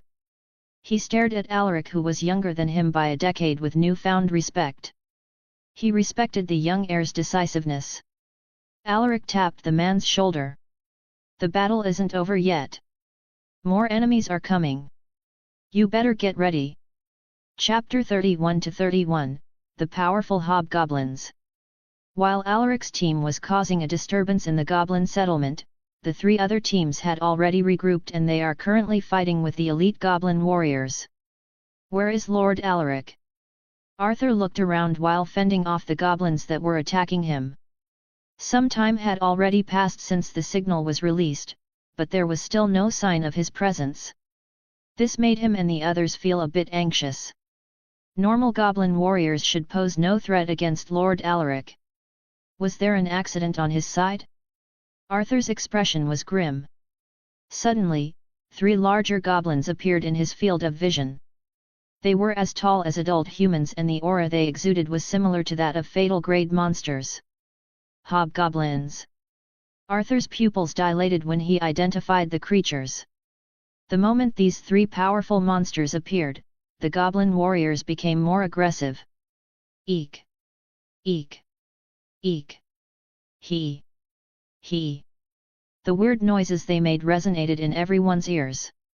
At this moment, the old knight, Henry, stepped forward and shouted. Do not falter. These monsters are just goblins. We can easily take care of them. We are the proud warriors of House Silversword. Let these monsters know why we are called the Defenders of the North. The old knight's words ignited everyone, and the unease in their hearts quickly dissipated like smoke. Kill them! Kill these goblins! Arthur took the opportunity to lead the charge. Follow me to kill these monsters. Charge with me! The warriors of House Silversword showed their valiance. In the face of more than 100 goblins, they fearlessly charged. As soon as the two sides clashed, the goblins were decimated. They were unable to stop the trained human warriors with their crude weapons. Even their leather armor proved to be useless against the humans' finely crafted weapons. It was a one-sided massacre. The most fearsome among them was Arthur, who was at the forefront of the formation. He was like an enraged bull, slicing his way into the goblins' flimsy formation. Meanwhile, the old knight, Henry, looked steady and stable. He wasn't as ferocious as Arthur, but he was killing the goblins with quick and precise movements. On the other hand, the younger knight, Aldrin, wasn't any less impressive than the two. His spear moved so fast that no goblin warrior was able to get close to him. Under the leadership of these three powerful knights, House Silversword's warriors managed to push back the goblin warriors despite the disadvantage in numbers. Grey!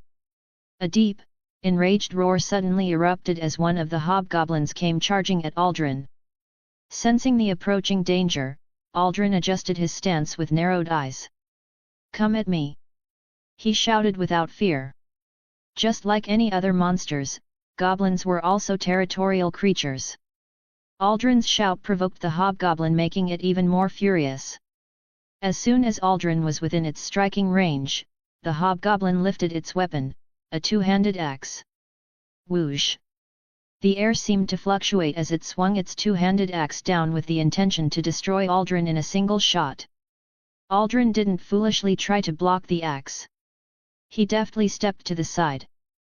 Bang! The two-handed axe failed to hit its target and struck the ground hard, creating a deep pit and causing the soil and rocks to fly out in all directions. After evading the hobgoblin's axe, he stabbed out his spear, aiming for the creature's neck. Whoosh! The hobgoblin tilted its head, narrowly avoiding the pointed blade of Aldrin's spear. It then swiped its axe in a fan-shaped direction. Aldrin quickly jumped into the air to avoid the destructive blow, but this move left him open. The hobgoblin kicked him hard, sending him flying into the air. He smashed into a big tree before he fell to the ground. Aldrin! Sir Aldrin! Everyone was alarmed when they saw this. They didn't expect the hobgoblin to be this powerful. Henry and Arthur wanted to help him, but the remaining two hobgoblins stopped them, preventing them from offering any help. Damn it! These monsters are smarter than I thought. Henry's expression darkened. The situation was critical. Aldrin was outmatched in terms of strength, and if nothing was to be done, he might perish here. Sir Henry, leave these two guys to me. Go and help Sir Aldrin. Arthur muttered, his voice cracking under the pressure. These hobgoblins were more powerful than normal knights. Even for Arthur, it wouldn't be easy to hold off two of them. However, he had no choice but to take this gamble for the sake of his comrades' safety. Henry hesitated at his words, but upon seeing Arthur's determined gaze, he solemnly nodded. All right. Just buy me some time, I will return to help you as soon as I can. Nodding his head, Arthur shouted. Go! Henry wasted no time.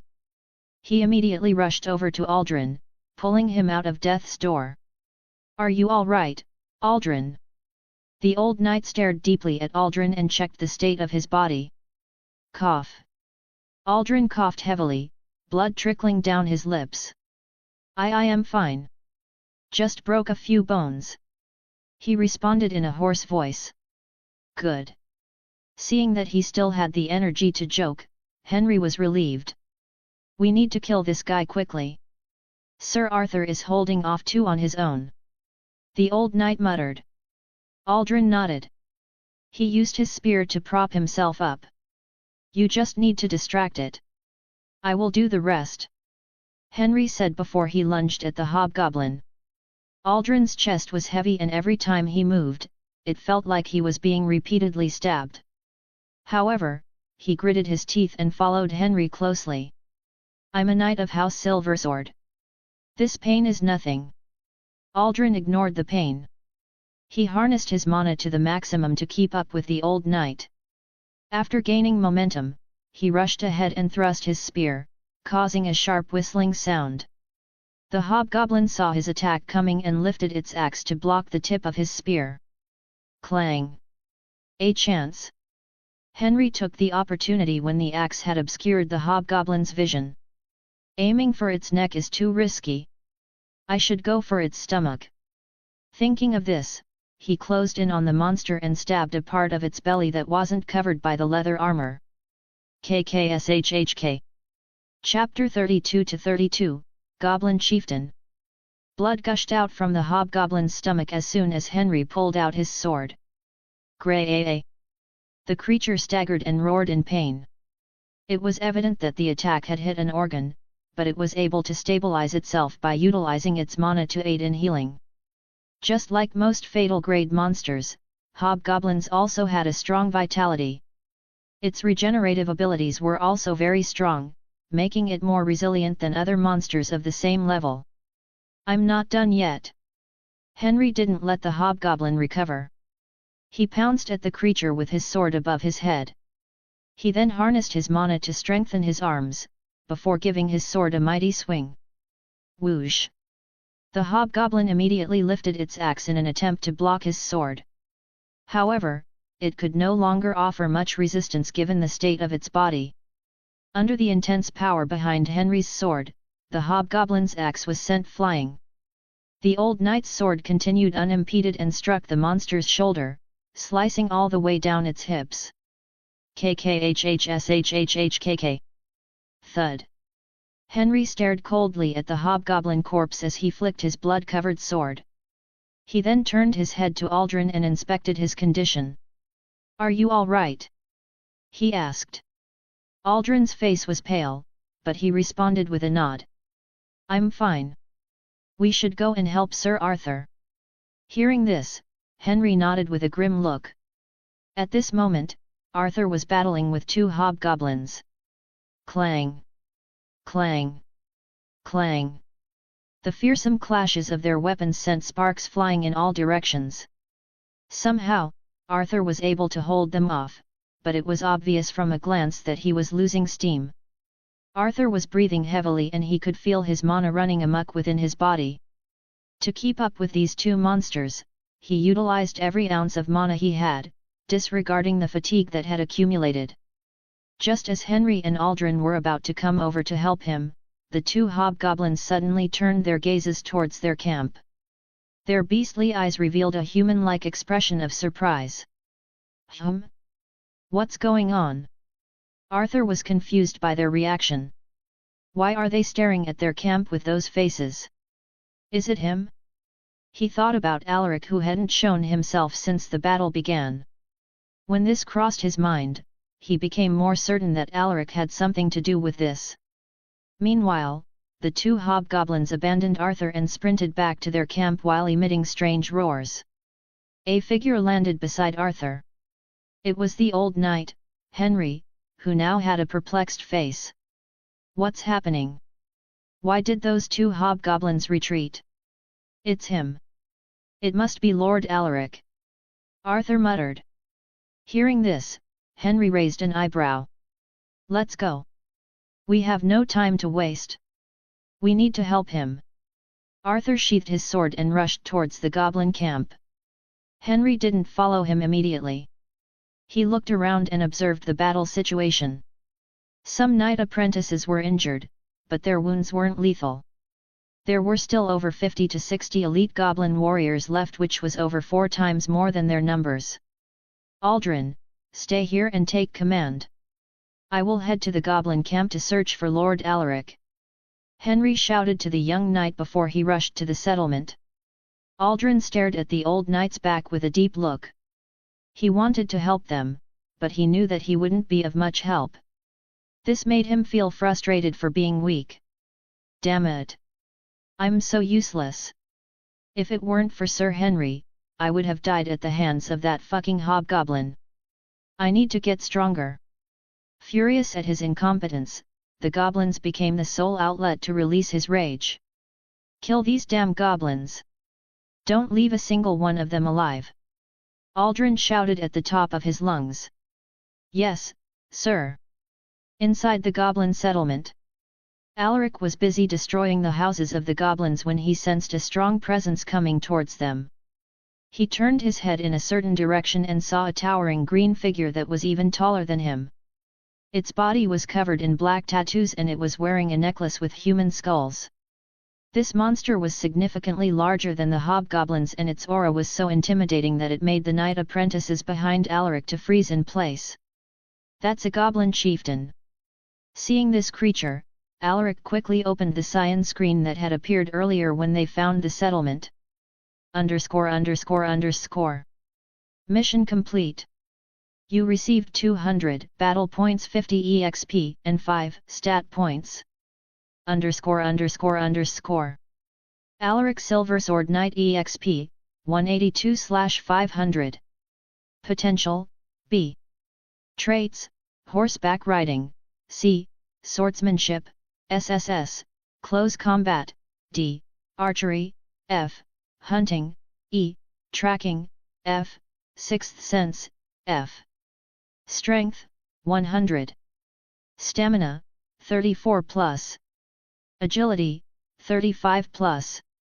Vitality, 27+. Endurance, 42+. Mana, 13+.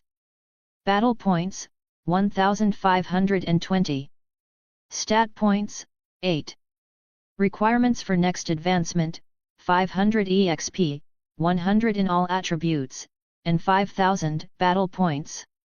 Including the 3 stat points he had accumulated Indiana 3 days, he now had 8 stat points.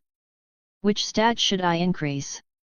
I don't think my maximum strength will be enough to fight against that monster. Just one look at it and he could that it was at the level of an elite knight, which was at the top among fatal grade monsters.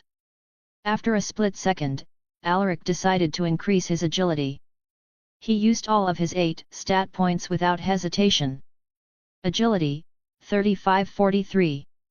After increasing his agility, Alaric closed the screen and calmly faced the monster. There's no turning back anymore. The presence of the goblin chieftain was out of his expectations. He thought that the hobgoblins were the strongest monsters in this settlement. Who would have thought that a more fearsome creature was hidden here? "You guys retreat first. You will only get in the way if you stay here," Alaric shouted at his subordinates. The knight apprentices faltered upon hearing his words. How can we leave you, my lord? Even if we die here, we will never abandon you." One of them responded with a grimacing smile. The others didn't say anything, but it was obvious that they had no intention to leave. Chapter 33-33, Against the Goblin Chieftain. Alaric was moved, but this was no time for bravado. "If you want to help me, then don't let the small fries interfere. I'll deal with the Goblin Chieftain on my own," he muttered. They would only hinder him if they joined the battle. The knight apprentices understood this, so they nodded with serious faces. "Be careful, my lord." At this moment, the Goblin Chieftain finally made a move. It rushed at them with quick and heavy strides. Each step left a deep footprint in the ground, a clear testament to its weight and strength. After gaining momentum, it lifted its weapon, a huge spiked club that screamed danger. With a wide swing, it brandished the spiked club, causing a violent blast of wind. "Stay back!" Alaric shouted at his subordinates. He then channeled his mana to strengthen his arms. Subsequently, he made a quick dash forward, forcing the Goblin Chieftain to change the direction of its attack. Grah! Alaric had already anticipated this. He took an abrupt turn, skillfully avoiding the club. Bang! The ground trembled after it was struck by the goblin chieftain's club. Alaric immediately took the chance to attack after it missed him.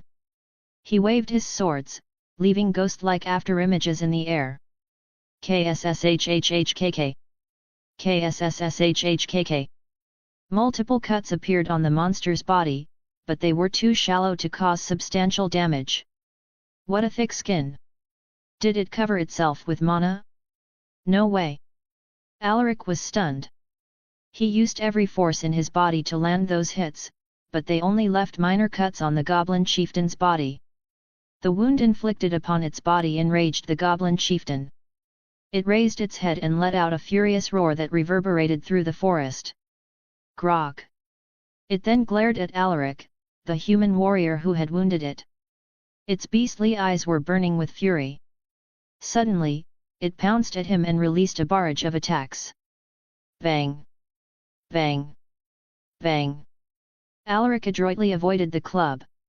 If I get hit once, I'm done for. He thought to himself. He knew it as soon as he felt the power behind those strikes. The area around them had already been pulverized by the enraged goblin chieftain. I'm faster, but my stamina will run out soon. I must do something. Thinking about this, Alaric no longer passively defended. Every time there was a chance, he would swing his sword and stab the monster's body. More and more cuts appeared on the goblin chieftain's body, which served to enrage it even further. Grog! Mana started to take form around its body, making Alaric feel a heavy, intense pressure. Aura manifestation. Alaric's eyes flashed with shock when he saw this. An elite knight was capable of drawing out their mana and using it to form a protective shield that covered every inch of their body. Furthermore, this also doubles their strength for a short duration. This method of using mana was called aura manifestation. Elite knights rarely use this technique since it consumes a lot of mana and it might even drain them with prolonged usage. Alaric didn't expect to see a goblin chieftain use this technique against him. This only means that this particular monster was close to advancing to the next level. To think that this guy is almost at the disaster grade. A monster at the fatal grade was equivalent to a knight, with some even as powerful as an elite knight. Above them were even more dangerous creatures which were classified as disaster grade monsters. Monsters at this level were capable of destroying an entire village on their own. They were living disasters and forces of nature that no one would ever dare to face. _____. Mission: destroy the Goblin Tribe 2. Difficulty: normal. Defeat the Goblin Chieftain and destroy the Goblin Settlement. Rewards: 500 Battle Points, 100 EXP, 10 Stat Points, and Equipment Upgrade Card X1. Penalty for failure: -800 Battle Points. _____. A mission. This is just a normal difficulty? Nonsense. Alaric was speechless. However, he had no time to be surprised. The Goblin Chieftain lunged at him and wildly swung its giant spiked club. Whoosh! Whoosh! Whoosh! Soon, Alaric was forced into a corner with no room to escape. Left with no choice, he used his swords to block the Goblin Chieftain's club only to be flung away by its tremendous force. Ugh! Alaric grimaced as he twisted his body in midair. He landed awkwardly while trying to balance his weight. So powerful! It was only at the peak of the fatal grade, but the power of the Goblin Chieftain was already far beyond his imagination. My lord! A voice suddenly drifted into his ears while he was warily looking at the Goblin Chieftain. He turned his head and saw Arthur rushing towards him with an urgent look. The former mercenary was covered in blood. Seeing his state, Alaric couldn't begin to think what he had gone through before coming here. Not far from him, Alaric also noticed the old knight, Henry, who was similarly covered in blood. The two knights must have killed their way in just to find him. Alaric felt a bit relieved to see them. With the help of these two, they might be able to take down this monstrous creature. The goblin chieftain frowned when it sensed the presence of the two knights. "My apologies for being late, my lord. We had to deal with two hobgoblins on our way here," Arthur muttered as he walked towards Alaric. "It's fine. I'm glad to see you two here." He nodded at the two knights. "Let's save the chit-chat later. We still have to deal with that monster." He tilted his head. The two knights moved their gazes at the towering goblin chieftain. They could sense its overwhelming presence from where they stood. It was incomparable to the hobgoblins they fought earlier. Aura manifestation. Henry was stunned when he saw the visible energy that covered the monster's body.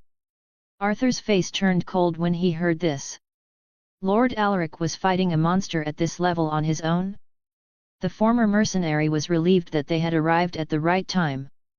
Chapter 34-34, The Goblin Chieftain with Inexhaustible Stamina. "What's the plan, my lord?" Henry muttered while keeping his eyes on the Goblin Chieftain. "Plan? There's no plan. Just fight with all you have. It will consume its mana soon. We just need to hold on until then." Alaric responded, his voice carrying a trace of uncertainty. Suddenly, the Goblin Chieftain grew impatient and lunged at them, brandishing its giant spiked club. The three knights immediately jumped backward, evading the heavy blow. Bang! A pit that was over a meter deep was created after that devastating strike. Shocked by its formidable power, they felt extremely unsettled. "Can we all survive after it exhausts its mana?" Arthur frowned as he unconsciously tightened the grip on his sword. If he was alone, he would have retreated without hesitation. However, he was no longer a mercenary, but a knight serving under his lord. As a knight, it was his duty to protect his lord and to carry out the tasks he was assigned to. Even in the face of danger, he would never break his promise. He no longer wanted to return to the life of being a mercenary. He was sick of that aimless and monotonous life. "I must protect Lord Alaric, even if I have to die," he muttered to himself. At this moment, the Goblin Chieftain targeted the nearest person, which was Henry. The old knight carefully avoided the attacks. He wanted to release a counterattack, but the monster was so relentless and it didn't give him any room to breathe. Alaric and Arthur quickly came over to help him, allowing the old knight to catch his breath. Clang! Clang! Clang! How is it still moving with such speed after fighting recklessly for a long time? Alaric was starting to get anxious the more the battle dragged on. He expected the Goblin Chieftain to lose momentum, but it showed no signs of fatigue. "At this rate, we will run out of mana before it will exhaust itself." Alaric's face fell. Outside the Goblin settlement, Aldrin led the knight apprentices in decimating the Goblin warriors. He was like a tiger who had encountered a flock of sheep. No Goblin warrior could stop his spear. Whenever one tried, they would have their heads stabbed accurately. To have that kind of power despite being gravely wounded. Knights are truly on a different level. The knight apprentices couldn't help but marvel as they watched him massacre the Goblin warriors so effortlessly. Meanwhile, the man in question was unaware of everyone's thoughts. He focused his attention on killing the Goblin warriors.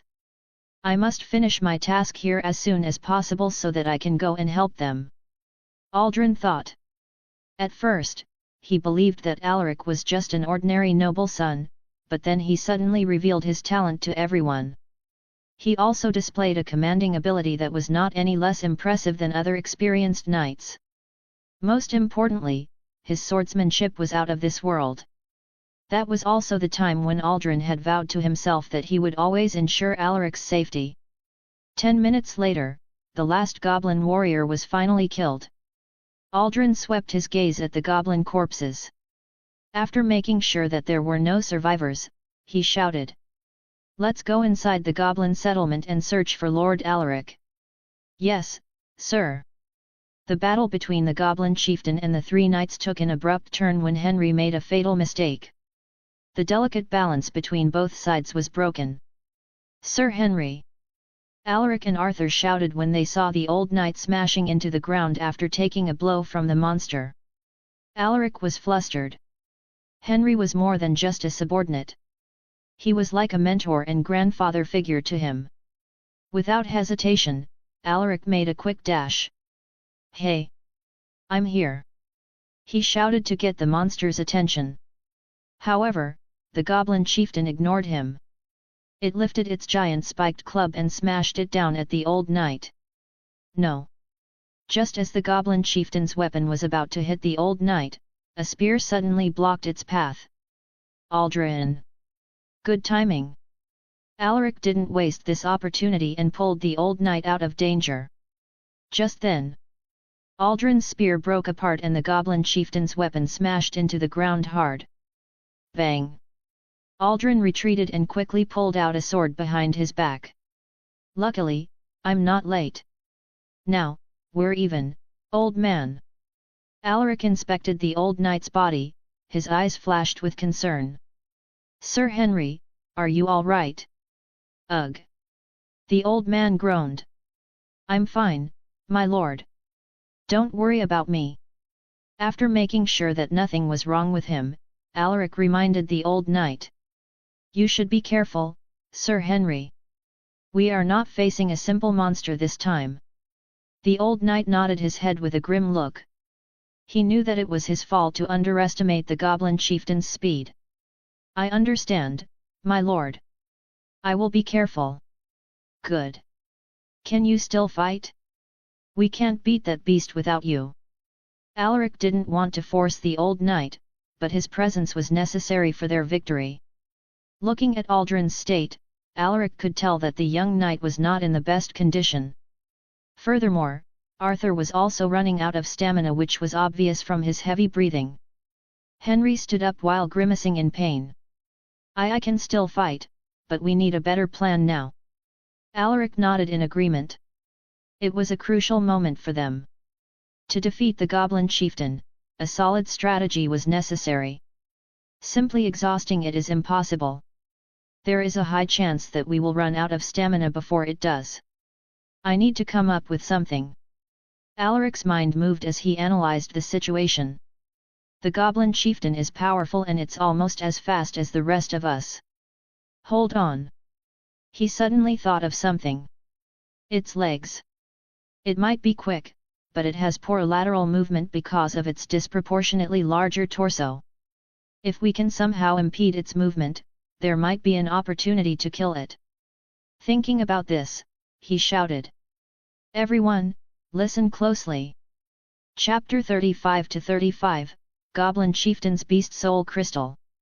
Alaric told them about his plan. They didn't have enough time to go into details, so he could only hope that each person would do their tasks correctly. "I hope this works somehow." The four knights moved simultaneously. With the four of them moving at the same time, the goblin chieftain was momentarily confused. It revealed an annoyed look which was quickly replaced with anger. Grayah! Bang! Bang! Bang! The furious monster recklessly brandished its weapon, destroying everything in its path. Suddenly, Arthur sprung into action. He made a quick dash at the goblin chieftain with his eyes fully focused. His goal was to get its attention to allow the others to proceed with the plan smoothly. The goblin chieftain reacted and turned its gaze upon him, which made the former mercenary feel an overwhelming pressure. At that moment, Henry and Aldrin sent each other a knowing glance before they rushed out. One headed to the monster's left, while the other aimed for the right. Their task was to attack the goblin chieftain's legs while it was occupied by Arthur. The two knights, young and old, had been working with each other for a few years, so their coordination was very solid. They could understand each other's thoughts with a simple look or signal. It was something that they had gradually incorporated into their minds after years of working together. The goblin chieftain sensed the anomaly in their actions, so it took an abrupt pause to make a sense of what was happening. However, before it could react to their synchronized attack, Arthur pounced at the creature, slashing its chest with his sword. Whoosh! Seeing this, the creature quickly lifted its giant spiked club to block his sword. Clang! Tisk! Arthur clicked his tongue, somewhat annoyed that it managed to block him. However, a delighted look hung on his face. "Now!" he screamed in his mind. Just as he thought of this, Aldrin and Henry stabbed their swords into the monster's legs. Because it was focused on Arthur, it failed to react to their sneak attack. KKHSSHHK. KKHSSHHK. As soon as the pain registered into its system, the monster roared, its face contorting with agony. Grah! Great! My guess was right. It has almost run out of mana, so its aura manifestation was only concentrated on its fatal parts. It wasn't clear with one look, and it was only a guess on Alaric's part. He thought that a fatal grade monster couldn't have an inexhaustible mana, so he presumed that its aura manifestation was centered on the fatal parts of its body. Which means the defenses on other parts of its body were significantly weaker. Alaric no longer hesitated after witnessing how the powerful creature collapsed upon having its legs punctured. He rushed at the goblin chieftain at full speed to gather momentum. Once it was within his rage, Alaric threw himself at the creature, using the momentum to propel himself. With its aura manifestation gone, Alaric's sword stabbed deeply into the monster's heart and neck. KKHSSHHK. The goblin chieftain felt coldness slowly spreading upon its entire body. It tried to lift its hand in an attempt to swat away the human that had stabbed it, but it found itself unable to muster its strength. In the end, it could only stare at Alaric, its eyes fully wide, still unable to comprehend what had transpired. It was stronger, even with the four of them combined, so how did it end up losing? Those were the goblin chieftain's last thoughts before its body collapsed into the ground with a heavy thud. Alaric pulled out his swords from the corpse while staring at it with an ice-cold gaze. "Check if it has a beast soul crystal," he muttered indifferently. Arthur volunteered for the task. He approached the goblin chieftain's corpse and made a cut on its chest. When he saw an orb the size of a golf ball right beneath its heart, his eyes flashed with joy. "My lord, it has a beast soul crystal." He dug the crystal from its chest. He wanted to give it to Alaric right away, but then he saw that it was covered with blood. He immediately wiped off the blood with his hand. With a respectful look, he presented the cleaned beast soul crystal to Alaric. "My lord." Alaric took the green crystal and observed it closely. Just from touching it, he could feel the dense amount of mana it contained. He then handed it back to Arthur and said, "Keep it for now. We will deal with it once we return to the estate." "Yes, my lord." Arthur nodded as he stashed it inside a small sack. With the death of the goblin chieftain, there was nothing left in the settlement that could threaten them.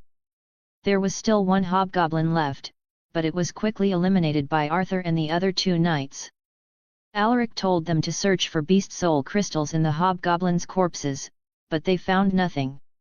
It was not surprising. Beast soul crystals rarely appeared in fatal grade monsters' bodies. Alaric was a bit disappointed, but he didn't take it to heart. Getting the goblin chieftain's beast soul crystal was already a huge boon.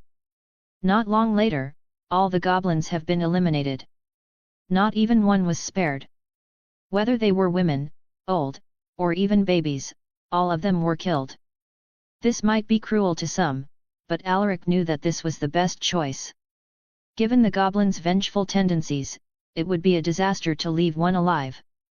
______. Mission complete. You received 500 battle points, 100 EXP, 10 stat points, and equipment upgrade card X1. _____. Do you want to use your equipment upgrade card? Yes, no.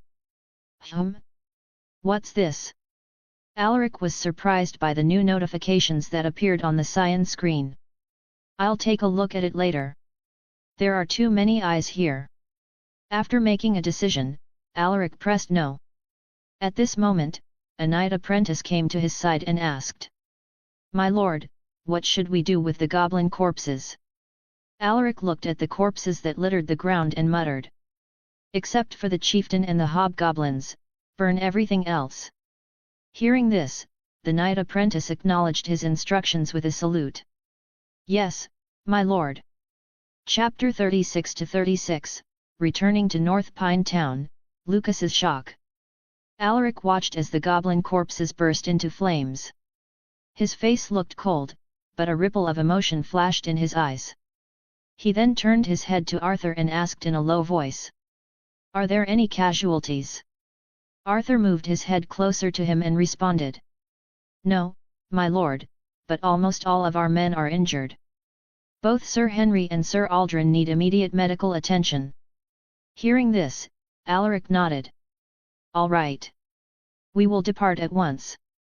The scent of blood will attract monsters, so we must leave before they come. Tell everyone to get ready." Arthur acknowledged his command with a nod. He then left to relay his instructions. The flames produced caw-caw sounds which resonated in Alaric's ears. "We destroyed the goblin tribe and not one person was killed." Alaric clenched his fists. He managed to change the future. This means that things won't go according to what I know depending on the actions I take. In his past life, the goblin tribe had attacked North Pine Town and killed many people. That day, House Silversword lost some of their most capable soldiers. It was a tragedy.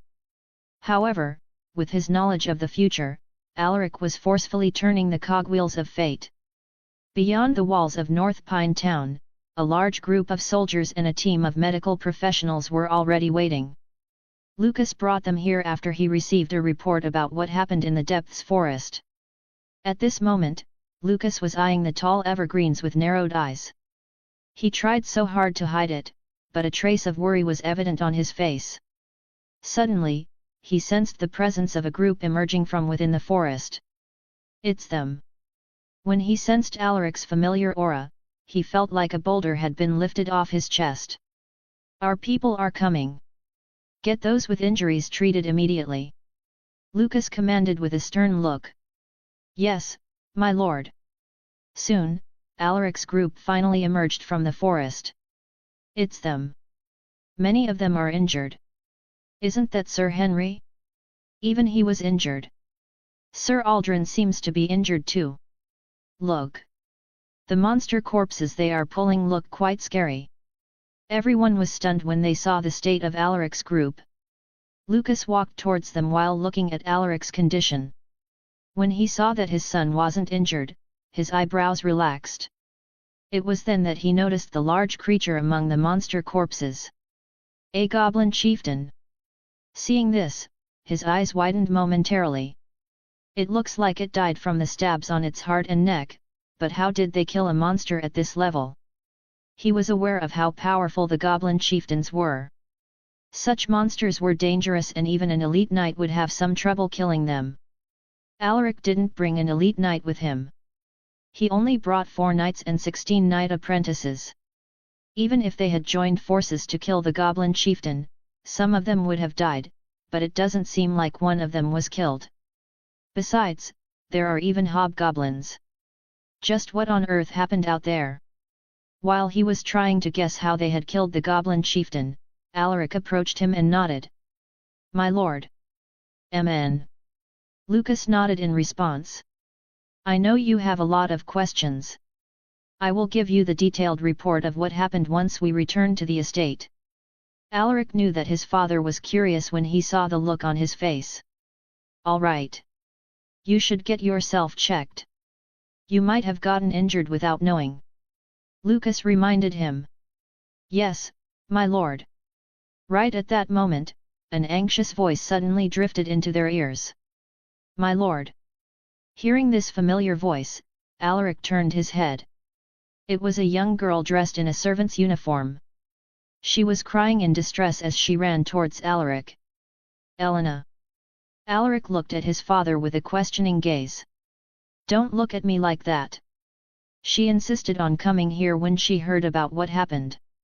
Lucas smiled wryly while shaking his head. "You better give her an explanation."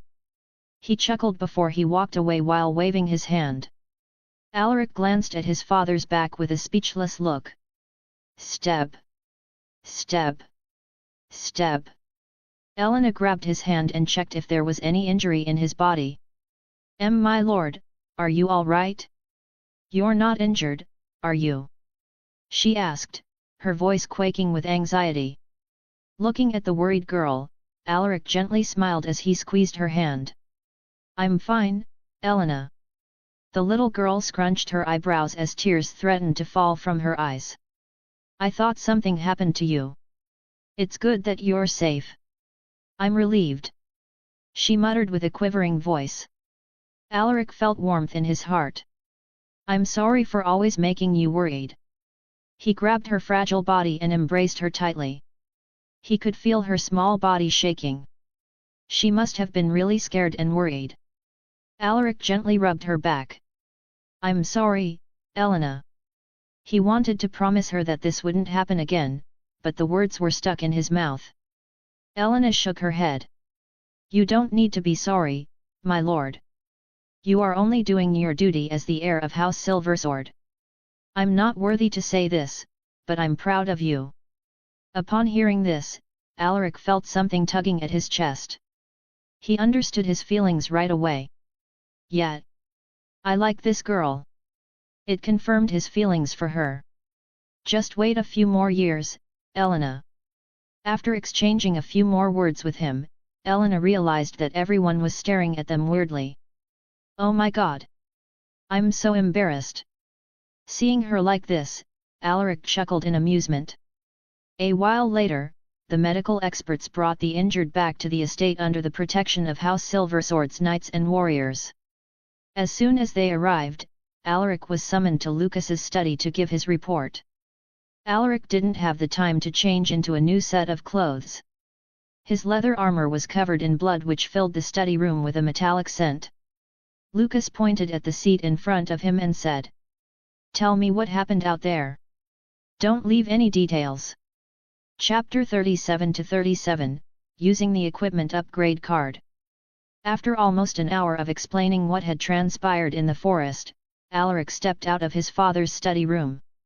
He was exhausted, but he had yet to complete today's daily mission, so he headed straight to the training grounds. Damn! I'm tired.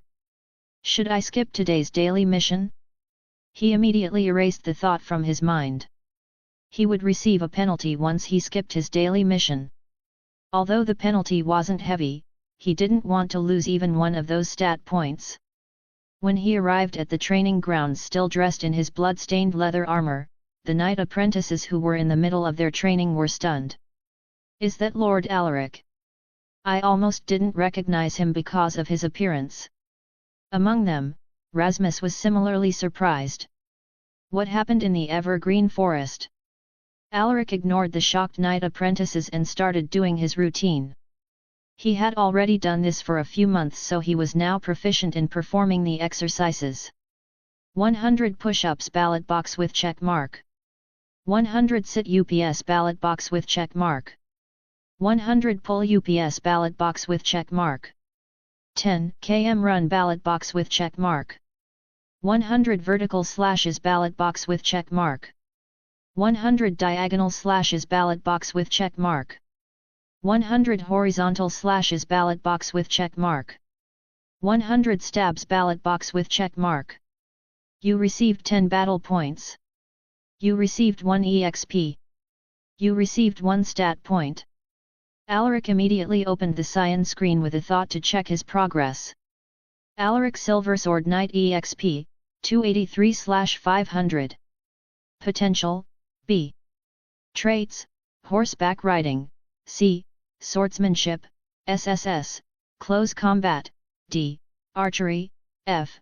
Hunting, E. Tracking, F. Sixth Sense, F. Strength, 100.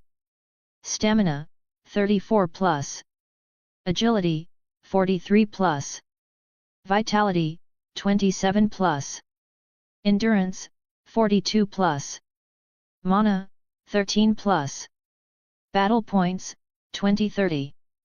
Stat points, 11. Requirements for next advancement, 500 EXP, 100 in all attributes, and 5,000 battle points. I'm almost halfway through my battle point requirement. Well, I still have a long way to go. Alaric was quite satisfied with his progress. With more missions, he might advance faster than he had anticipated. The only problem was that they rarely appeared. Do you want to use your equipment upgrade card? Yes, no. He had almost forgotten about this. He looked around and noticed that the knight apprentices were watching his every move. Some were even copying his exercises. Seeing this, Alaric waved at them and quickly left the training grounds. He then headed straight to his room before he clicked yes. Please choose an item that you want to upgrade. An item? How do I choose an item? He was confused. It was then that he suddenly thought about something. He grabbed the 2 swords tied to his waist and muttered. Can I use this? You can only upgrade 1 item. Another message appeared on the cyan screen. I see. So that's what it was talking about. Should I try it on one of my swords? Alaric thought deeply. He wasn't sure what this thing would do to his sword, but he knew that the cyan screen never did something ordinary. After some hesitation, Alaric sheathed one of his swords, leaving him with 1 sword in his hand. Do you want to use your equipment upgrade card on the selected item? Yes, no. Alaric clicked yes. Congratulations! You have upgraded your common steel sword to uncommon steel sword. Uncommon steel sword. Sharpness, 10. Durability, 10. Alaric furrowed his eyebrows when he noticed the changes on the sword. It's a bit heavier and the blade seems to be sharper than it was before. Is this because of that equipment upgrade card? Alaric wanted to put it to the test. He swung the sword a couple of times. Whoosh! Whoosh! Whoosh! Alaric realized immediately that the sword had truly improved. Although it was a bit heavier, every blow from his sword now carried more strength. He also found out that he could infuse it with mana to strengthen the blade and lighten its weight. He knew that only weapons forged by skilled artisans could do something like this. A normal steel sword became a powerful weapon after being upgraded by that card. Amazing! Alaric's eyes flashed with joy. With this sword, his strength would significantly improve. Too bad I only got 1. If only I had 1 more, I could have upgraded both my swords. Alaric lamented with a look of regret. The next day. It was the 20th of November in the Astanian calendar. Alaric just completed his daily mission. After his training, he headed to the clinic to check the condition of Henry and Aldrin. Upon his arrival, he was greeted by the doctor in charge, an old man who looked to be in his 60s. Greetings, my lord. The old doctor bowed politely. Alaric nodded to acknowledge his greeting. How are the patients, Dr. Lloyd? He asked the old man. Dr. Lloyd smiled faintly at his inquiry. Everyone has been treated on time, my lord. With a little more time, they should fully recover and return to their normal lives. Alaric was relieved to hear this. That's good. Can I visit them? I'd like to speak with them. The old doctor nodded without hesitation. Absolutely. I will take you inside. Alaric shook his head and said. There's no need to trouble you, Dr. Lloyd. I can go in by myself. Will that be all right? The old doctor hesitated. Alaric reassured the old man. All right, but if you need anything, don't hesitate to call me.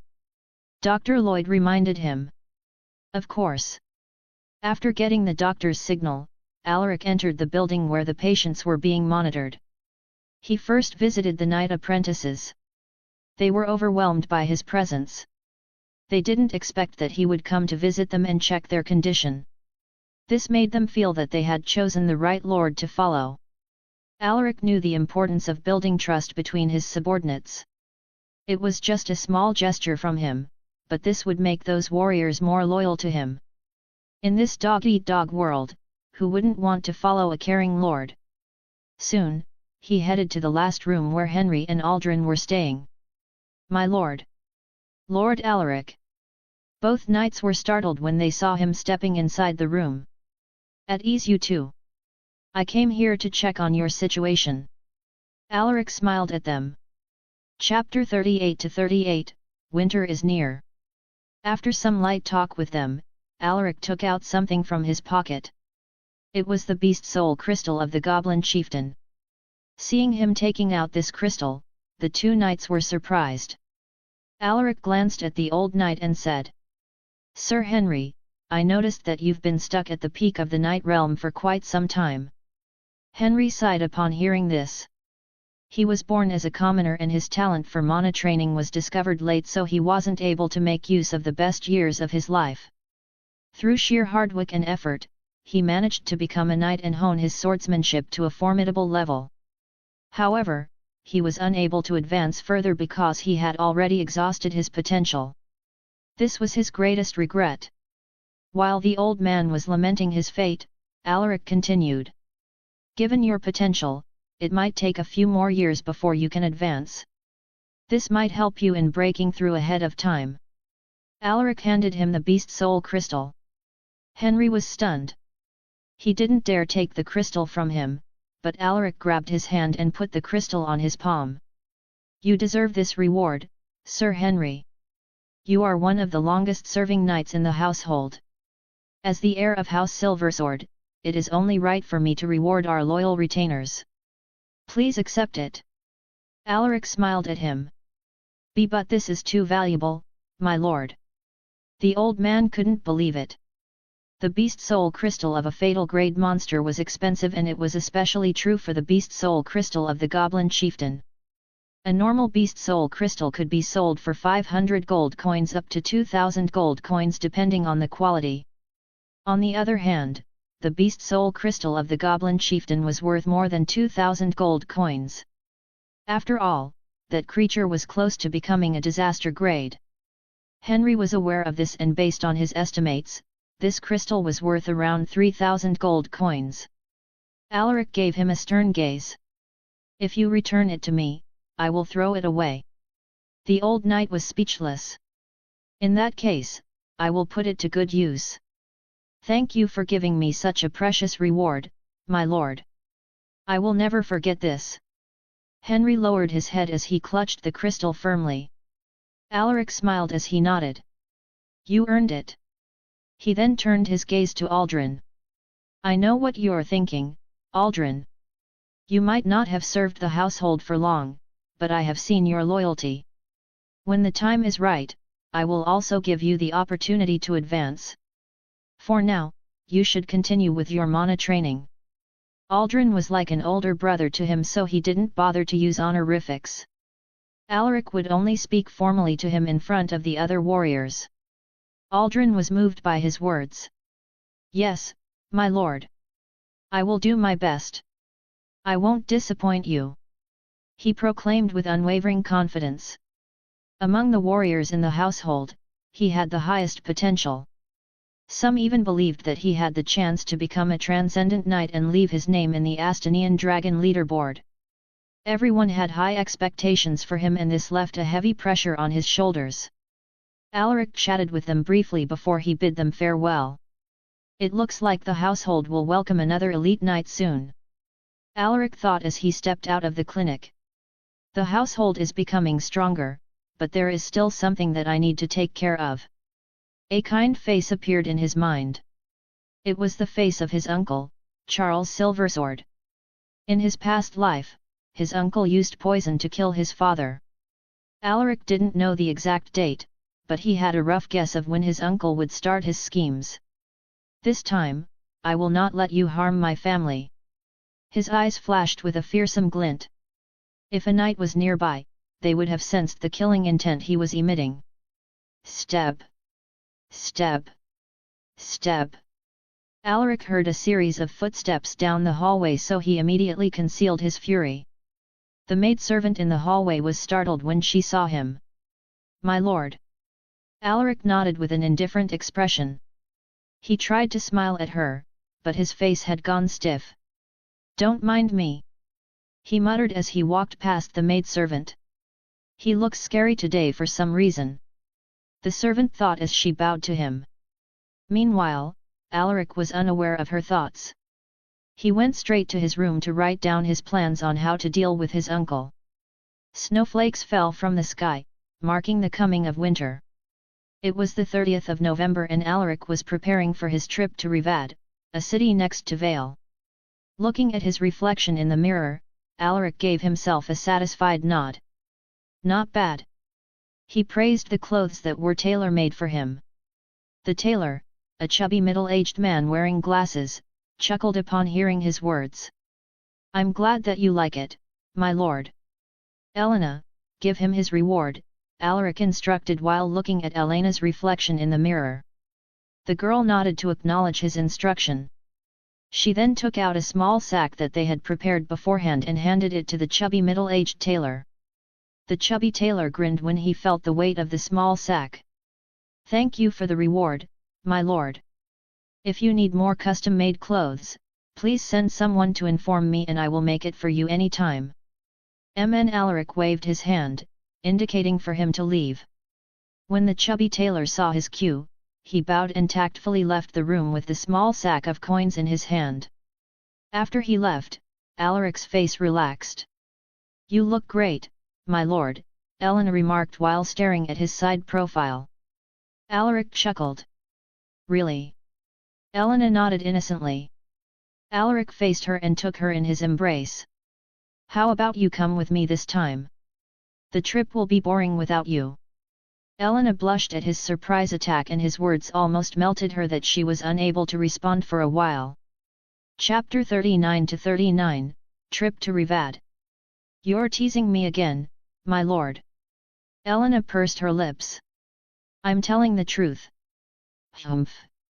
The two exchanged playful banters for a while before they went down the main hall. As soon as they arrived at the main hall, they saw Lucas and Maria chatting with Warwick who would lead the entourage. Sensing their arrival, Lucas turned his head and nodded to Alaric. You look good. Those clothes suit you. The Baron showed a rare smile. Thank you, my lord. I got this made recently in preparation for this trip. Alaric responded with a light chuckle. Meanwhile, Maria approached him and adjusted his collar. Be careful out there, son. You must always wear thick clothes and don't forget to stay close to the fire at night to keep yourself warm.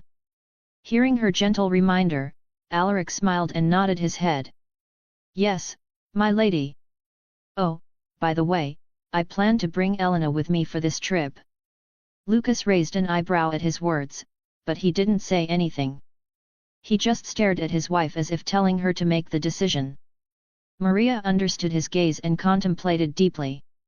The trip to Rivad was an annual thing and their main goal was to visit their longtime friend and ally, the House Pixity. However, there was something different about this year's visit. Just recently, they received a letter from House Pixity saying that their eldest daughter wanted to get to know Alaric, so they asked for his presence in this year's annual visit.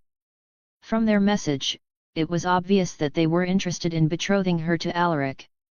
Maria was worried that Elena's presence might make things awkward for the eldest daughter of House Pixity. Alaric is an adult now. I believe he knows what to do. After some thought, Maria relented. All right, but you must be considerate about the other party's feelings. Alaric knew what she was talking about, so he nodded his head to show that he had understood her words. Yes, my lady. Good. I hope that your trip will be smooth and pleasant. Thank you for your well wishes, my lady. All right. You should leave while the sun is still up. Lucas suggested with a calm voice. Yes, my lord. After bidding his parents farewell, Alaric stepped out of the mansion and entered the carriage with Elena. Warwick hopped on his mount and commanded the entourage. Let's go. Lucas and Maria stood outside the mansion and watched them leave. Will things be all right? The Baron asked while glancing at his wife. Maria shook her head. I don't know. I just hope that our son will not hurt the eldest daughter of House Pixity.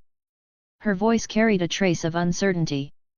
Wordhand District, Rivad. Inside a huge mansion within an estate surrounded by tall earthen walls, a young lady dressed in winter dress was busy grooming herself in front of the vanity mirror in her room. She had long ash-blonde hair and a pair of cerulean eyes. Her refined facial features seemed to have been sculpted with great care, flawless and beautiful.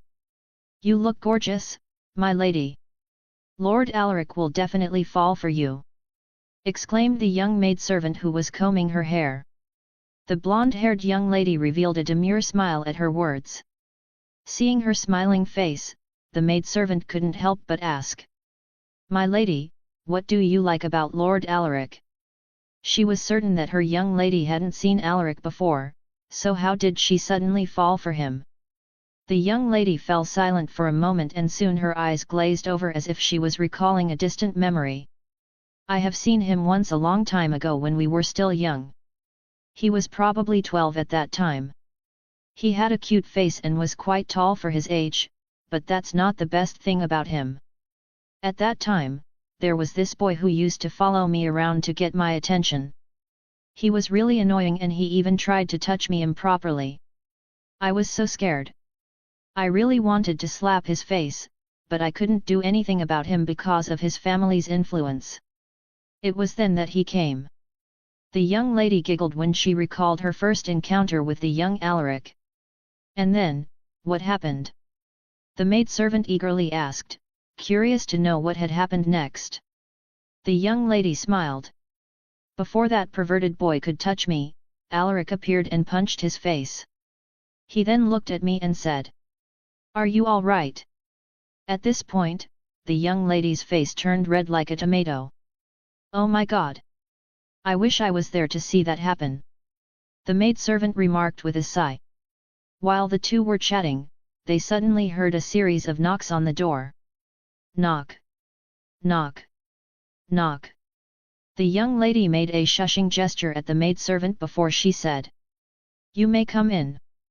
As soon as the words came out of her mouth, the door was pushed open by a middle-aged woman wearing thick makeup. "My lady!" A look of fear flashed in the maidservant's eyes the moment the middle-aged woman entered the room. The middle-aged woman ignored the maidservant. She stared at the young lady with an eyebrow raised upward. "Hershey, how are your preparations for Lord Alaric's visit?" The young lady named Hershey was inwardly nervous. She tried to look composed as she replied, "All preparations are ready, my lady." The middle-aged woman hummed. She then crossed her arms and muttered, "Make sure that nothing will go wrong tomorrow. That boy has the same talent as his father. It would be good to leave a good impression on him." Hershey nodded. "I understand, my lady. I will do my best to keep Lord Alaric entertained." The middle-aged woman grinned. "Good." Without even bothering to say goodbye, she turned around and left. As soon as the door closed, the maidservant breathed a sigh of relief. "She's finally gone. That was scary." Hershey stood up and walked towards the coffee table by her bedside. On top of the table was a flower vase and a portrait of a woman who seemed to be in her late 30s.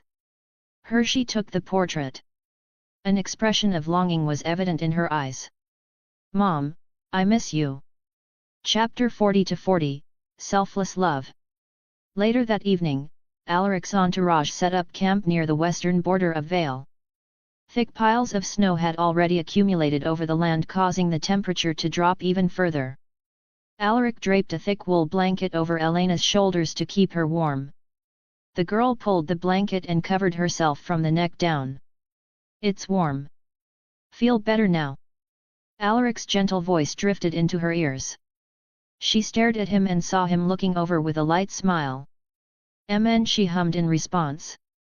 Alaric sat next to her and said, "Elena, the trip to Rivad this time is different." His voice suddenly turned serious.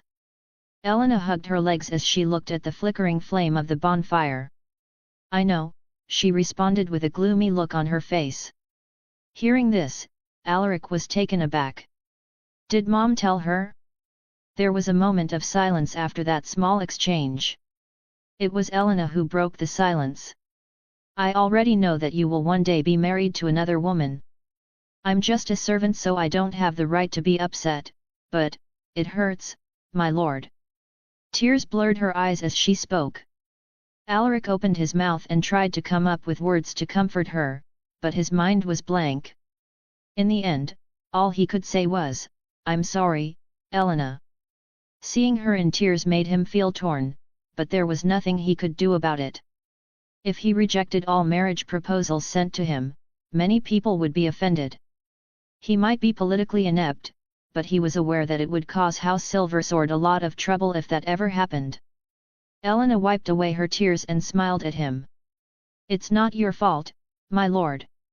It's just me being selfish. I'm sorry if that made you uncomfortable." Alaric gently grabbed her shoulder and took her in his arms. "You are not selfish, Elena. I understand your frustrations and I don't blame you for that," he said as he rubbed the back of her head. "Thank you for your understanding, my lord." Elena buried her face in his chest. Soon, Alaric heard her rhythmic breathing. He looked at her sleeping face and smiled. "Good night, Nana." The next day, Elena was awoken by the bumpy road. When she opened her eyes, the first thing she saw was the familiar interior of the carriage. Upon turning her head, she realized that she was sleeping on Alaric's lap. "How was your sleep?" Alaric smiled at her. His handsome face dazzled her, which caused her to be momentarily stunned. "Ah! It was good," she replied as she hurriedly got up. "I'm glad to hear that." Alaric chuckled. "Look outside. We are almost there." He pointed at the view beyond the window. Elena followed his gaze. Her eyes were drawn to the beautiful landscape and the tall earthen walls that surrounded Rivad. "How beautiful!" she muttered. "Yet, but not as beautiful as you." Alaric's smile deepened when he saw her cute side profile. "Growl." Elena's gaze stiffened when she heard her stomach growling. She didn't dare look at Alaric out of embarrassment. Seeing her cheeks turning red, Alaric laughed inwardly. He then took out the meat skewers he had prepared for her. "Here. I kept them for you." Elena shyly turned her head and looked at the meat skewers in his hand. "You should take some for yourself, my lord. I have already eaten." "These are for you," Alaric responded. "Okay." Elena took the meat skewers and took a small bite at the biggest piece of meat. Her eyes lit up as soon as she tasted the familiar flavor. "Is this rabbit meat?" Alaric nodded as he chuckled lightly. "I knew you would recognize it. I know it's your favorite meat." "Mn." The two chatted until they arrived at the entrance of Rivad, where a representative from House Paxai came to pick them up. Alaric stepped out from his carriage and looked at the beautiful young lady dressed in winter dress. Hershey. Hershey Paxai was someone he owed a huge debt to in his past life. She was his fiancée, and it was because of her that House Silversword didn't collapse after his uncle's abusive management of the family's finances. A feeling of guilt washed over him as he looked at her face. In his past life, he became indifferent to the world after his parents' and Elena's passing. He had even neglected Hershey, who he was supposed to marry, but she never once complained to him. She remained by his side, and she even waited for him when he was forced into conscription. He still remembered the words she said before he left to join the Crown Prince's army. "I will wait here for you. If you die on the battlefield, then I will kill myself to be reunited with you." When he recalled the words she uttered that day, his eyes misted over. He looked away and pretended that he was wiping off some dirt. "Welcome to Rivad, Lord Alaric. I'm glad to see you in good health." Hershey smiled as she curtsied. The warriors behind her saluted. Alaric suppressed the emotion that was about to burst out of his chest. He bowed to Hershey and responded in a mild tone. "Thank you for taking the time to pick us up in such awful weather, my lady. I'm deeply honored." Hershey covered her mouth as she giggled. "It's only right to serve our guest and longtime friend." The two exchanged another round of pleasantries before they headed to House Paxai's estate. Meanwhile, Elena was keenly observing Hershey, who was now sitting inside their carriage. From the way she spoke to Alaric and that overflowing emotion in her eyes as she looked at him, Elena could tell that this noble woman had some feelings for her lord. She was jealous, but she controlled herself. Calm down, Elena. You've already thought this through. She inwardly cheered for herself. Chapter 41-41, The Female Knight Cassandra. Hershey was a good talker. She managed to keep the conversation going with no hint of awkwardness. She's still the same, Alaric thought as he looked at her flawless face. After another hour, they finally arrived at the main mansion of House Pixity. The lord of the house, Baron Nathan Pixity, a slightly chubby middle-aged man with balding grey hair, greeted him in front of the mansion. Beside the Baron was a middle-aged woman wearing thick makeup, Vivian Harrison. She was the lady of the house and also Hershey's stepmother. Thank you for the warm welcome, Lord Nathan and Lady Vivian. Alaric slightly tilted his head to show his respect. Nathan Pixity laughed heartily at his words. I'm glad that you accepted our request despite the harsh weather. Vivian also said something to him and Alaric replied appropriately. After a round of exchanging greetings, they brought Alaric inside the mansion. Warwick and Elena followed half a step behind them. I heard that you defeated the best knight of Vale in an unofficial match. If only I wasn't busy with some matters, I would have joined the celebration and watched your performance. Nathan sighed to express his regret. Alaric shook his head and waved his hand as he responded. I was just lucky. If it was a real battle, it would have been my defeat. I still have so much to learn from my senior knights. Ha ha ha. You're too modest. How about you come with me to the training grounds before we begin our discussion? Nathan suddenly suggested. His intentions were clear. His words ignited the interest of Hershey and Vivian. The former wanted to see Alaric's elegance in battle, while the latter was curious about the young knight's power. Alaric was surprised by his suggestion, but he also wanted to know the difference between the knights of the two households. If that's what the host wants, then I will gladly comply. Hearing this, Nathan grinned. Great! He took Alaric to the training ground which was located behind the main mansion. Before they even reached the training grounds, Alaric could already hear the sound of intense training. Upon their arrival, the warriors stopped what they were doing. My lord! My lady! The knights and the rest of the warriors greeted them.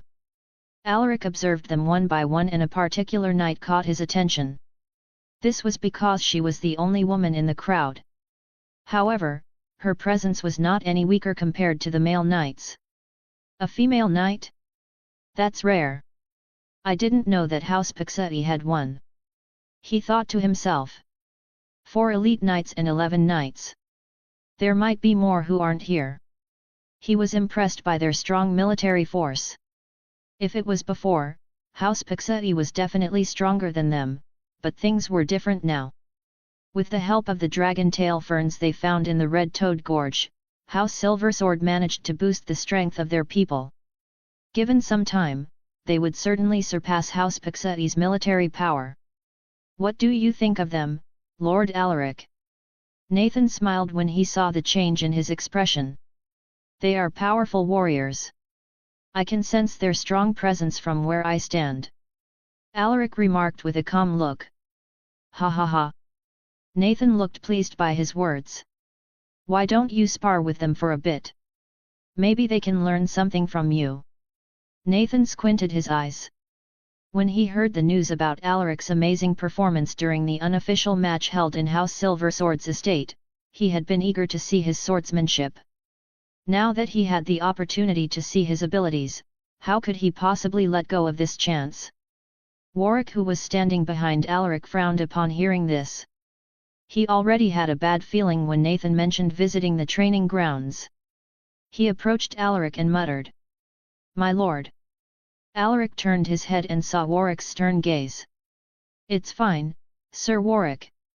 It's only a friendly spar. There's no need to be alarmed. Alaric tapped the man's arm. Warwick stared deeply at him and nodded after a moment of silence. He then looked at Nathan and cupped his fists. I apologize for the delay, Lord Nathan. Haha. It's all right. Nathan wasn't offended.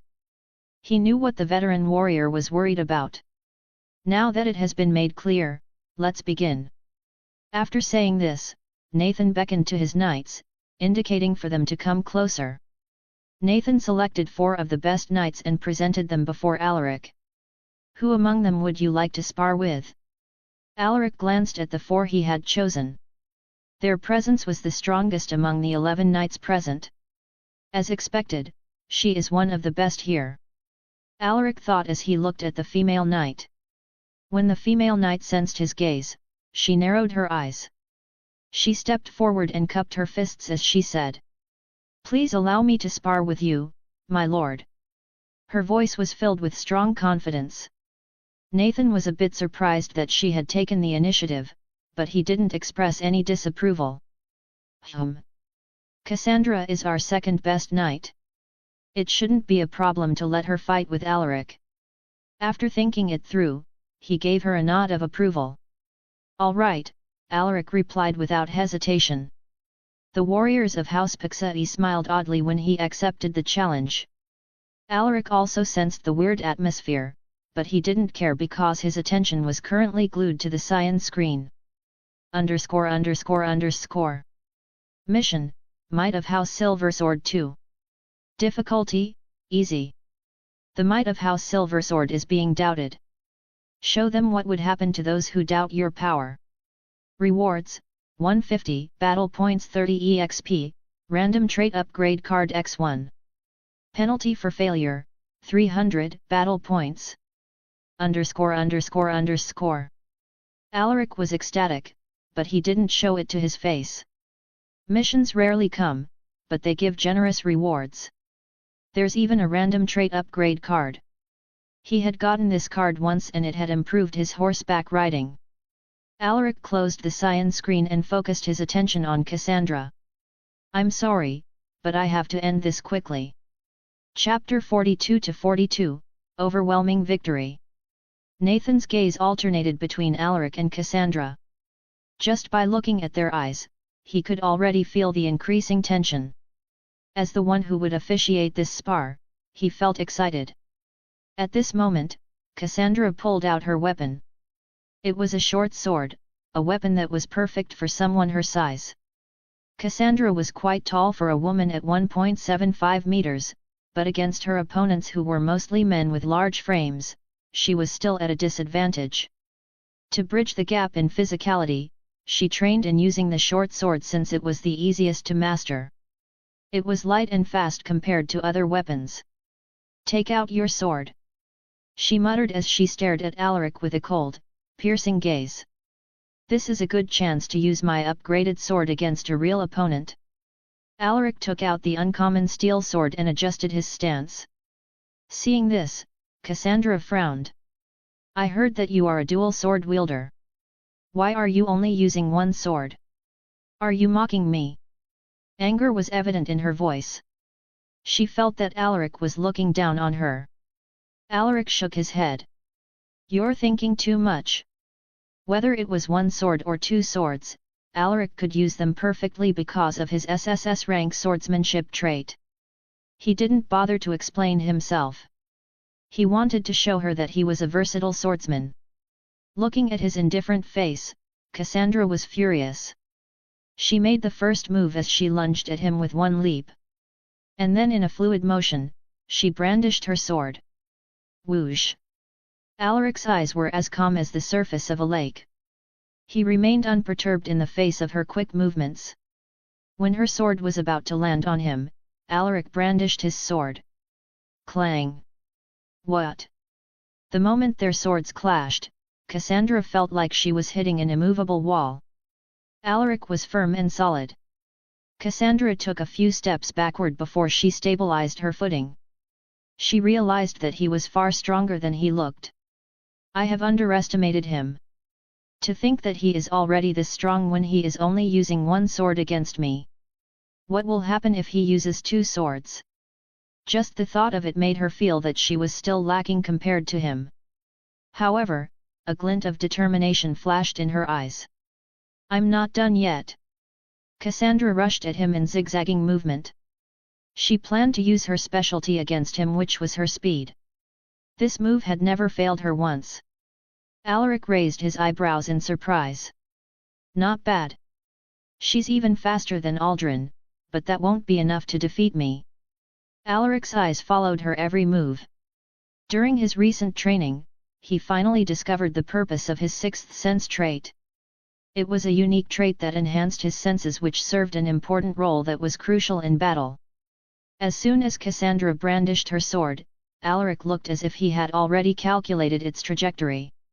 He made a quick step forward and slashed out. Whoosh! Clang! Their swords clashed and created sparks that flew in every direction. Crack! It was then that everyone heard a cracking sound as Cassandra's sword broke apart under the intense power behind Alaric's attack. The tip of Alaric's sword hovered in front of Cassandra's eyes, making the proud female knight smile bitterly. I lost. She glanced at her now broken sword with shock. He didn't even use mana, but he actually managed to break my sword. Unbelievable. Alaric sheathed his sword and cupped his fists at Cassandra. It was a good fight, he muttered. Everyone was stunned by how the fight had ended. They were aware of Cassandra's skill. As the second best knight of House Pixie, she had already established a strong image. No one would have thought that she would be defeated with such ease. Even a layman like Nathan could see the vast difference in their combat strength. Clap! Clap! Clap! A series of clapping sounds broke the silence. It was a good fight, Lord Alaric. Hershey smiled as she approached him. She didn't even bother to conceal her admiration for him. Alaric lowered his gaze when he saw her unmasked admiration. Thank you for your praise, my lady. Splendid. As expected of you, Lord Alaric. You even bested our second strongest knight. Ha ha ha. Nathan's boisterous laughter echoed within the training ground. Alaric didn't know how to respond to his straightforward words, so he only chuckled lightly. Meanwhile, Elena almost jumped in excitement when she saw Alaric's performance. Her eyes twinkled. She then sent Alaric a sneaky thumbs up when she saw him glance her way. On the other hand, the stern-faced Warwick smiled. He felt proud to see the young lord showing off his power. At this moment, all the warriors of House Pixie no longer doubted Alaric. They thought that the rumors they heard about him were exaggerated. Now, they realized that those weren't just baseless rumors. Amazing! How did he reach that level of swordsmanship at his age? If I hadn't seen it with my own eyes, I wouldn't have believed it to be true. It seems like we are witnessing the birth of a prodigy who will one day engrave his name in the Astanian Dragon leaderboard. Alaric awkwardly chuckled when he heard their words. He then turned his gaze to Nathan and said, My lord, I would like to take a moment of rest before we begin with the meeting. It was only an excuse. The truth was that he wanted to spend more time with Hershey. She was one of his greatest regrets in his past life. Just recalling how he had treated her made him feel guilty. I will face your feelings this time, Hershey. Oh my! How thoughtless of me! Nathan face-palmed himself. Hershey, quickly bring Lord Alaric and his companions to the accommodation that we had prepared for them. He instructed his daughter. Yes, my lord. Hershey acknowledged his instructions with a nod of her head. I'm really sorry, Lord Alaric. I promise that I will prepare a feast for you tonight to make up for this mistake. Nathan apologetically said. You don't need to apologize, my lord. It's just a minor matter. Thank you for your understanding. A moment later, Hershey brought them to the guest mansion, which was just 50 meters away from the main mansion.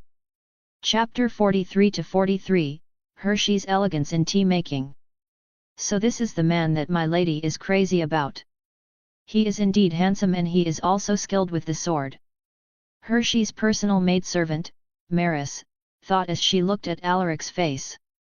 She almost fell for Alaric when she saw him fight against Cassandra. We're here, my lord. Do you want me to give you a tour of the mansion? Hershey asked as she stared expectantly at Alaric. She was also like this in my past life. Even when I ignored her for a long time, she would always look at me with that face. Alaric nodded his head absent-mindedly. And so, they spent almost an hour touring around the guest mansion. Hershey introduced everything to him in detail, from the paintings on the walls to the furniture, and she even told him how the mansion was built. She talked non-stop for that entire tour, but Alaric never got tired of her voice. He attentively listened to her and even occasionally made comments. As they interacted, they gradually became more comfortable with each other. Alaric could now look straight in her eyes and Hershey could already make jokes with him. Elena saw everything happen and she had mixed feelings about it. She was happy that her lord met an elegant and kind young lady, but she was also jealous of their growing familiarity with each other. She firmed her heart and repeatedly told herself that everything would be fine. After the tour, Hershey offered to make tea for him, to which Alaric agreed without hesitation. "I will be back in a minute, my lord." Hershey excused herself before she turned around and left to get the things she needed to make tea. As soon as she left, Alaric took his seat and opened the cyan screen. ______. Mission complete. You received 150 battle points, 30 EXP, random trait upgrade card X1. _____. Do you want to use the random trait upgrade card? Yes, no. Alaric clicked yes. Congratulations! Your trait Close Combat, D, has been upgraded to Close Combat, C. A new set of memories appeared in his mind. He wasn't flustered by the sudden influx of foreign memories because he had already experienced this before. New hand-to-hand combat methods were introduced into his mind. It was a unique feeling, as if something was incorporated in his body. It's close combat this time, not bad. This will improve my combat ability. Alaric Silver Sword Knight EXP, 325/500. Potential, B. Traits, Horseback Riding, C. Swordsmanship, SSS, Close Combat, C. Archery, F. Hunting, E. Tracking, F. Sixth Sense, F. Strength, 100. Stamina, 34+. Agility, 43+. Vitality, 27+. Endurance, 42+. Mana, 13+. Battle points, 2,300. Stat points, 23. Requirements for next advancement, 500 EXP, 100 in all attributes, and 5,000 battle points. He already accumulated 22 stat points, but he decided to keep them for the time being. There might come a time when he would need to increase a specific stat, just like what happened during their encounter with the Goblin Chieftain.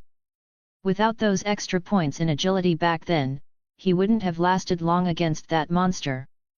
After checking his progress, Alaric closed the cyan screen. A few minutes later, Hershey and her maidservant arrived. The latter was pushing a tray cart with a tea set on top of it. "Thank you for waiting, my lord." Hershey smiled at him. She then sent her maidservant a look that said, "I'll take care of this." Maris understood her intentions and took a step back with her head lowered. Her lady was proficient in tea ceremonies, so she wasn't worried that she would make a mistake. "I will now prepare your tea, my lord," Hershey informed Alaric before she started preparing his tea. Alaric had already witnessed her expertise in tea making in his past life. It was refreshing to see it once more, and it was performed by a younger Hershey. The young lady's hands moved elegantly and it looked as if she was doing a performance. Her movements were well practiced, as if it was deeply engraved in her bones. Elena, who was watching this, was awed by her impeccable performance. "I want to learn it." That was her thought as she watched Hershey's unmatched grace in making tea. A moment later, a freshly made tea was presented to Alaric. "Here's your tea, my lord. I hope you enjoy it." Alaric nodded with a smile. "Thank you." He lifted the teacup and inhaled the unique aroma of the tea. Hershey felt a bit nervous as she watched him. Will he like it? While she was nervously watching him, Alaric brought the teacup to his mouth and took a light sip. This familiar taste. His eyes glazed over as the familiar taste filled his mouth. It's delicious, Alaric remarked as he tried to smooth down his emotions. Hershey's eyes brightened upon hearing his words. I'm glad that you like it, my lord. She couldn't stop herself from beaming. Meanwhile, images of Hershey making tea for him in his past life flashed in Alaric's mind. Her gentle smile, her tender gaze, and her unwavering love. I'm sorry, he muttered as he lowered his head. Did you say something, my lord? Hershey stared at him in surprise, wondering if she had heard him wrong. Did he just apologize to me? Maybe I heard it wrong. Alaric was silent for a moment as he looked at the tea inside the cup. It's nothing. He shook his head. The tea made me recall a distant memory. He added. I see. Hershey was curious about this, but she felt that it was something that she shouldn't probe. Why don't you join me, my lady? Let's talk about other matters while we drink tea. Alaric changed the topic. Hershey smiled and nodded at the suggestion. All right. What would you like to talk about, my lord? I heard that. The two engaged in a heartfelt conversation as they enjoyed their tea. Time passed by unknowingly. A servant came to inform them that it was almost time for dinner. I enjoyed our conversation, my lord. Let's talk again another time. We shouldn't let the others wait. Hershey reluctantly stood up. Alaric nodded in agreement. Chapter 44-44, Liam and Theo. At the dining hall, only Alaric was allowed entry, so he asked Warwick to protect Elena. I'm sorry about your companions, my lord. Lady Vivian doesn't like it when servants dine with us. I hope you understand. Hershey muttered apologetically. Alaric wasn't annoyed since he already knew that some nobles could be very particular about status and customs. It's fine. He replied calmly. Hershey was relieved. She noticed that Alaric was very attentive to his servant girl. She could even feel that there was a vague connection between them. The dining hall is this way, my lord. Just one more turn and we will be there. In the next moment, they finally arrived at the dining hall. Nathan, Vivian, and two men in their 20s were already there, seated in their respective seats. Lord Alaric, come here. We left this spot empty for you. Vivian beckoned to him as she pointed at the chair next to Baron Nathan. Alaric nodded at her. Thank you, my lady. Vivian's smile deepened. She then turned her gaze to Hershey and sent her a deep look. Hershey pretended like she didn't see this and sat to Alaric's right. After they had taken their seats, Nathan clapped his hands and gave a signal to the servants. Nathan looked at Alaric and said, I don't know what kind of food you like, so I instructed the servants to prepare all sorts of dishes for you. I hope that they will be to your liking. Anything is fine with me, my lord, Alaric replied with a light smile. That's good. By the way, I'd like to introduce you to my sons. This is my eldest son Theo and this is his younger brother Liam. Nathan introduced the two men sitting to his left. Alaric cupped his fists at them. My name is Alaric Silversword. I'm pleased to make your acquaintance. The two men had different responses to his greeting. The older man, who looked to be in his late 20s, had short blonde hair and a lean physique. He didn't look quite pleased with Alaric's presence. The sidelong glance and his condescending gaze didn't escape Alaric's attention. The name's theology. Meanwhile, the younger brother named Liam politely cupped his fists at Alaric. I'm pleased to meet you, Lord Alaric. My name is Liam. Unlike his older brother, who looked like a trained warrior, Liam was on the slender side. Alaric was already familiar with these two since he had met them in his past life. Theo might look arrogant on the surface, but he was very caring towards his siblings. On the other hand, his younger brother, Liam, was nothing but a gambling addict who would also indulge in sexual pleasure and alcohol. A few minutes later, the food was finally served. True to his promise, Nathan had indeed prepared a huge feast for him. All sorts of dishes, from seafood to monster meat, were presented on the table. "Let's eat." The atmosphere in the dining hall was lukewarm. Only Nathan and Vivian spoke with Alaric. Surprisingly, Hershey didn't say anything, as if she was afraid of something. The strange atmosphere made Alaric realize that there was something he didn't know about this family. Suddenly, Vivian mentioned something that made everyone momentarily stop eating. "Lord Alaric, what do you think of my daughter, Hershey?" Vivian smiled with a probing look. Hershey's heart skipped a beat upon hearing this, and she couldn't help but sneak a glance at the young man sitting next to her. Alaric wiped his mouth with a napkin before he responded with a faint smile. "Lady Hershey is a beautiful and elegant young woman. I'm very impressed by her skills in tea making." He paused as he turned his gaze to Hershey and continued. "Before coming here, I heard that she is also a great painter. I haven't seen her paint, but I would like to have my portrait made by her." Hershey felt like her heart leaping in joy when she heard his words, and his gentle gaze was like a spell that enthralled her soul. When she realized that she had stared at him for too long, she was flustered. She quickly lowered her head to hide her reddening face. "Oh!" Vivian's eyes lit up. She didn't expect things to go this smoothly. She planned to betroth Hershey to another noble if Alaric showed no interest in her, but from the looks of it, there was no need for her to go through much trouble anymore. "It's still too early to discuss marriage. I just hope that this little bitch won't do anything foolish to scare Alaric away." While she was immersed in her thoughts, one person was giving Alaric a sharp gaze. He tried to hide it, but Alaric immediately sensed his hostility because of his sixth sense trait.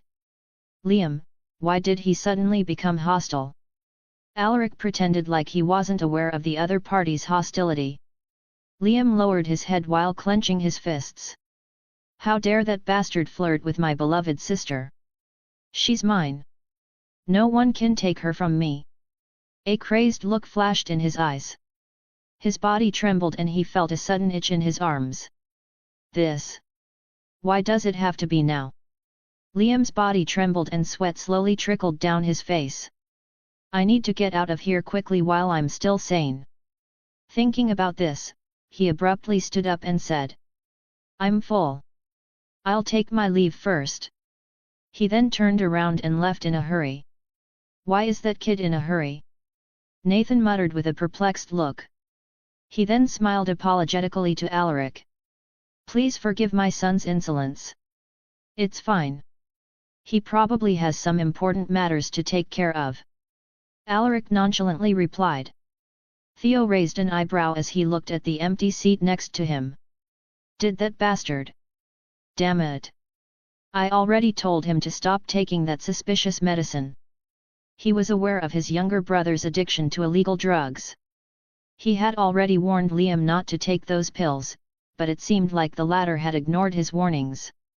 Chapter 45-45, The Suspicious Behavior of Liam. After the dinner, Nathan told Alaric to follow him to his study room to discuss the future collaboration of House Silversword and House Pixie. For this discussion, Alaric asked Nathan's permission to bring another person, to which the other party agreed after some thought. In the next moment, Alaric brought Harris with him to Nathan's study room. This guy was the best talent House Silversword had in the field of business. Harris's presence made Alaric feel at ease. Nathan glanced briefly at Harris before he turned his gaze to Alaric. "Then let's begin with the first agenda." The things they talked about were mostly related to the joint businesses owned by the two households, as well as the future collaborations that they would work on. Alaric was prepared for this moment, but there were still some key points that he had forgotten. Fortunately, Harris was there to save his ass, so the discussion proceeded smoothly.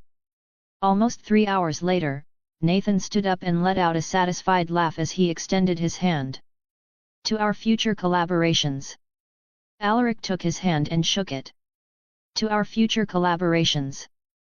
By the way, you should stay here in Rivad for a while. I've already asked Hershey to accompany you in the next few days to give you a tour of the city." Hearing this, Alaric nodded his head. "That would be great. I've been planning to have a look at the beautiful landscapes of Rivad. Having Lady Hershey with me will save me some trouble of having to travel around aimlessly." He chuckled. "Ha ha ha. Don't worry. Hershey knows this city like the back of her hand. Then I look forward to my stay here in the next few days." Nathan heartily laughed. After a few small talks, Alaric excused himself and left with Harris. "That was exhausting. I tried my best, but I'm really not cut out for this." Alaric shook his head with a wry smile. "You did a good job, my lord. You just need more experience. With a little more training, you will soon be fine on your own." Harris replied with a light chuckle. Alaric shook his head without saying anything. He knew his limits. They returned to the guest mansion and retired to their respective rooms. "My lord, it's almost time for your tour with Lady Hershey." Alaric was awoken by a soft tug on his arm. He rubbed his eyes and looked at Elena, who was staring at him with an exasperated expression. "What time is it?" he asked as he slowly lifted his body off the bed. Elena pointed at the wall clock and responded. "It's almost 7 in the morning, my lord. You only have 30 minutes before your appointed meeting with Lady Hershey. Geez. You need to get up now." Looking at her pouting lips and her annoyed little face, Alaric laughed in amusement. "Yes, my lady Nana." Hearing this, Elena blushed in embarrassment. She then grabbed a pillow and threw it at him, but he expertly dodged it and rushed out of his room. "Grr!" Elena glared at his fleeing figure. Outside his room, Warwick was surprised to see Alaric running away in a hurry. "My lord." The veteran elite knight took a peek at his room and saw Elena standing next to the bed with an annoyed look. "She's the only servant who would dare to do something like this to Lord Alaric." Warwick chuckled as he shook his head. After a quick bath, Alaric changed into his new custom-made clothes. He then stepped out of the guest mansion and found out that Hershey was already waiting for him outside. "Good morning, my lord. How was your sleep?" Hershey's smile made her look even more beautiful. "Thanks to your hospitality, I had rested well. By the way, that dress looks good on you, my lady." Alaric was mesmerized by her beauty. Hershey was a bit embarrassed by his compliment. "I don't deserve your praise, my lord." In the next moment, Hershey invited him to the carriage. Just as they were about to enter, a figure suddenly appeared behind them. "Hold on." Alaric stopped in his tracks and raised his eyebrows as he looked at the person who had stopped them. It was the lanky Liam dressed in standard noble attire. "Liam? Why are you here?" Hershey looked surprised to see her brother. Liam smiled and slowly approached them. "I heard that you two are going to tour the entire city. Will it be alright if I come with you?" "That?" Hershey hesitated. She wanted to spend some time with Alaric, so she didn't want her half-brother to come with them. She also felt that Liam had given her strange gazes in the past few days, which made her instinctively suspicious. "What should I do?" Before she could respond, Alaric's curt voice drifted into her ears. "I'm sorry, Lord Liam, but I would like to be alone with Lady Hershey. There are some matters that I would like to speak with her privately. I hope that you understand." Liam's smiling face stiffened upon hearing his words. "This bastard! What a pity! Since you have some important matters to discuss with my sister, then I won't bother you too." "Excuse me." Liam turned around and left with heavy strides. "How dare that fucking bastard embarrass me in front of my beloved little sister!" "Just you wait, Alaric. Accidents do happen on the road. Be careful or you might trip." A cold smile hung on Liam's face. Alaric's senses were telling him that something was off with that guy, so he rejected his suggestion without hesitation. "I'm sorry for rejecting him without hearing your opinion, my lady." He smiled apologetically at Hershey. "It's fine." Hershey smiled as she waved her hand. She then changed the topic as they walked inside the carriage. "You told him that you want to speak with me privately. So what do you want to discuss with me?" Alaric was caught off guard and he was momentarily stunned. Ah, about that. Chapter 46-46, The Bridge of Eternity and the Benevolent God Aru. Hershey stared at him with anticipation, wondering what he'd say. Looking at her face, Alaric suddenly thought about something and said, "Like I said last night, I hope that you can paint a portrait of me." Oh. So it's about that. Hershey was inwardly disappointed, but she didn't show it to her face. "It's fine if you don't want to. I know that you are a busy woman." Alaric didn't make things difficult for her. "It won't be an issue at all, my lord." Hershey waved her hand as she shook her head. She looked at his handsome face and smiled softly. "Besides, I have already started painting your portrait."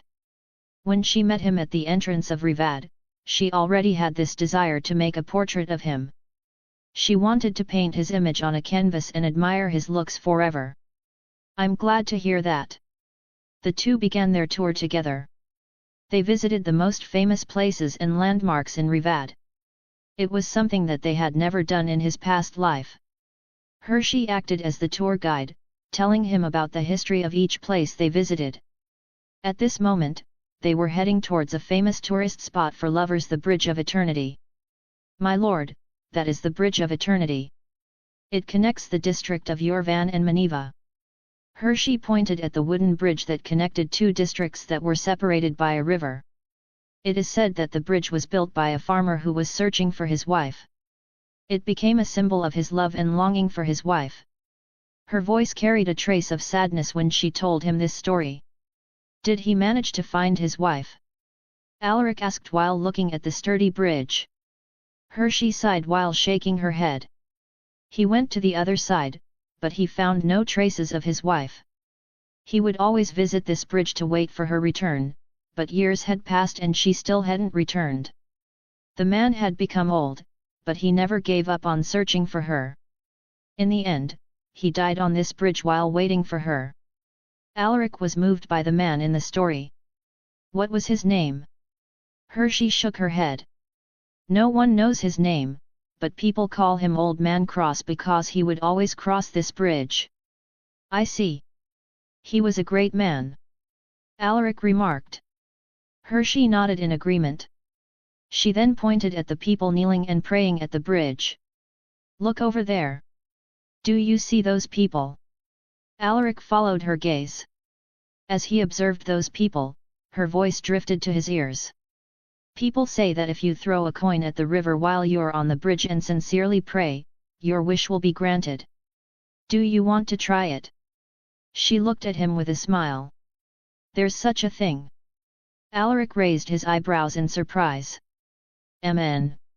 It is said that the benevolent god Aru was moved by Old Man Cross's longing for his wife, so he baptized the bridge he created, which turned it into a place of miracle." Hershey explained. "The benevolent god, Aru." The people of Astania were devout believers of Aru, who was known as the benevolent god. It was largely because of this sacred religion that the empire was able to conquer a big piece of land on this vast continent. The members of House Silversword were also devout believers of Aru, including Alaric himself. As they walked towards the Bridge of Eternity, Alaric began to question himself. Did Aru send me back to the past to stop the destruction of his believers? My lord, are you all right? Hershey's voice broke him from his stupor. Alaric smiled lightly and nodded. I'm all right. What do I need to do again? Just throw a coin and pray sincerely, right? That's right. I'll show you. Hershey took out a coin from her leather purse and tossed it into the river.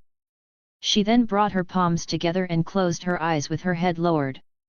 Seeing this, Alaric followed what she did. He took out a coin and tossed it into the river. He then closed his eyes as he sincerely prayed to Aru. Aru, I don't know if you were the one who sent me back to the past, but please help me change the cruel future that I've seen. I don't wish to see that hell again. While he was offering his prayers, Hershey opened her eyes and looked at him. She smiled and patiently waited for him to complete his prayers. Not far from them, Elena also decided to give it a try. She took out a coin from her little pouch and threw it into the river. Aru, please give my lord your protection. It was the sincere wish of a servant who had fallen for her lord. A few minutes later, Alaric opened his eyes. If you're done, we should go. There are still more places that you have to visit. Hearing this, Alaric calmly nodded his head. He took one last look at the Bridge of Eternity before he left with Hershey. Elena and the rest of their subordinates followed quietly behind them. Upon entering the carriage, Hershey noticed the change in Alaric's mood.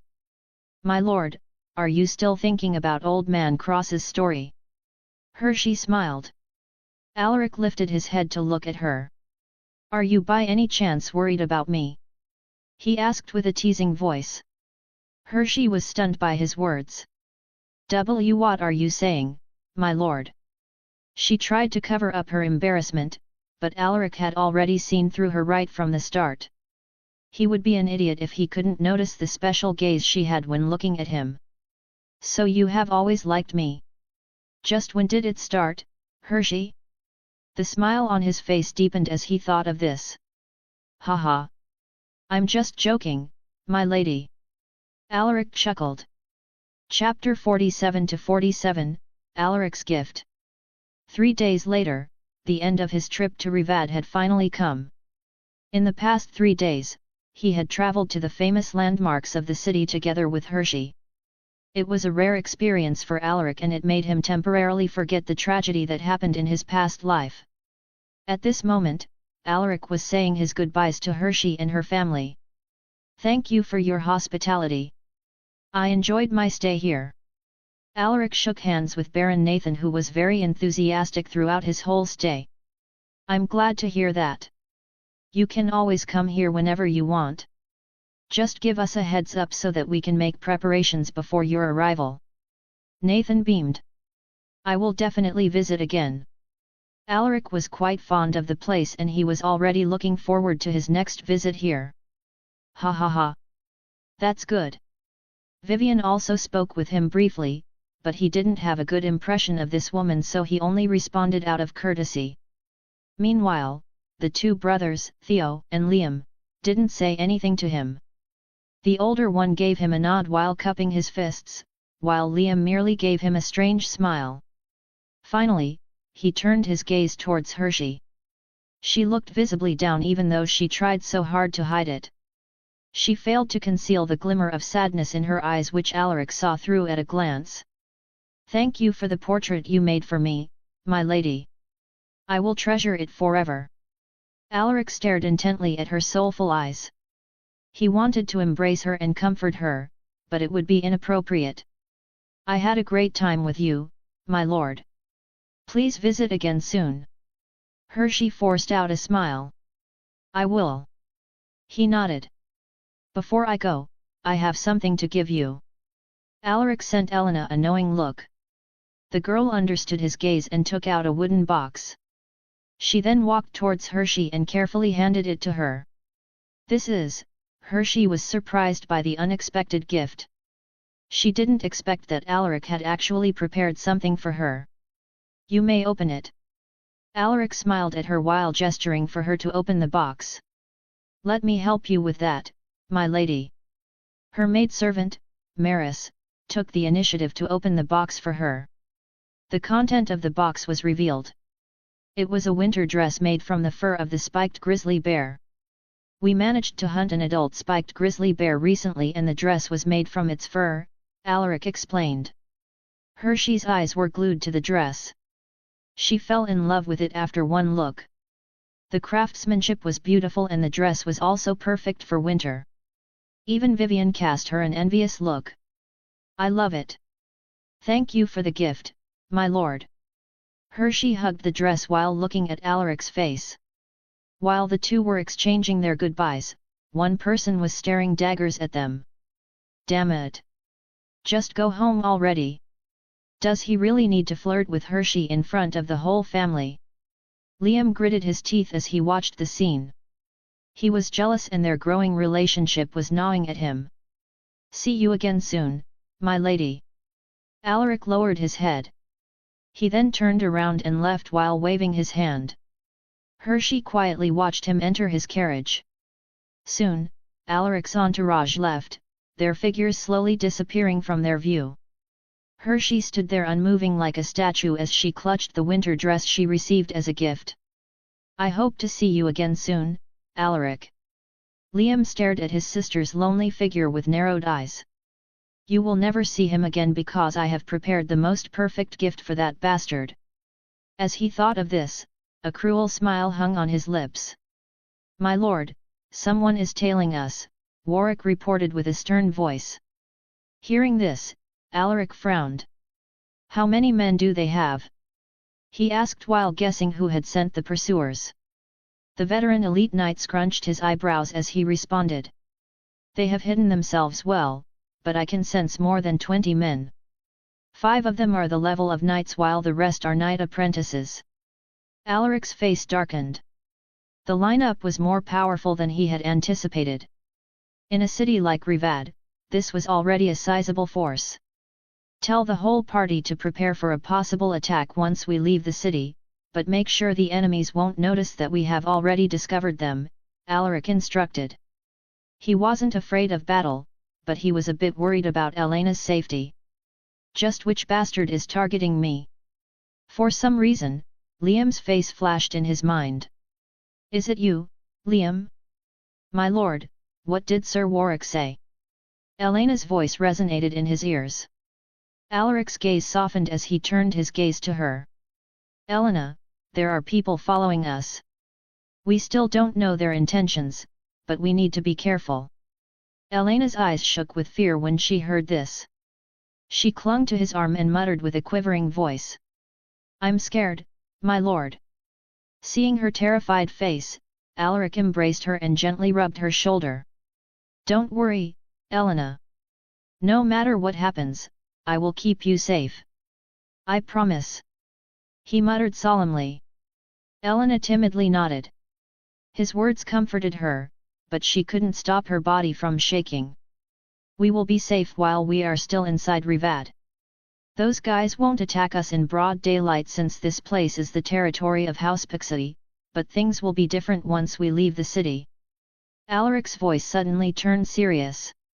"The carriage walls are made of durable materials, so you just need to hide here when the fighting starts. Never open the door for anyone and wait for my return. Can you do that for me, Elena?" Alaric reminded her with a grave look. Elena was afraid, but she knew that she must not make her lord worried about her in this situation. She exhaled a deep breath and nodded her head. "Why yes, my lord." Chapter 48-48, Pursuers. "We have Warwick, 2 experienced knights, and 7 knight apprentices. The remaining 10 are ordinary soldiers." Alaric rubbed his chin as he entered into deep thought. "I should have brought more warriors with me." He thought that the trip would be smooth since Rivad was the territory of their longtime ally. He was once again slapped by the harsh reality of the world. There was no such thing as a safe place on this continent. Even in North Pine Town, danger still lurked. As they neared the gates of Rivad, a tense atmosphere hung over the entourage. The warriors kept their dominant hand on their weapons, prepared to take action at a moment's notice. "Just which idiots are targeting us?" one of the 2 knights muttered, annoyance evident in his voice. He was a bald middle-aged man with a short grey beard and a pair of blue eyes. The most striking feature about him was the sword scar that stretched from his left forehead down to the left side of his face. His name was Bernard, an experienced knight who had served House Silversword for over 3 decades. "Hey, lower your voice," reminded the knight who was riding a horse next to him. He looked a decade younger than Bernard with his thick eyebrows and wavy black hair. He also had a pair of monolid eyes which revealed the foreign blood that ran through his veins. This man's name was Cholmo. Warwick turned his head and glared at them, making the 2 knights flinch. "We're about to step out of the city. Keep your eyes peeled," Warwick muttered in a voice that was just enough for them to hear. Bernard and Cholmo nodded their heads in unison. A moment later, the group finally crossed the gates of the city. Everyone tightened their grip on their weapons while eyeing the surroundings with cautious eyes. Inside the carriage, Alaric's focus was broken by the sudden appearance of the cyan screen. _____. Mission: kill the hired mercenaries. Difficulty: easy. A mercenary group was hired to kill you. Defeat them without losing a single soldier on your side. Rewards: 200 battle points, 40 exp, 5 stat points. Penalty for failure: 350 battle points. _____. A mission. Alaric frowned when he saw the mission description. It wants us to win without someone dying on our side. Considering the difference in combat strength between both sides, this was a bit difficult. After all, they still need to protect the carriage where Elena would hide. Although they had Warwick, who was an elite knight, the other side had 5 knights and 15 knight apprentices. On the other hand, they only had 3 knights including Alaric, and 7 knight apprentices. The rest were just normal soldiers. If both sides clashed, it was inevitable for them to have some casualties. We need a plan. Alaric narrowed his eyes as he stared at the situation outside through the window. Their target should be me, so the focus of their attacks will be on me. Now, how do I make use of this information to defeat them without losing anyone? Alaric pondered deeply. Suddenly, an idea came to his mind. An isolation tactic. Yeah, that might work. As soon as he thought of this, Alaric slowly made his preparations. He let Elena double-check the straps on the leather armor beneath his winter coat. After making sure that everything was in place, Alaric looked at the young girl and said, "Elena, never open the door until the battle is over. I will be back." Elena stared at him with a worried face. "Please be careful, my lord. I will pray to Aru and ask him to protect everyone," she muttered in a trembling voice. Alaric nodded and patted her head before he stepped out of the carriage. He hopped on the warhorse prepared for him, his eyes sweeping over the surroundings. There were no signs of anomalies, but his senses were screaming danger, something that had never been wrong before. At this moment, they had already traveled a certain distance from Rivat and they were close to reaching a secluded forest. Fighting in the forest would be dangerous for the group. We don't know what kind of weapons the enemies have, so it would be better to fight them in an open area where we can see them clearly. Thinking about this, Alaric raised his hand and signaled for the group to take a different route. Hidden not far from them were a group of warriors dressed in different kinds of armor. Some wore leather armor, while others were in steel-plated armor. "Boss, why did they take a detour? Do you think we have been discovered?" A man holding a pair of machetes asked the middle-aged man wearing an eye patch. Everyone glanced at their boss. This was a job with generous pay, so they didn't want any accidents to happen. The man wearing an eye patch frowned. "It doesn't seem to be the case. Maybe they are just being cautious, but we need to make a move soon. Just wait for my signal." The mercenaries nodded upon hearing his words. Suddenly, they saw a man stepping out of the carriage. "Boss, isn't that guy our main target?" The man wearing an eye patch nodded upon hearing this. "That should be him. Our client described his physical features in detail and everything seems to fit with that guy. It looks like our prey has appeared, my brothers. Get ready to take action," he muttered as he took out his weapon, a two-handed sword. The eyes of the mercenaries flashed with killing intent and anticipation. Once they completed this mission, they wouldn't need to take on a job for a while. The man wearing an eye patch stared deeply at their main target. For some reason, he felt a chill upon seeing him. "I, Juva, had never failed a mission once, so why do I have a bad feeling about that guy?" He felt an instinctive urge to abandon the mission, but the generous rewards quashed the thought immediately. No. This must be a trial set by Agnes. As his follower, how could I flee without even fighting my enemy? Chapter 49-49, False Information. "My lord, they are preparing to attack," Warwick reported with a cold gaze. Hearing this, Alaric pulled his swords and shouted at his men. Bernard. Cholmo. Protect the carriage together with our soldiers. Don't engage the enemies and prioritize everyone's safety at all costs. Yes, my lord. Bernard and Cholmo quickly gathered the troops upon hearing his commands. Under their leadership, a defensive formation was quickly formed around the carriage. As long as they were sticking close to each other, they would be able to properly utilize the defensive formation. These warriors had been trained to fight in any situation, and with the two experienced knights at the core, they formed a formidable team.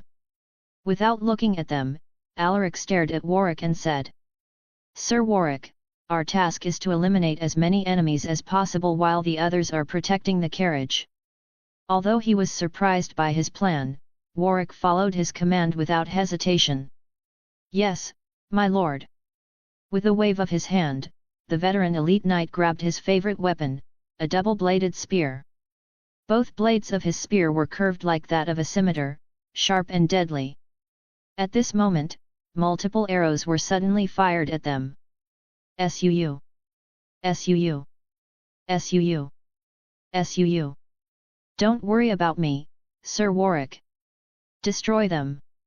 Alaric roared as he casually destroyed the arrows with a wave of his sword. Warwick wasted no time and squeezed his legs, urging his horse to rush at the enemy's location. Suu! Suu! Suu! Suu! Another wave of arrows was fired at him, but an invisible energy prevented those arrows from touching him.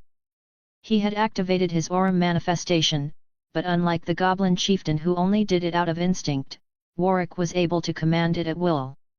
After blocking the arrows, he then pulled the reins and commanded his horse to take a huge leap forward. The mercenaries were momentarily stunned by his horseback riding skills.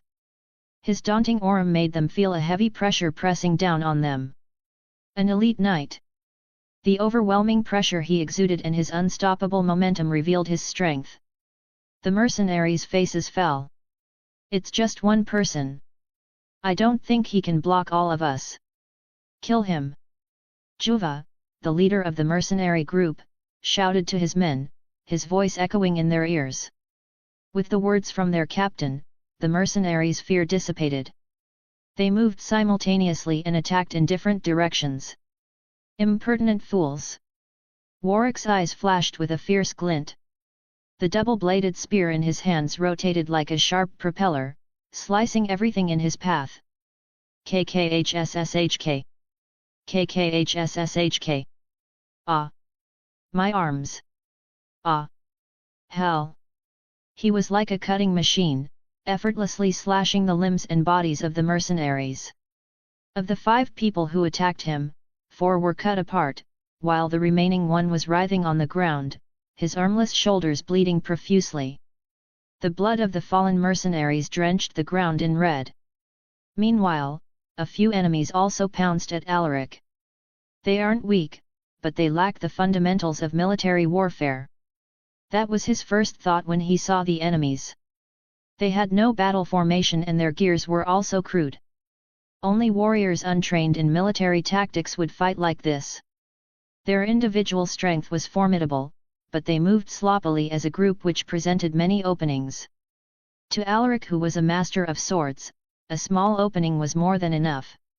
While keeping himself steady on his mount, he waved his swords and aimed for their throats. Whoosh! Whoosh! Whoosh! KHSHHK! KHSHHK! No one was able to dodge his quick strikes. The mercenaries fell from their horses, clutching their throat while gasping for breath.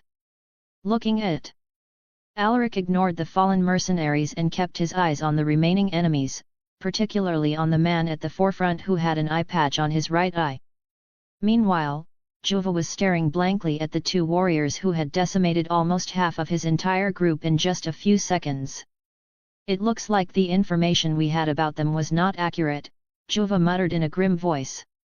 "Agnes, is it finally our time to meet you in the kingdom of Xiphos?" The thought of death didn't scare the mercenary leader.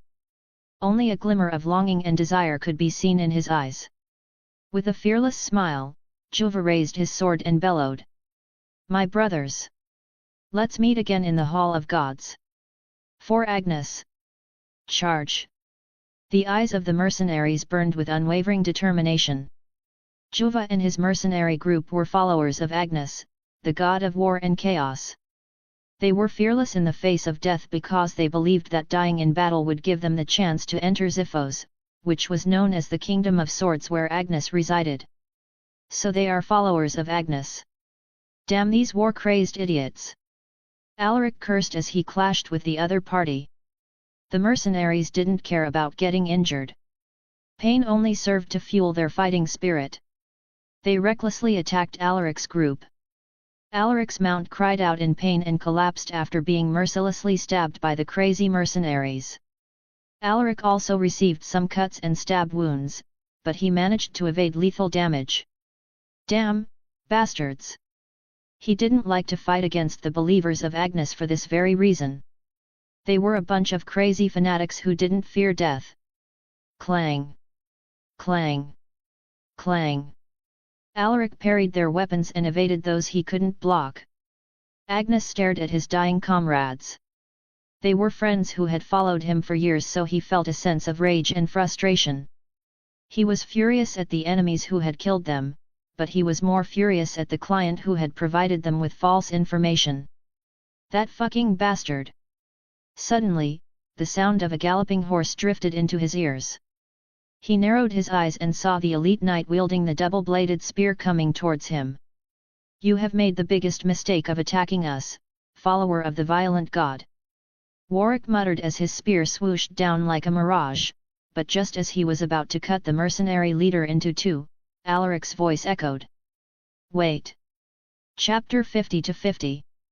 Juva could feel the tip of the spear's blade piercing his skin. The elite knight pulled back his spear and lowered his head at the young man who had just spoken. Step!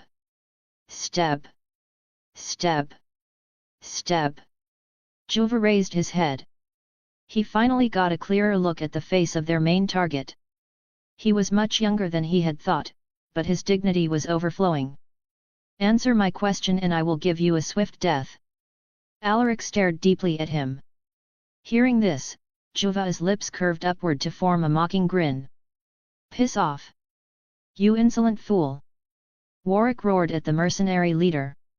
Alaric raised his hand, stopping Warwick from saying anything. Alaric opened his mouth and muttered in a cold voice. I know that you are a follower of Agnes. Juva's smile stiffened. Alaric continued. According to his teachings, the souls of the warriors who die in battle will be welcomed in Xiphos and live forever with him. If you answer my questions, I will gladly send you to Xiphos, but if you don't cooperate with me, I will take you back with us and make sure that you don't die. No. Kill me. Kill me. Juva was agitated by his words. To the warriors who followed Agnes's teachings, there was nothing more humiliating than being granted mercy. They also believed that Agnes would only accept the souls of those who died in battle, while those who died of different causes would become an evil spirits with no hope of reincarnating again. I'll do it. I'll do anything you ask. I will answer your question. Juva was terrified of the thought of turning into an evil spirit. Very well. Alaric nodded, looking pleased by his response. Who hired your group? Alaric stared deeply at the mercenary who had lost his composure. Juva's face turned dark as he responded. It's Liam Pixie. It was him. His voice was filled with anger. So it's really him, Alaric muttered with narrowed eyes. He had already expected Liam's involvement to a certain extent and the mercenary's words confirmed his suspicions. He sent Warwick a knowing look.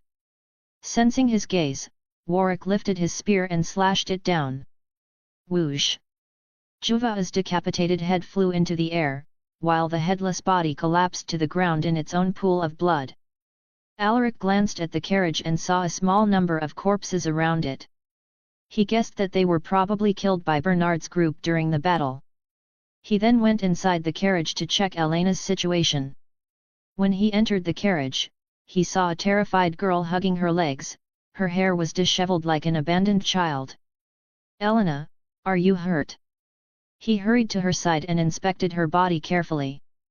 The girl was shivering, but she didn't have any injuries. The arrows failed to penetrate the carriage's durable walls. I am fine, my lord," Elena replied weakly. Her eyes scanned his body and she felt a pang of pain in her heart when she saw his wounds. "My lord, you're hurt." Alaric gently smiled as he caressed her face. "It's all right. They are just shallow wounds," he muttered reassuringly. "Let me help you dress your wounds. They might fester if we leave them be." She rose to her feet and searched for the medicine box that she had brought with her, but she couldn't find it properly because of her trembling hands. Seeing this, Alaric felt guilty. "I'm sorry, Elena. I shouldn't have brought you here." The little girl remained silent. After rummaging through the items, Elena finally found the medicine box. She turned around and carefully grabbed his injured hand. She then opened the medicine box and started cleaning his wounds. "You don't need to apologize, my lord. It wasn't your fault. It was because of you and the warriors that I'm unharmed, so stop blaming yourself, okay?" She glanced fiercely at him, which made him chuckle in amusement. While she was bandaging his wounds, Alaric opened the cyan screen. ______. Mission complete. You received 200 battle points, 40 EXP, 5 stat points. ______. Alaric Silver Sword Knight EXP, 369/500. Potential, B. Traits, Horseback Riding, C. Swordsmanship, SSS, Close Combat, C. Archery, F. Hunting, E. Tracking, F. Sixth Sense, F. Strength, 100. Stamina, 34+. Agility, 43+. Vitality, 27+. Endurance, 42+. Mana, 13+. Battle points, 2540. Stat points, 32. Requirements for next advancement, 500 EXP, 100 in all attributes, and 5000 battle points. He was already over half his EXP requirement and he had even reached the halfway mark of his battle points requirement. My EXP and battle points are already at the halfway mark, but my stats are barely moving. At this rate, it would take me a year before I can advance to the next realm. I need to find a way to trigger more missions. That's the only way for me to speed up my progress. He noticed that missions would only appear when he was faced with unique circumstances. For instance, a mission appeared this time because they were attacked by a bandit group. If missions are only triggered during unique situations, why did I not trigger one when we last went to the Red Toad Gorge to find the dragon tail ferns?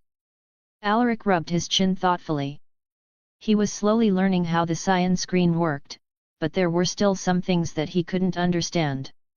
Maybe the situation at the Red Toad Gorge didn't fulfill a certain requirement to be classified as a mission. Alaric tried to come up with an answer, but he only ended up having more questions, which made his head hurt from all the thinking. Let's take it slow. The next major event is the orc invasion, which would happen within 2 years. I still have plenty of time to prepare for that day. I just hope that the orc invasion won't happen earlier than it did in my past life. This was what he was worried about. If the things he knew in his past life deviate too much, then his plans would be affected.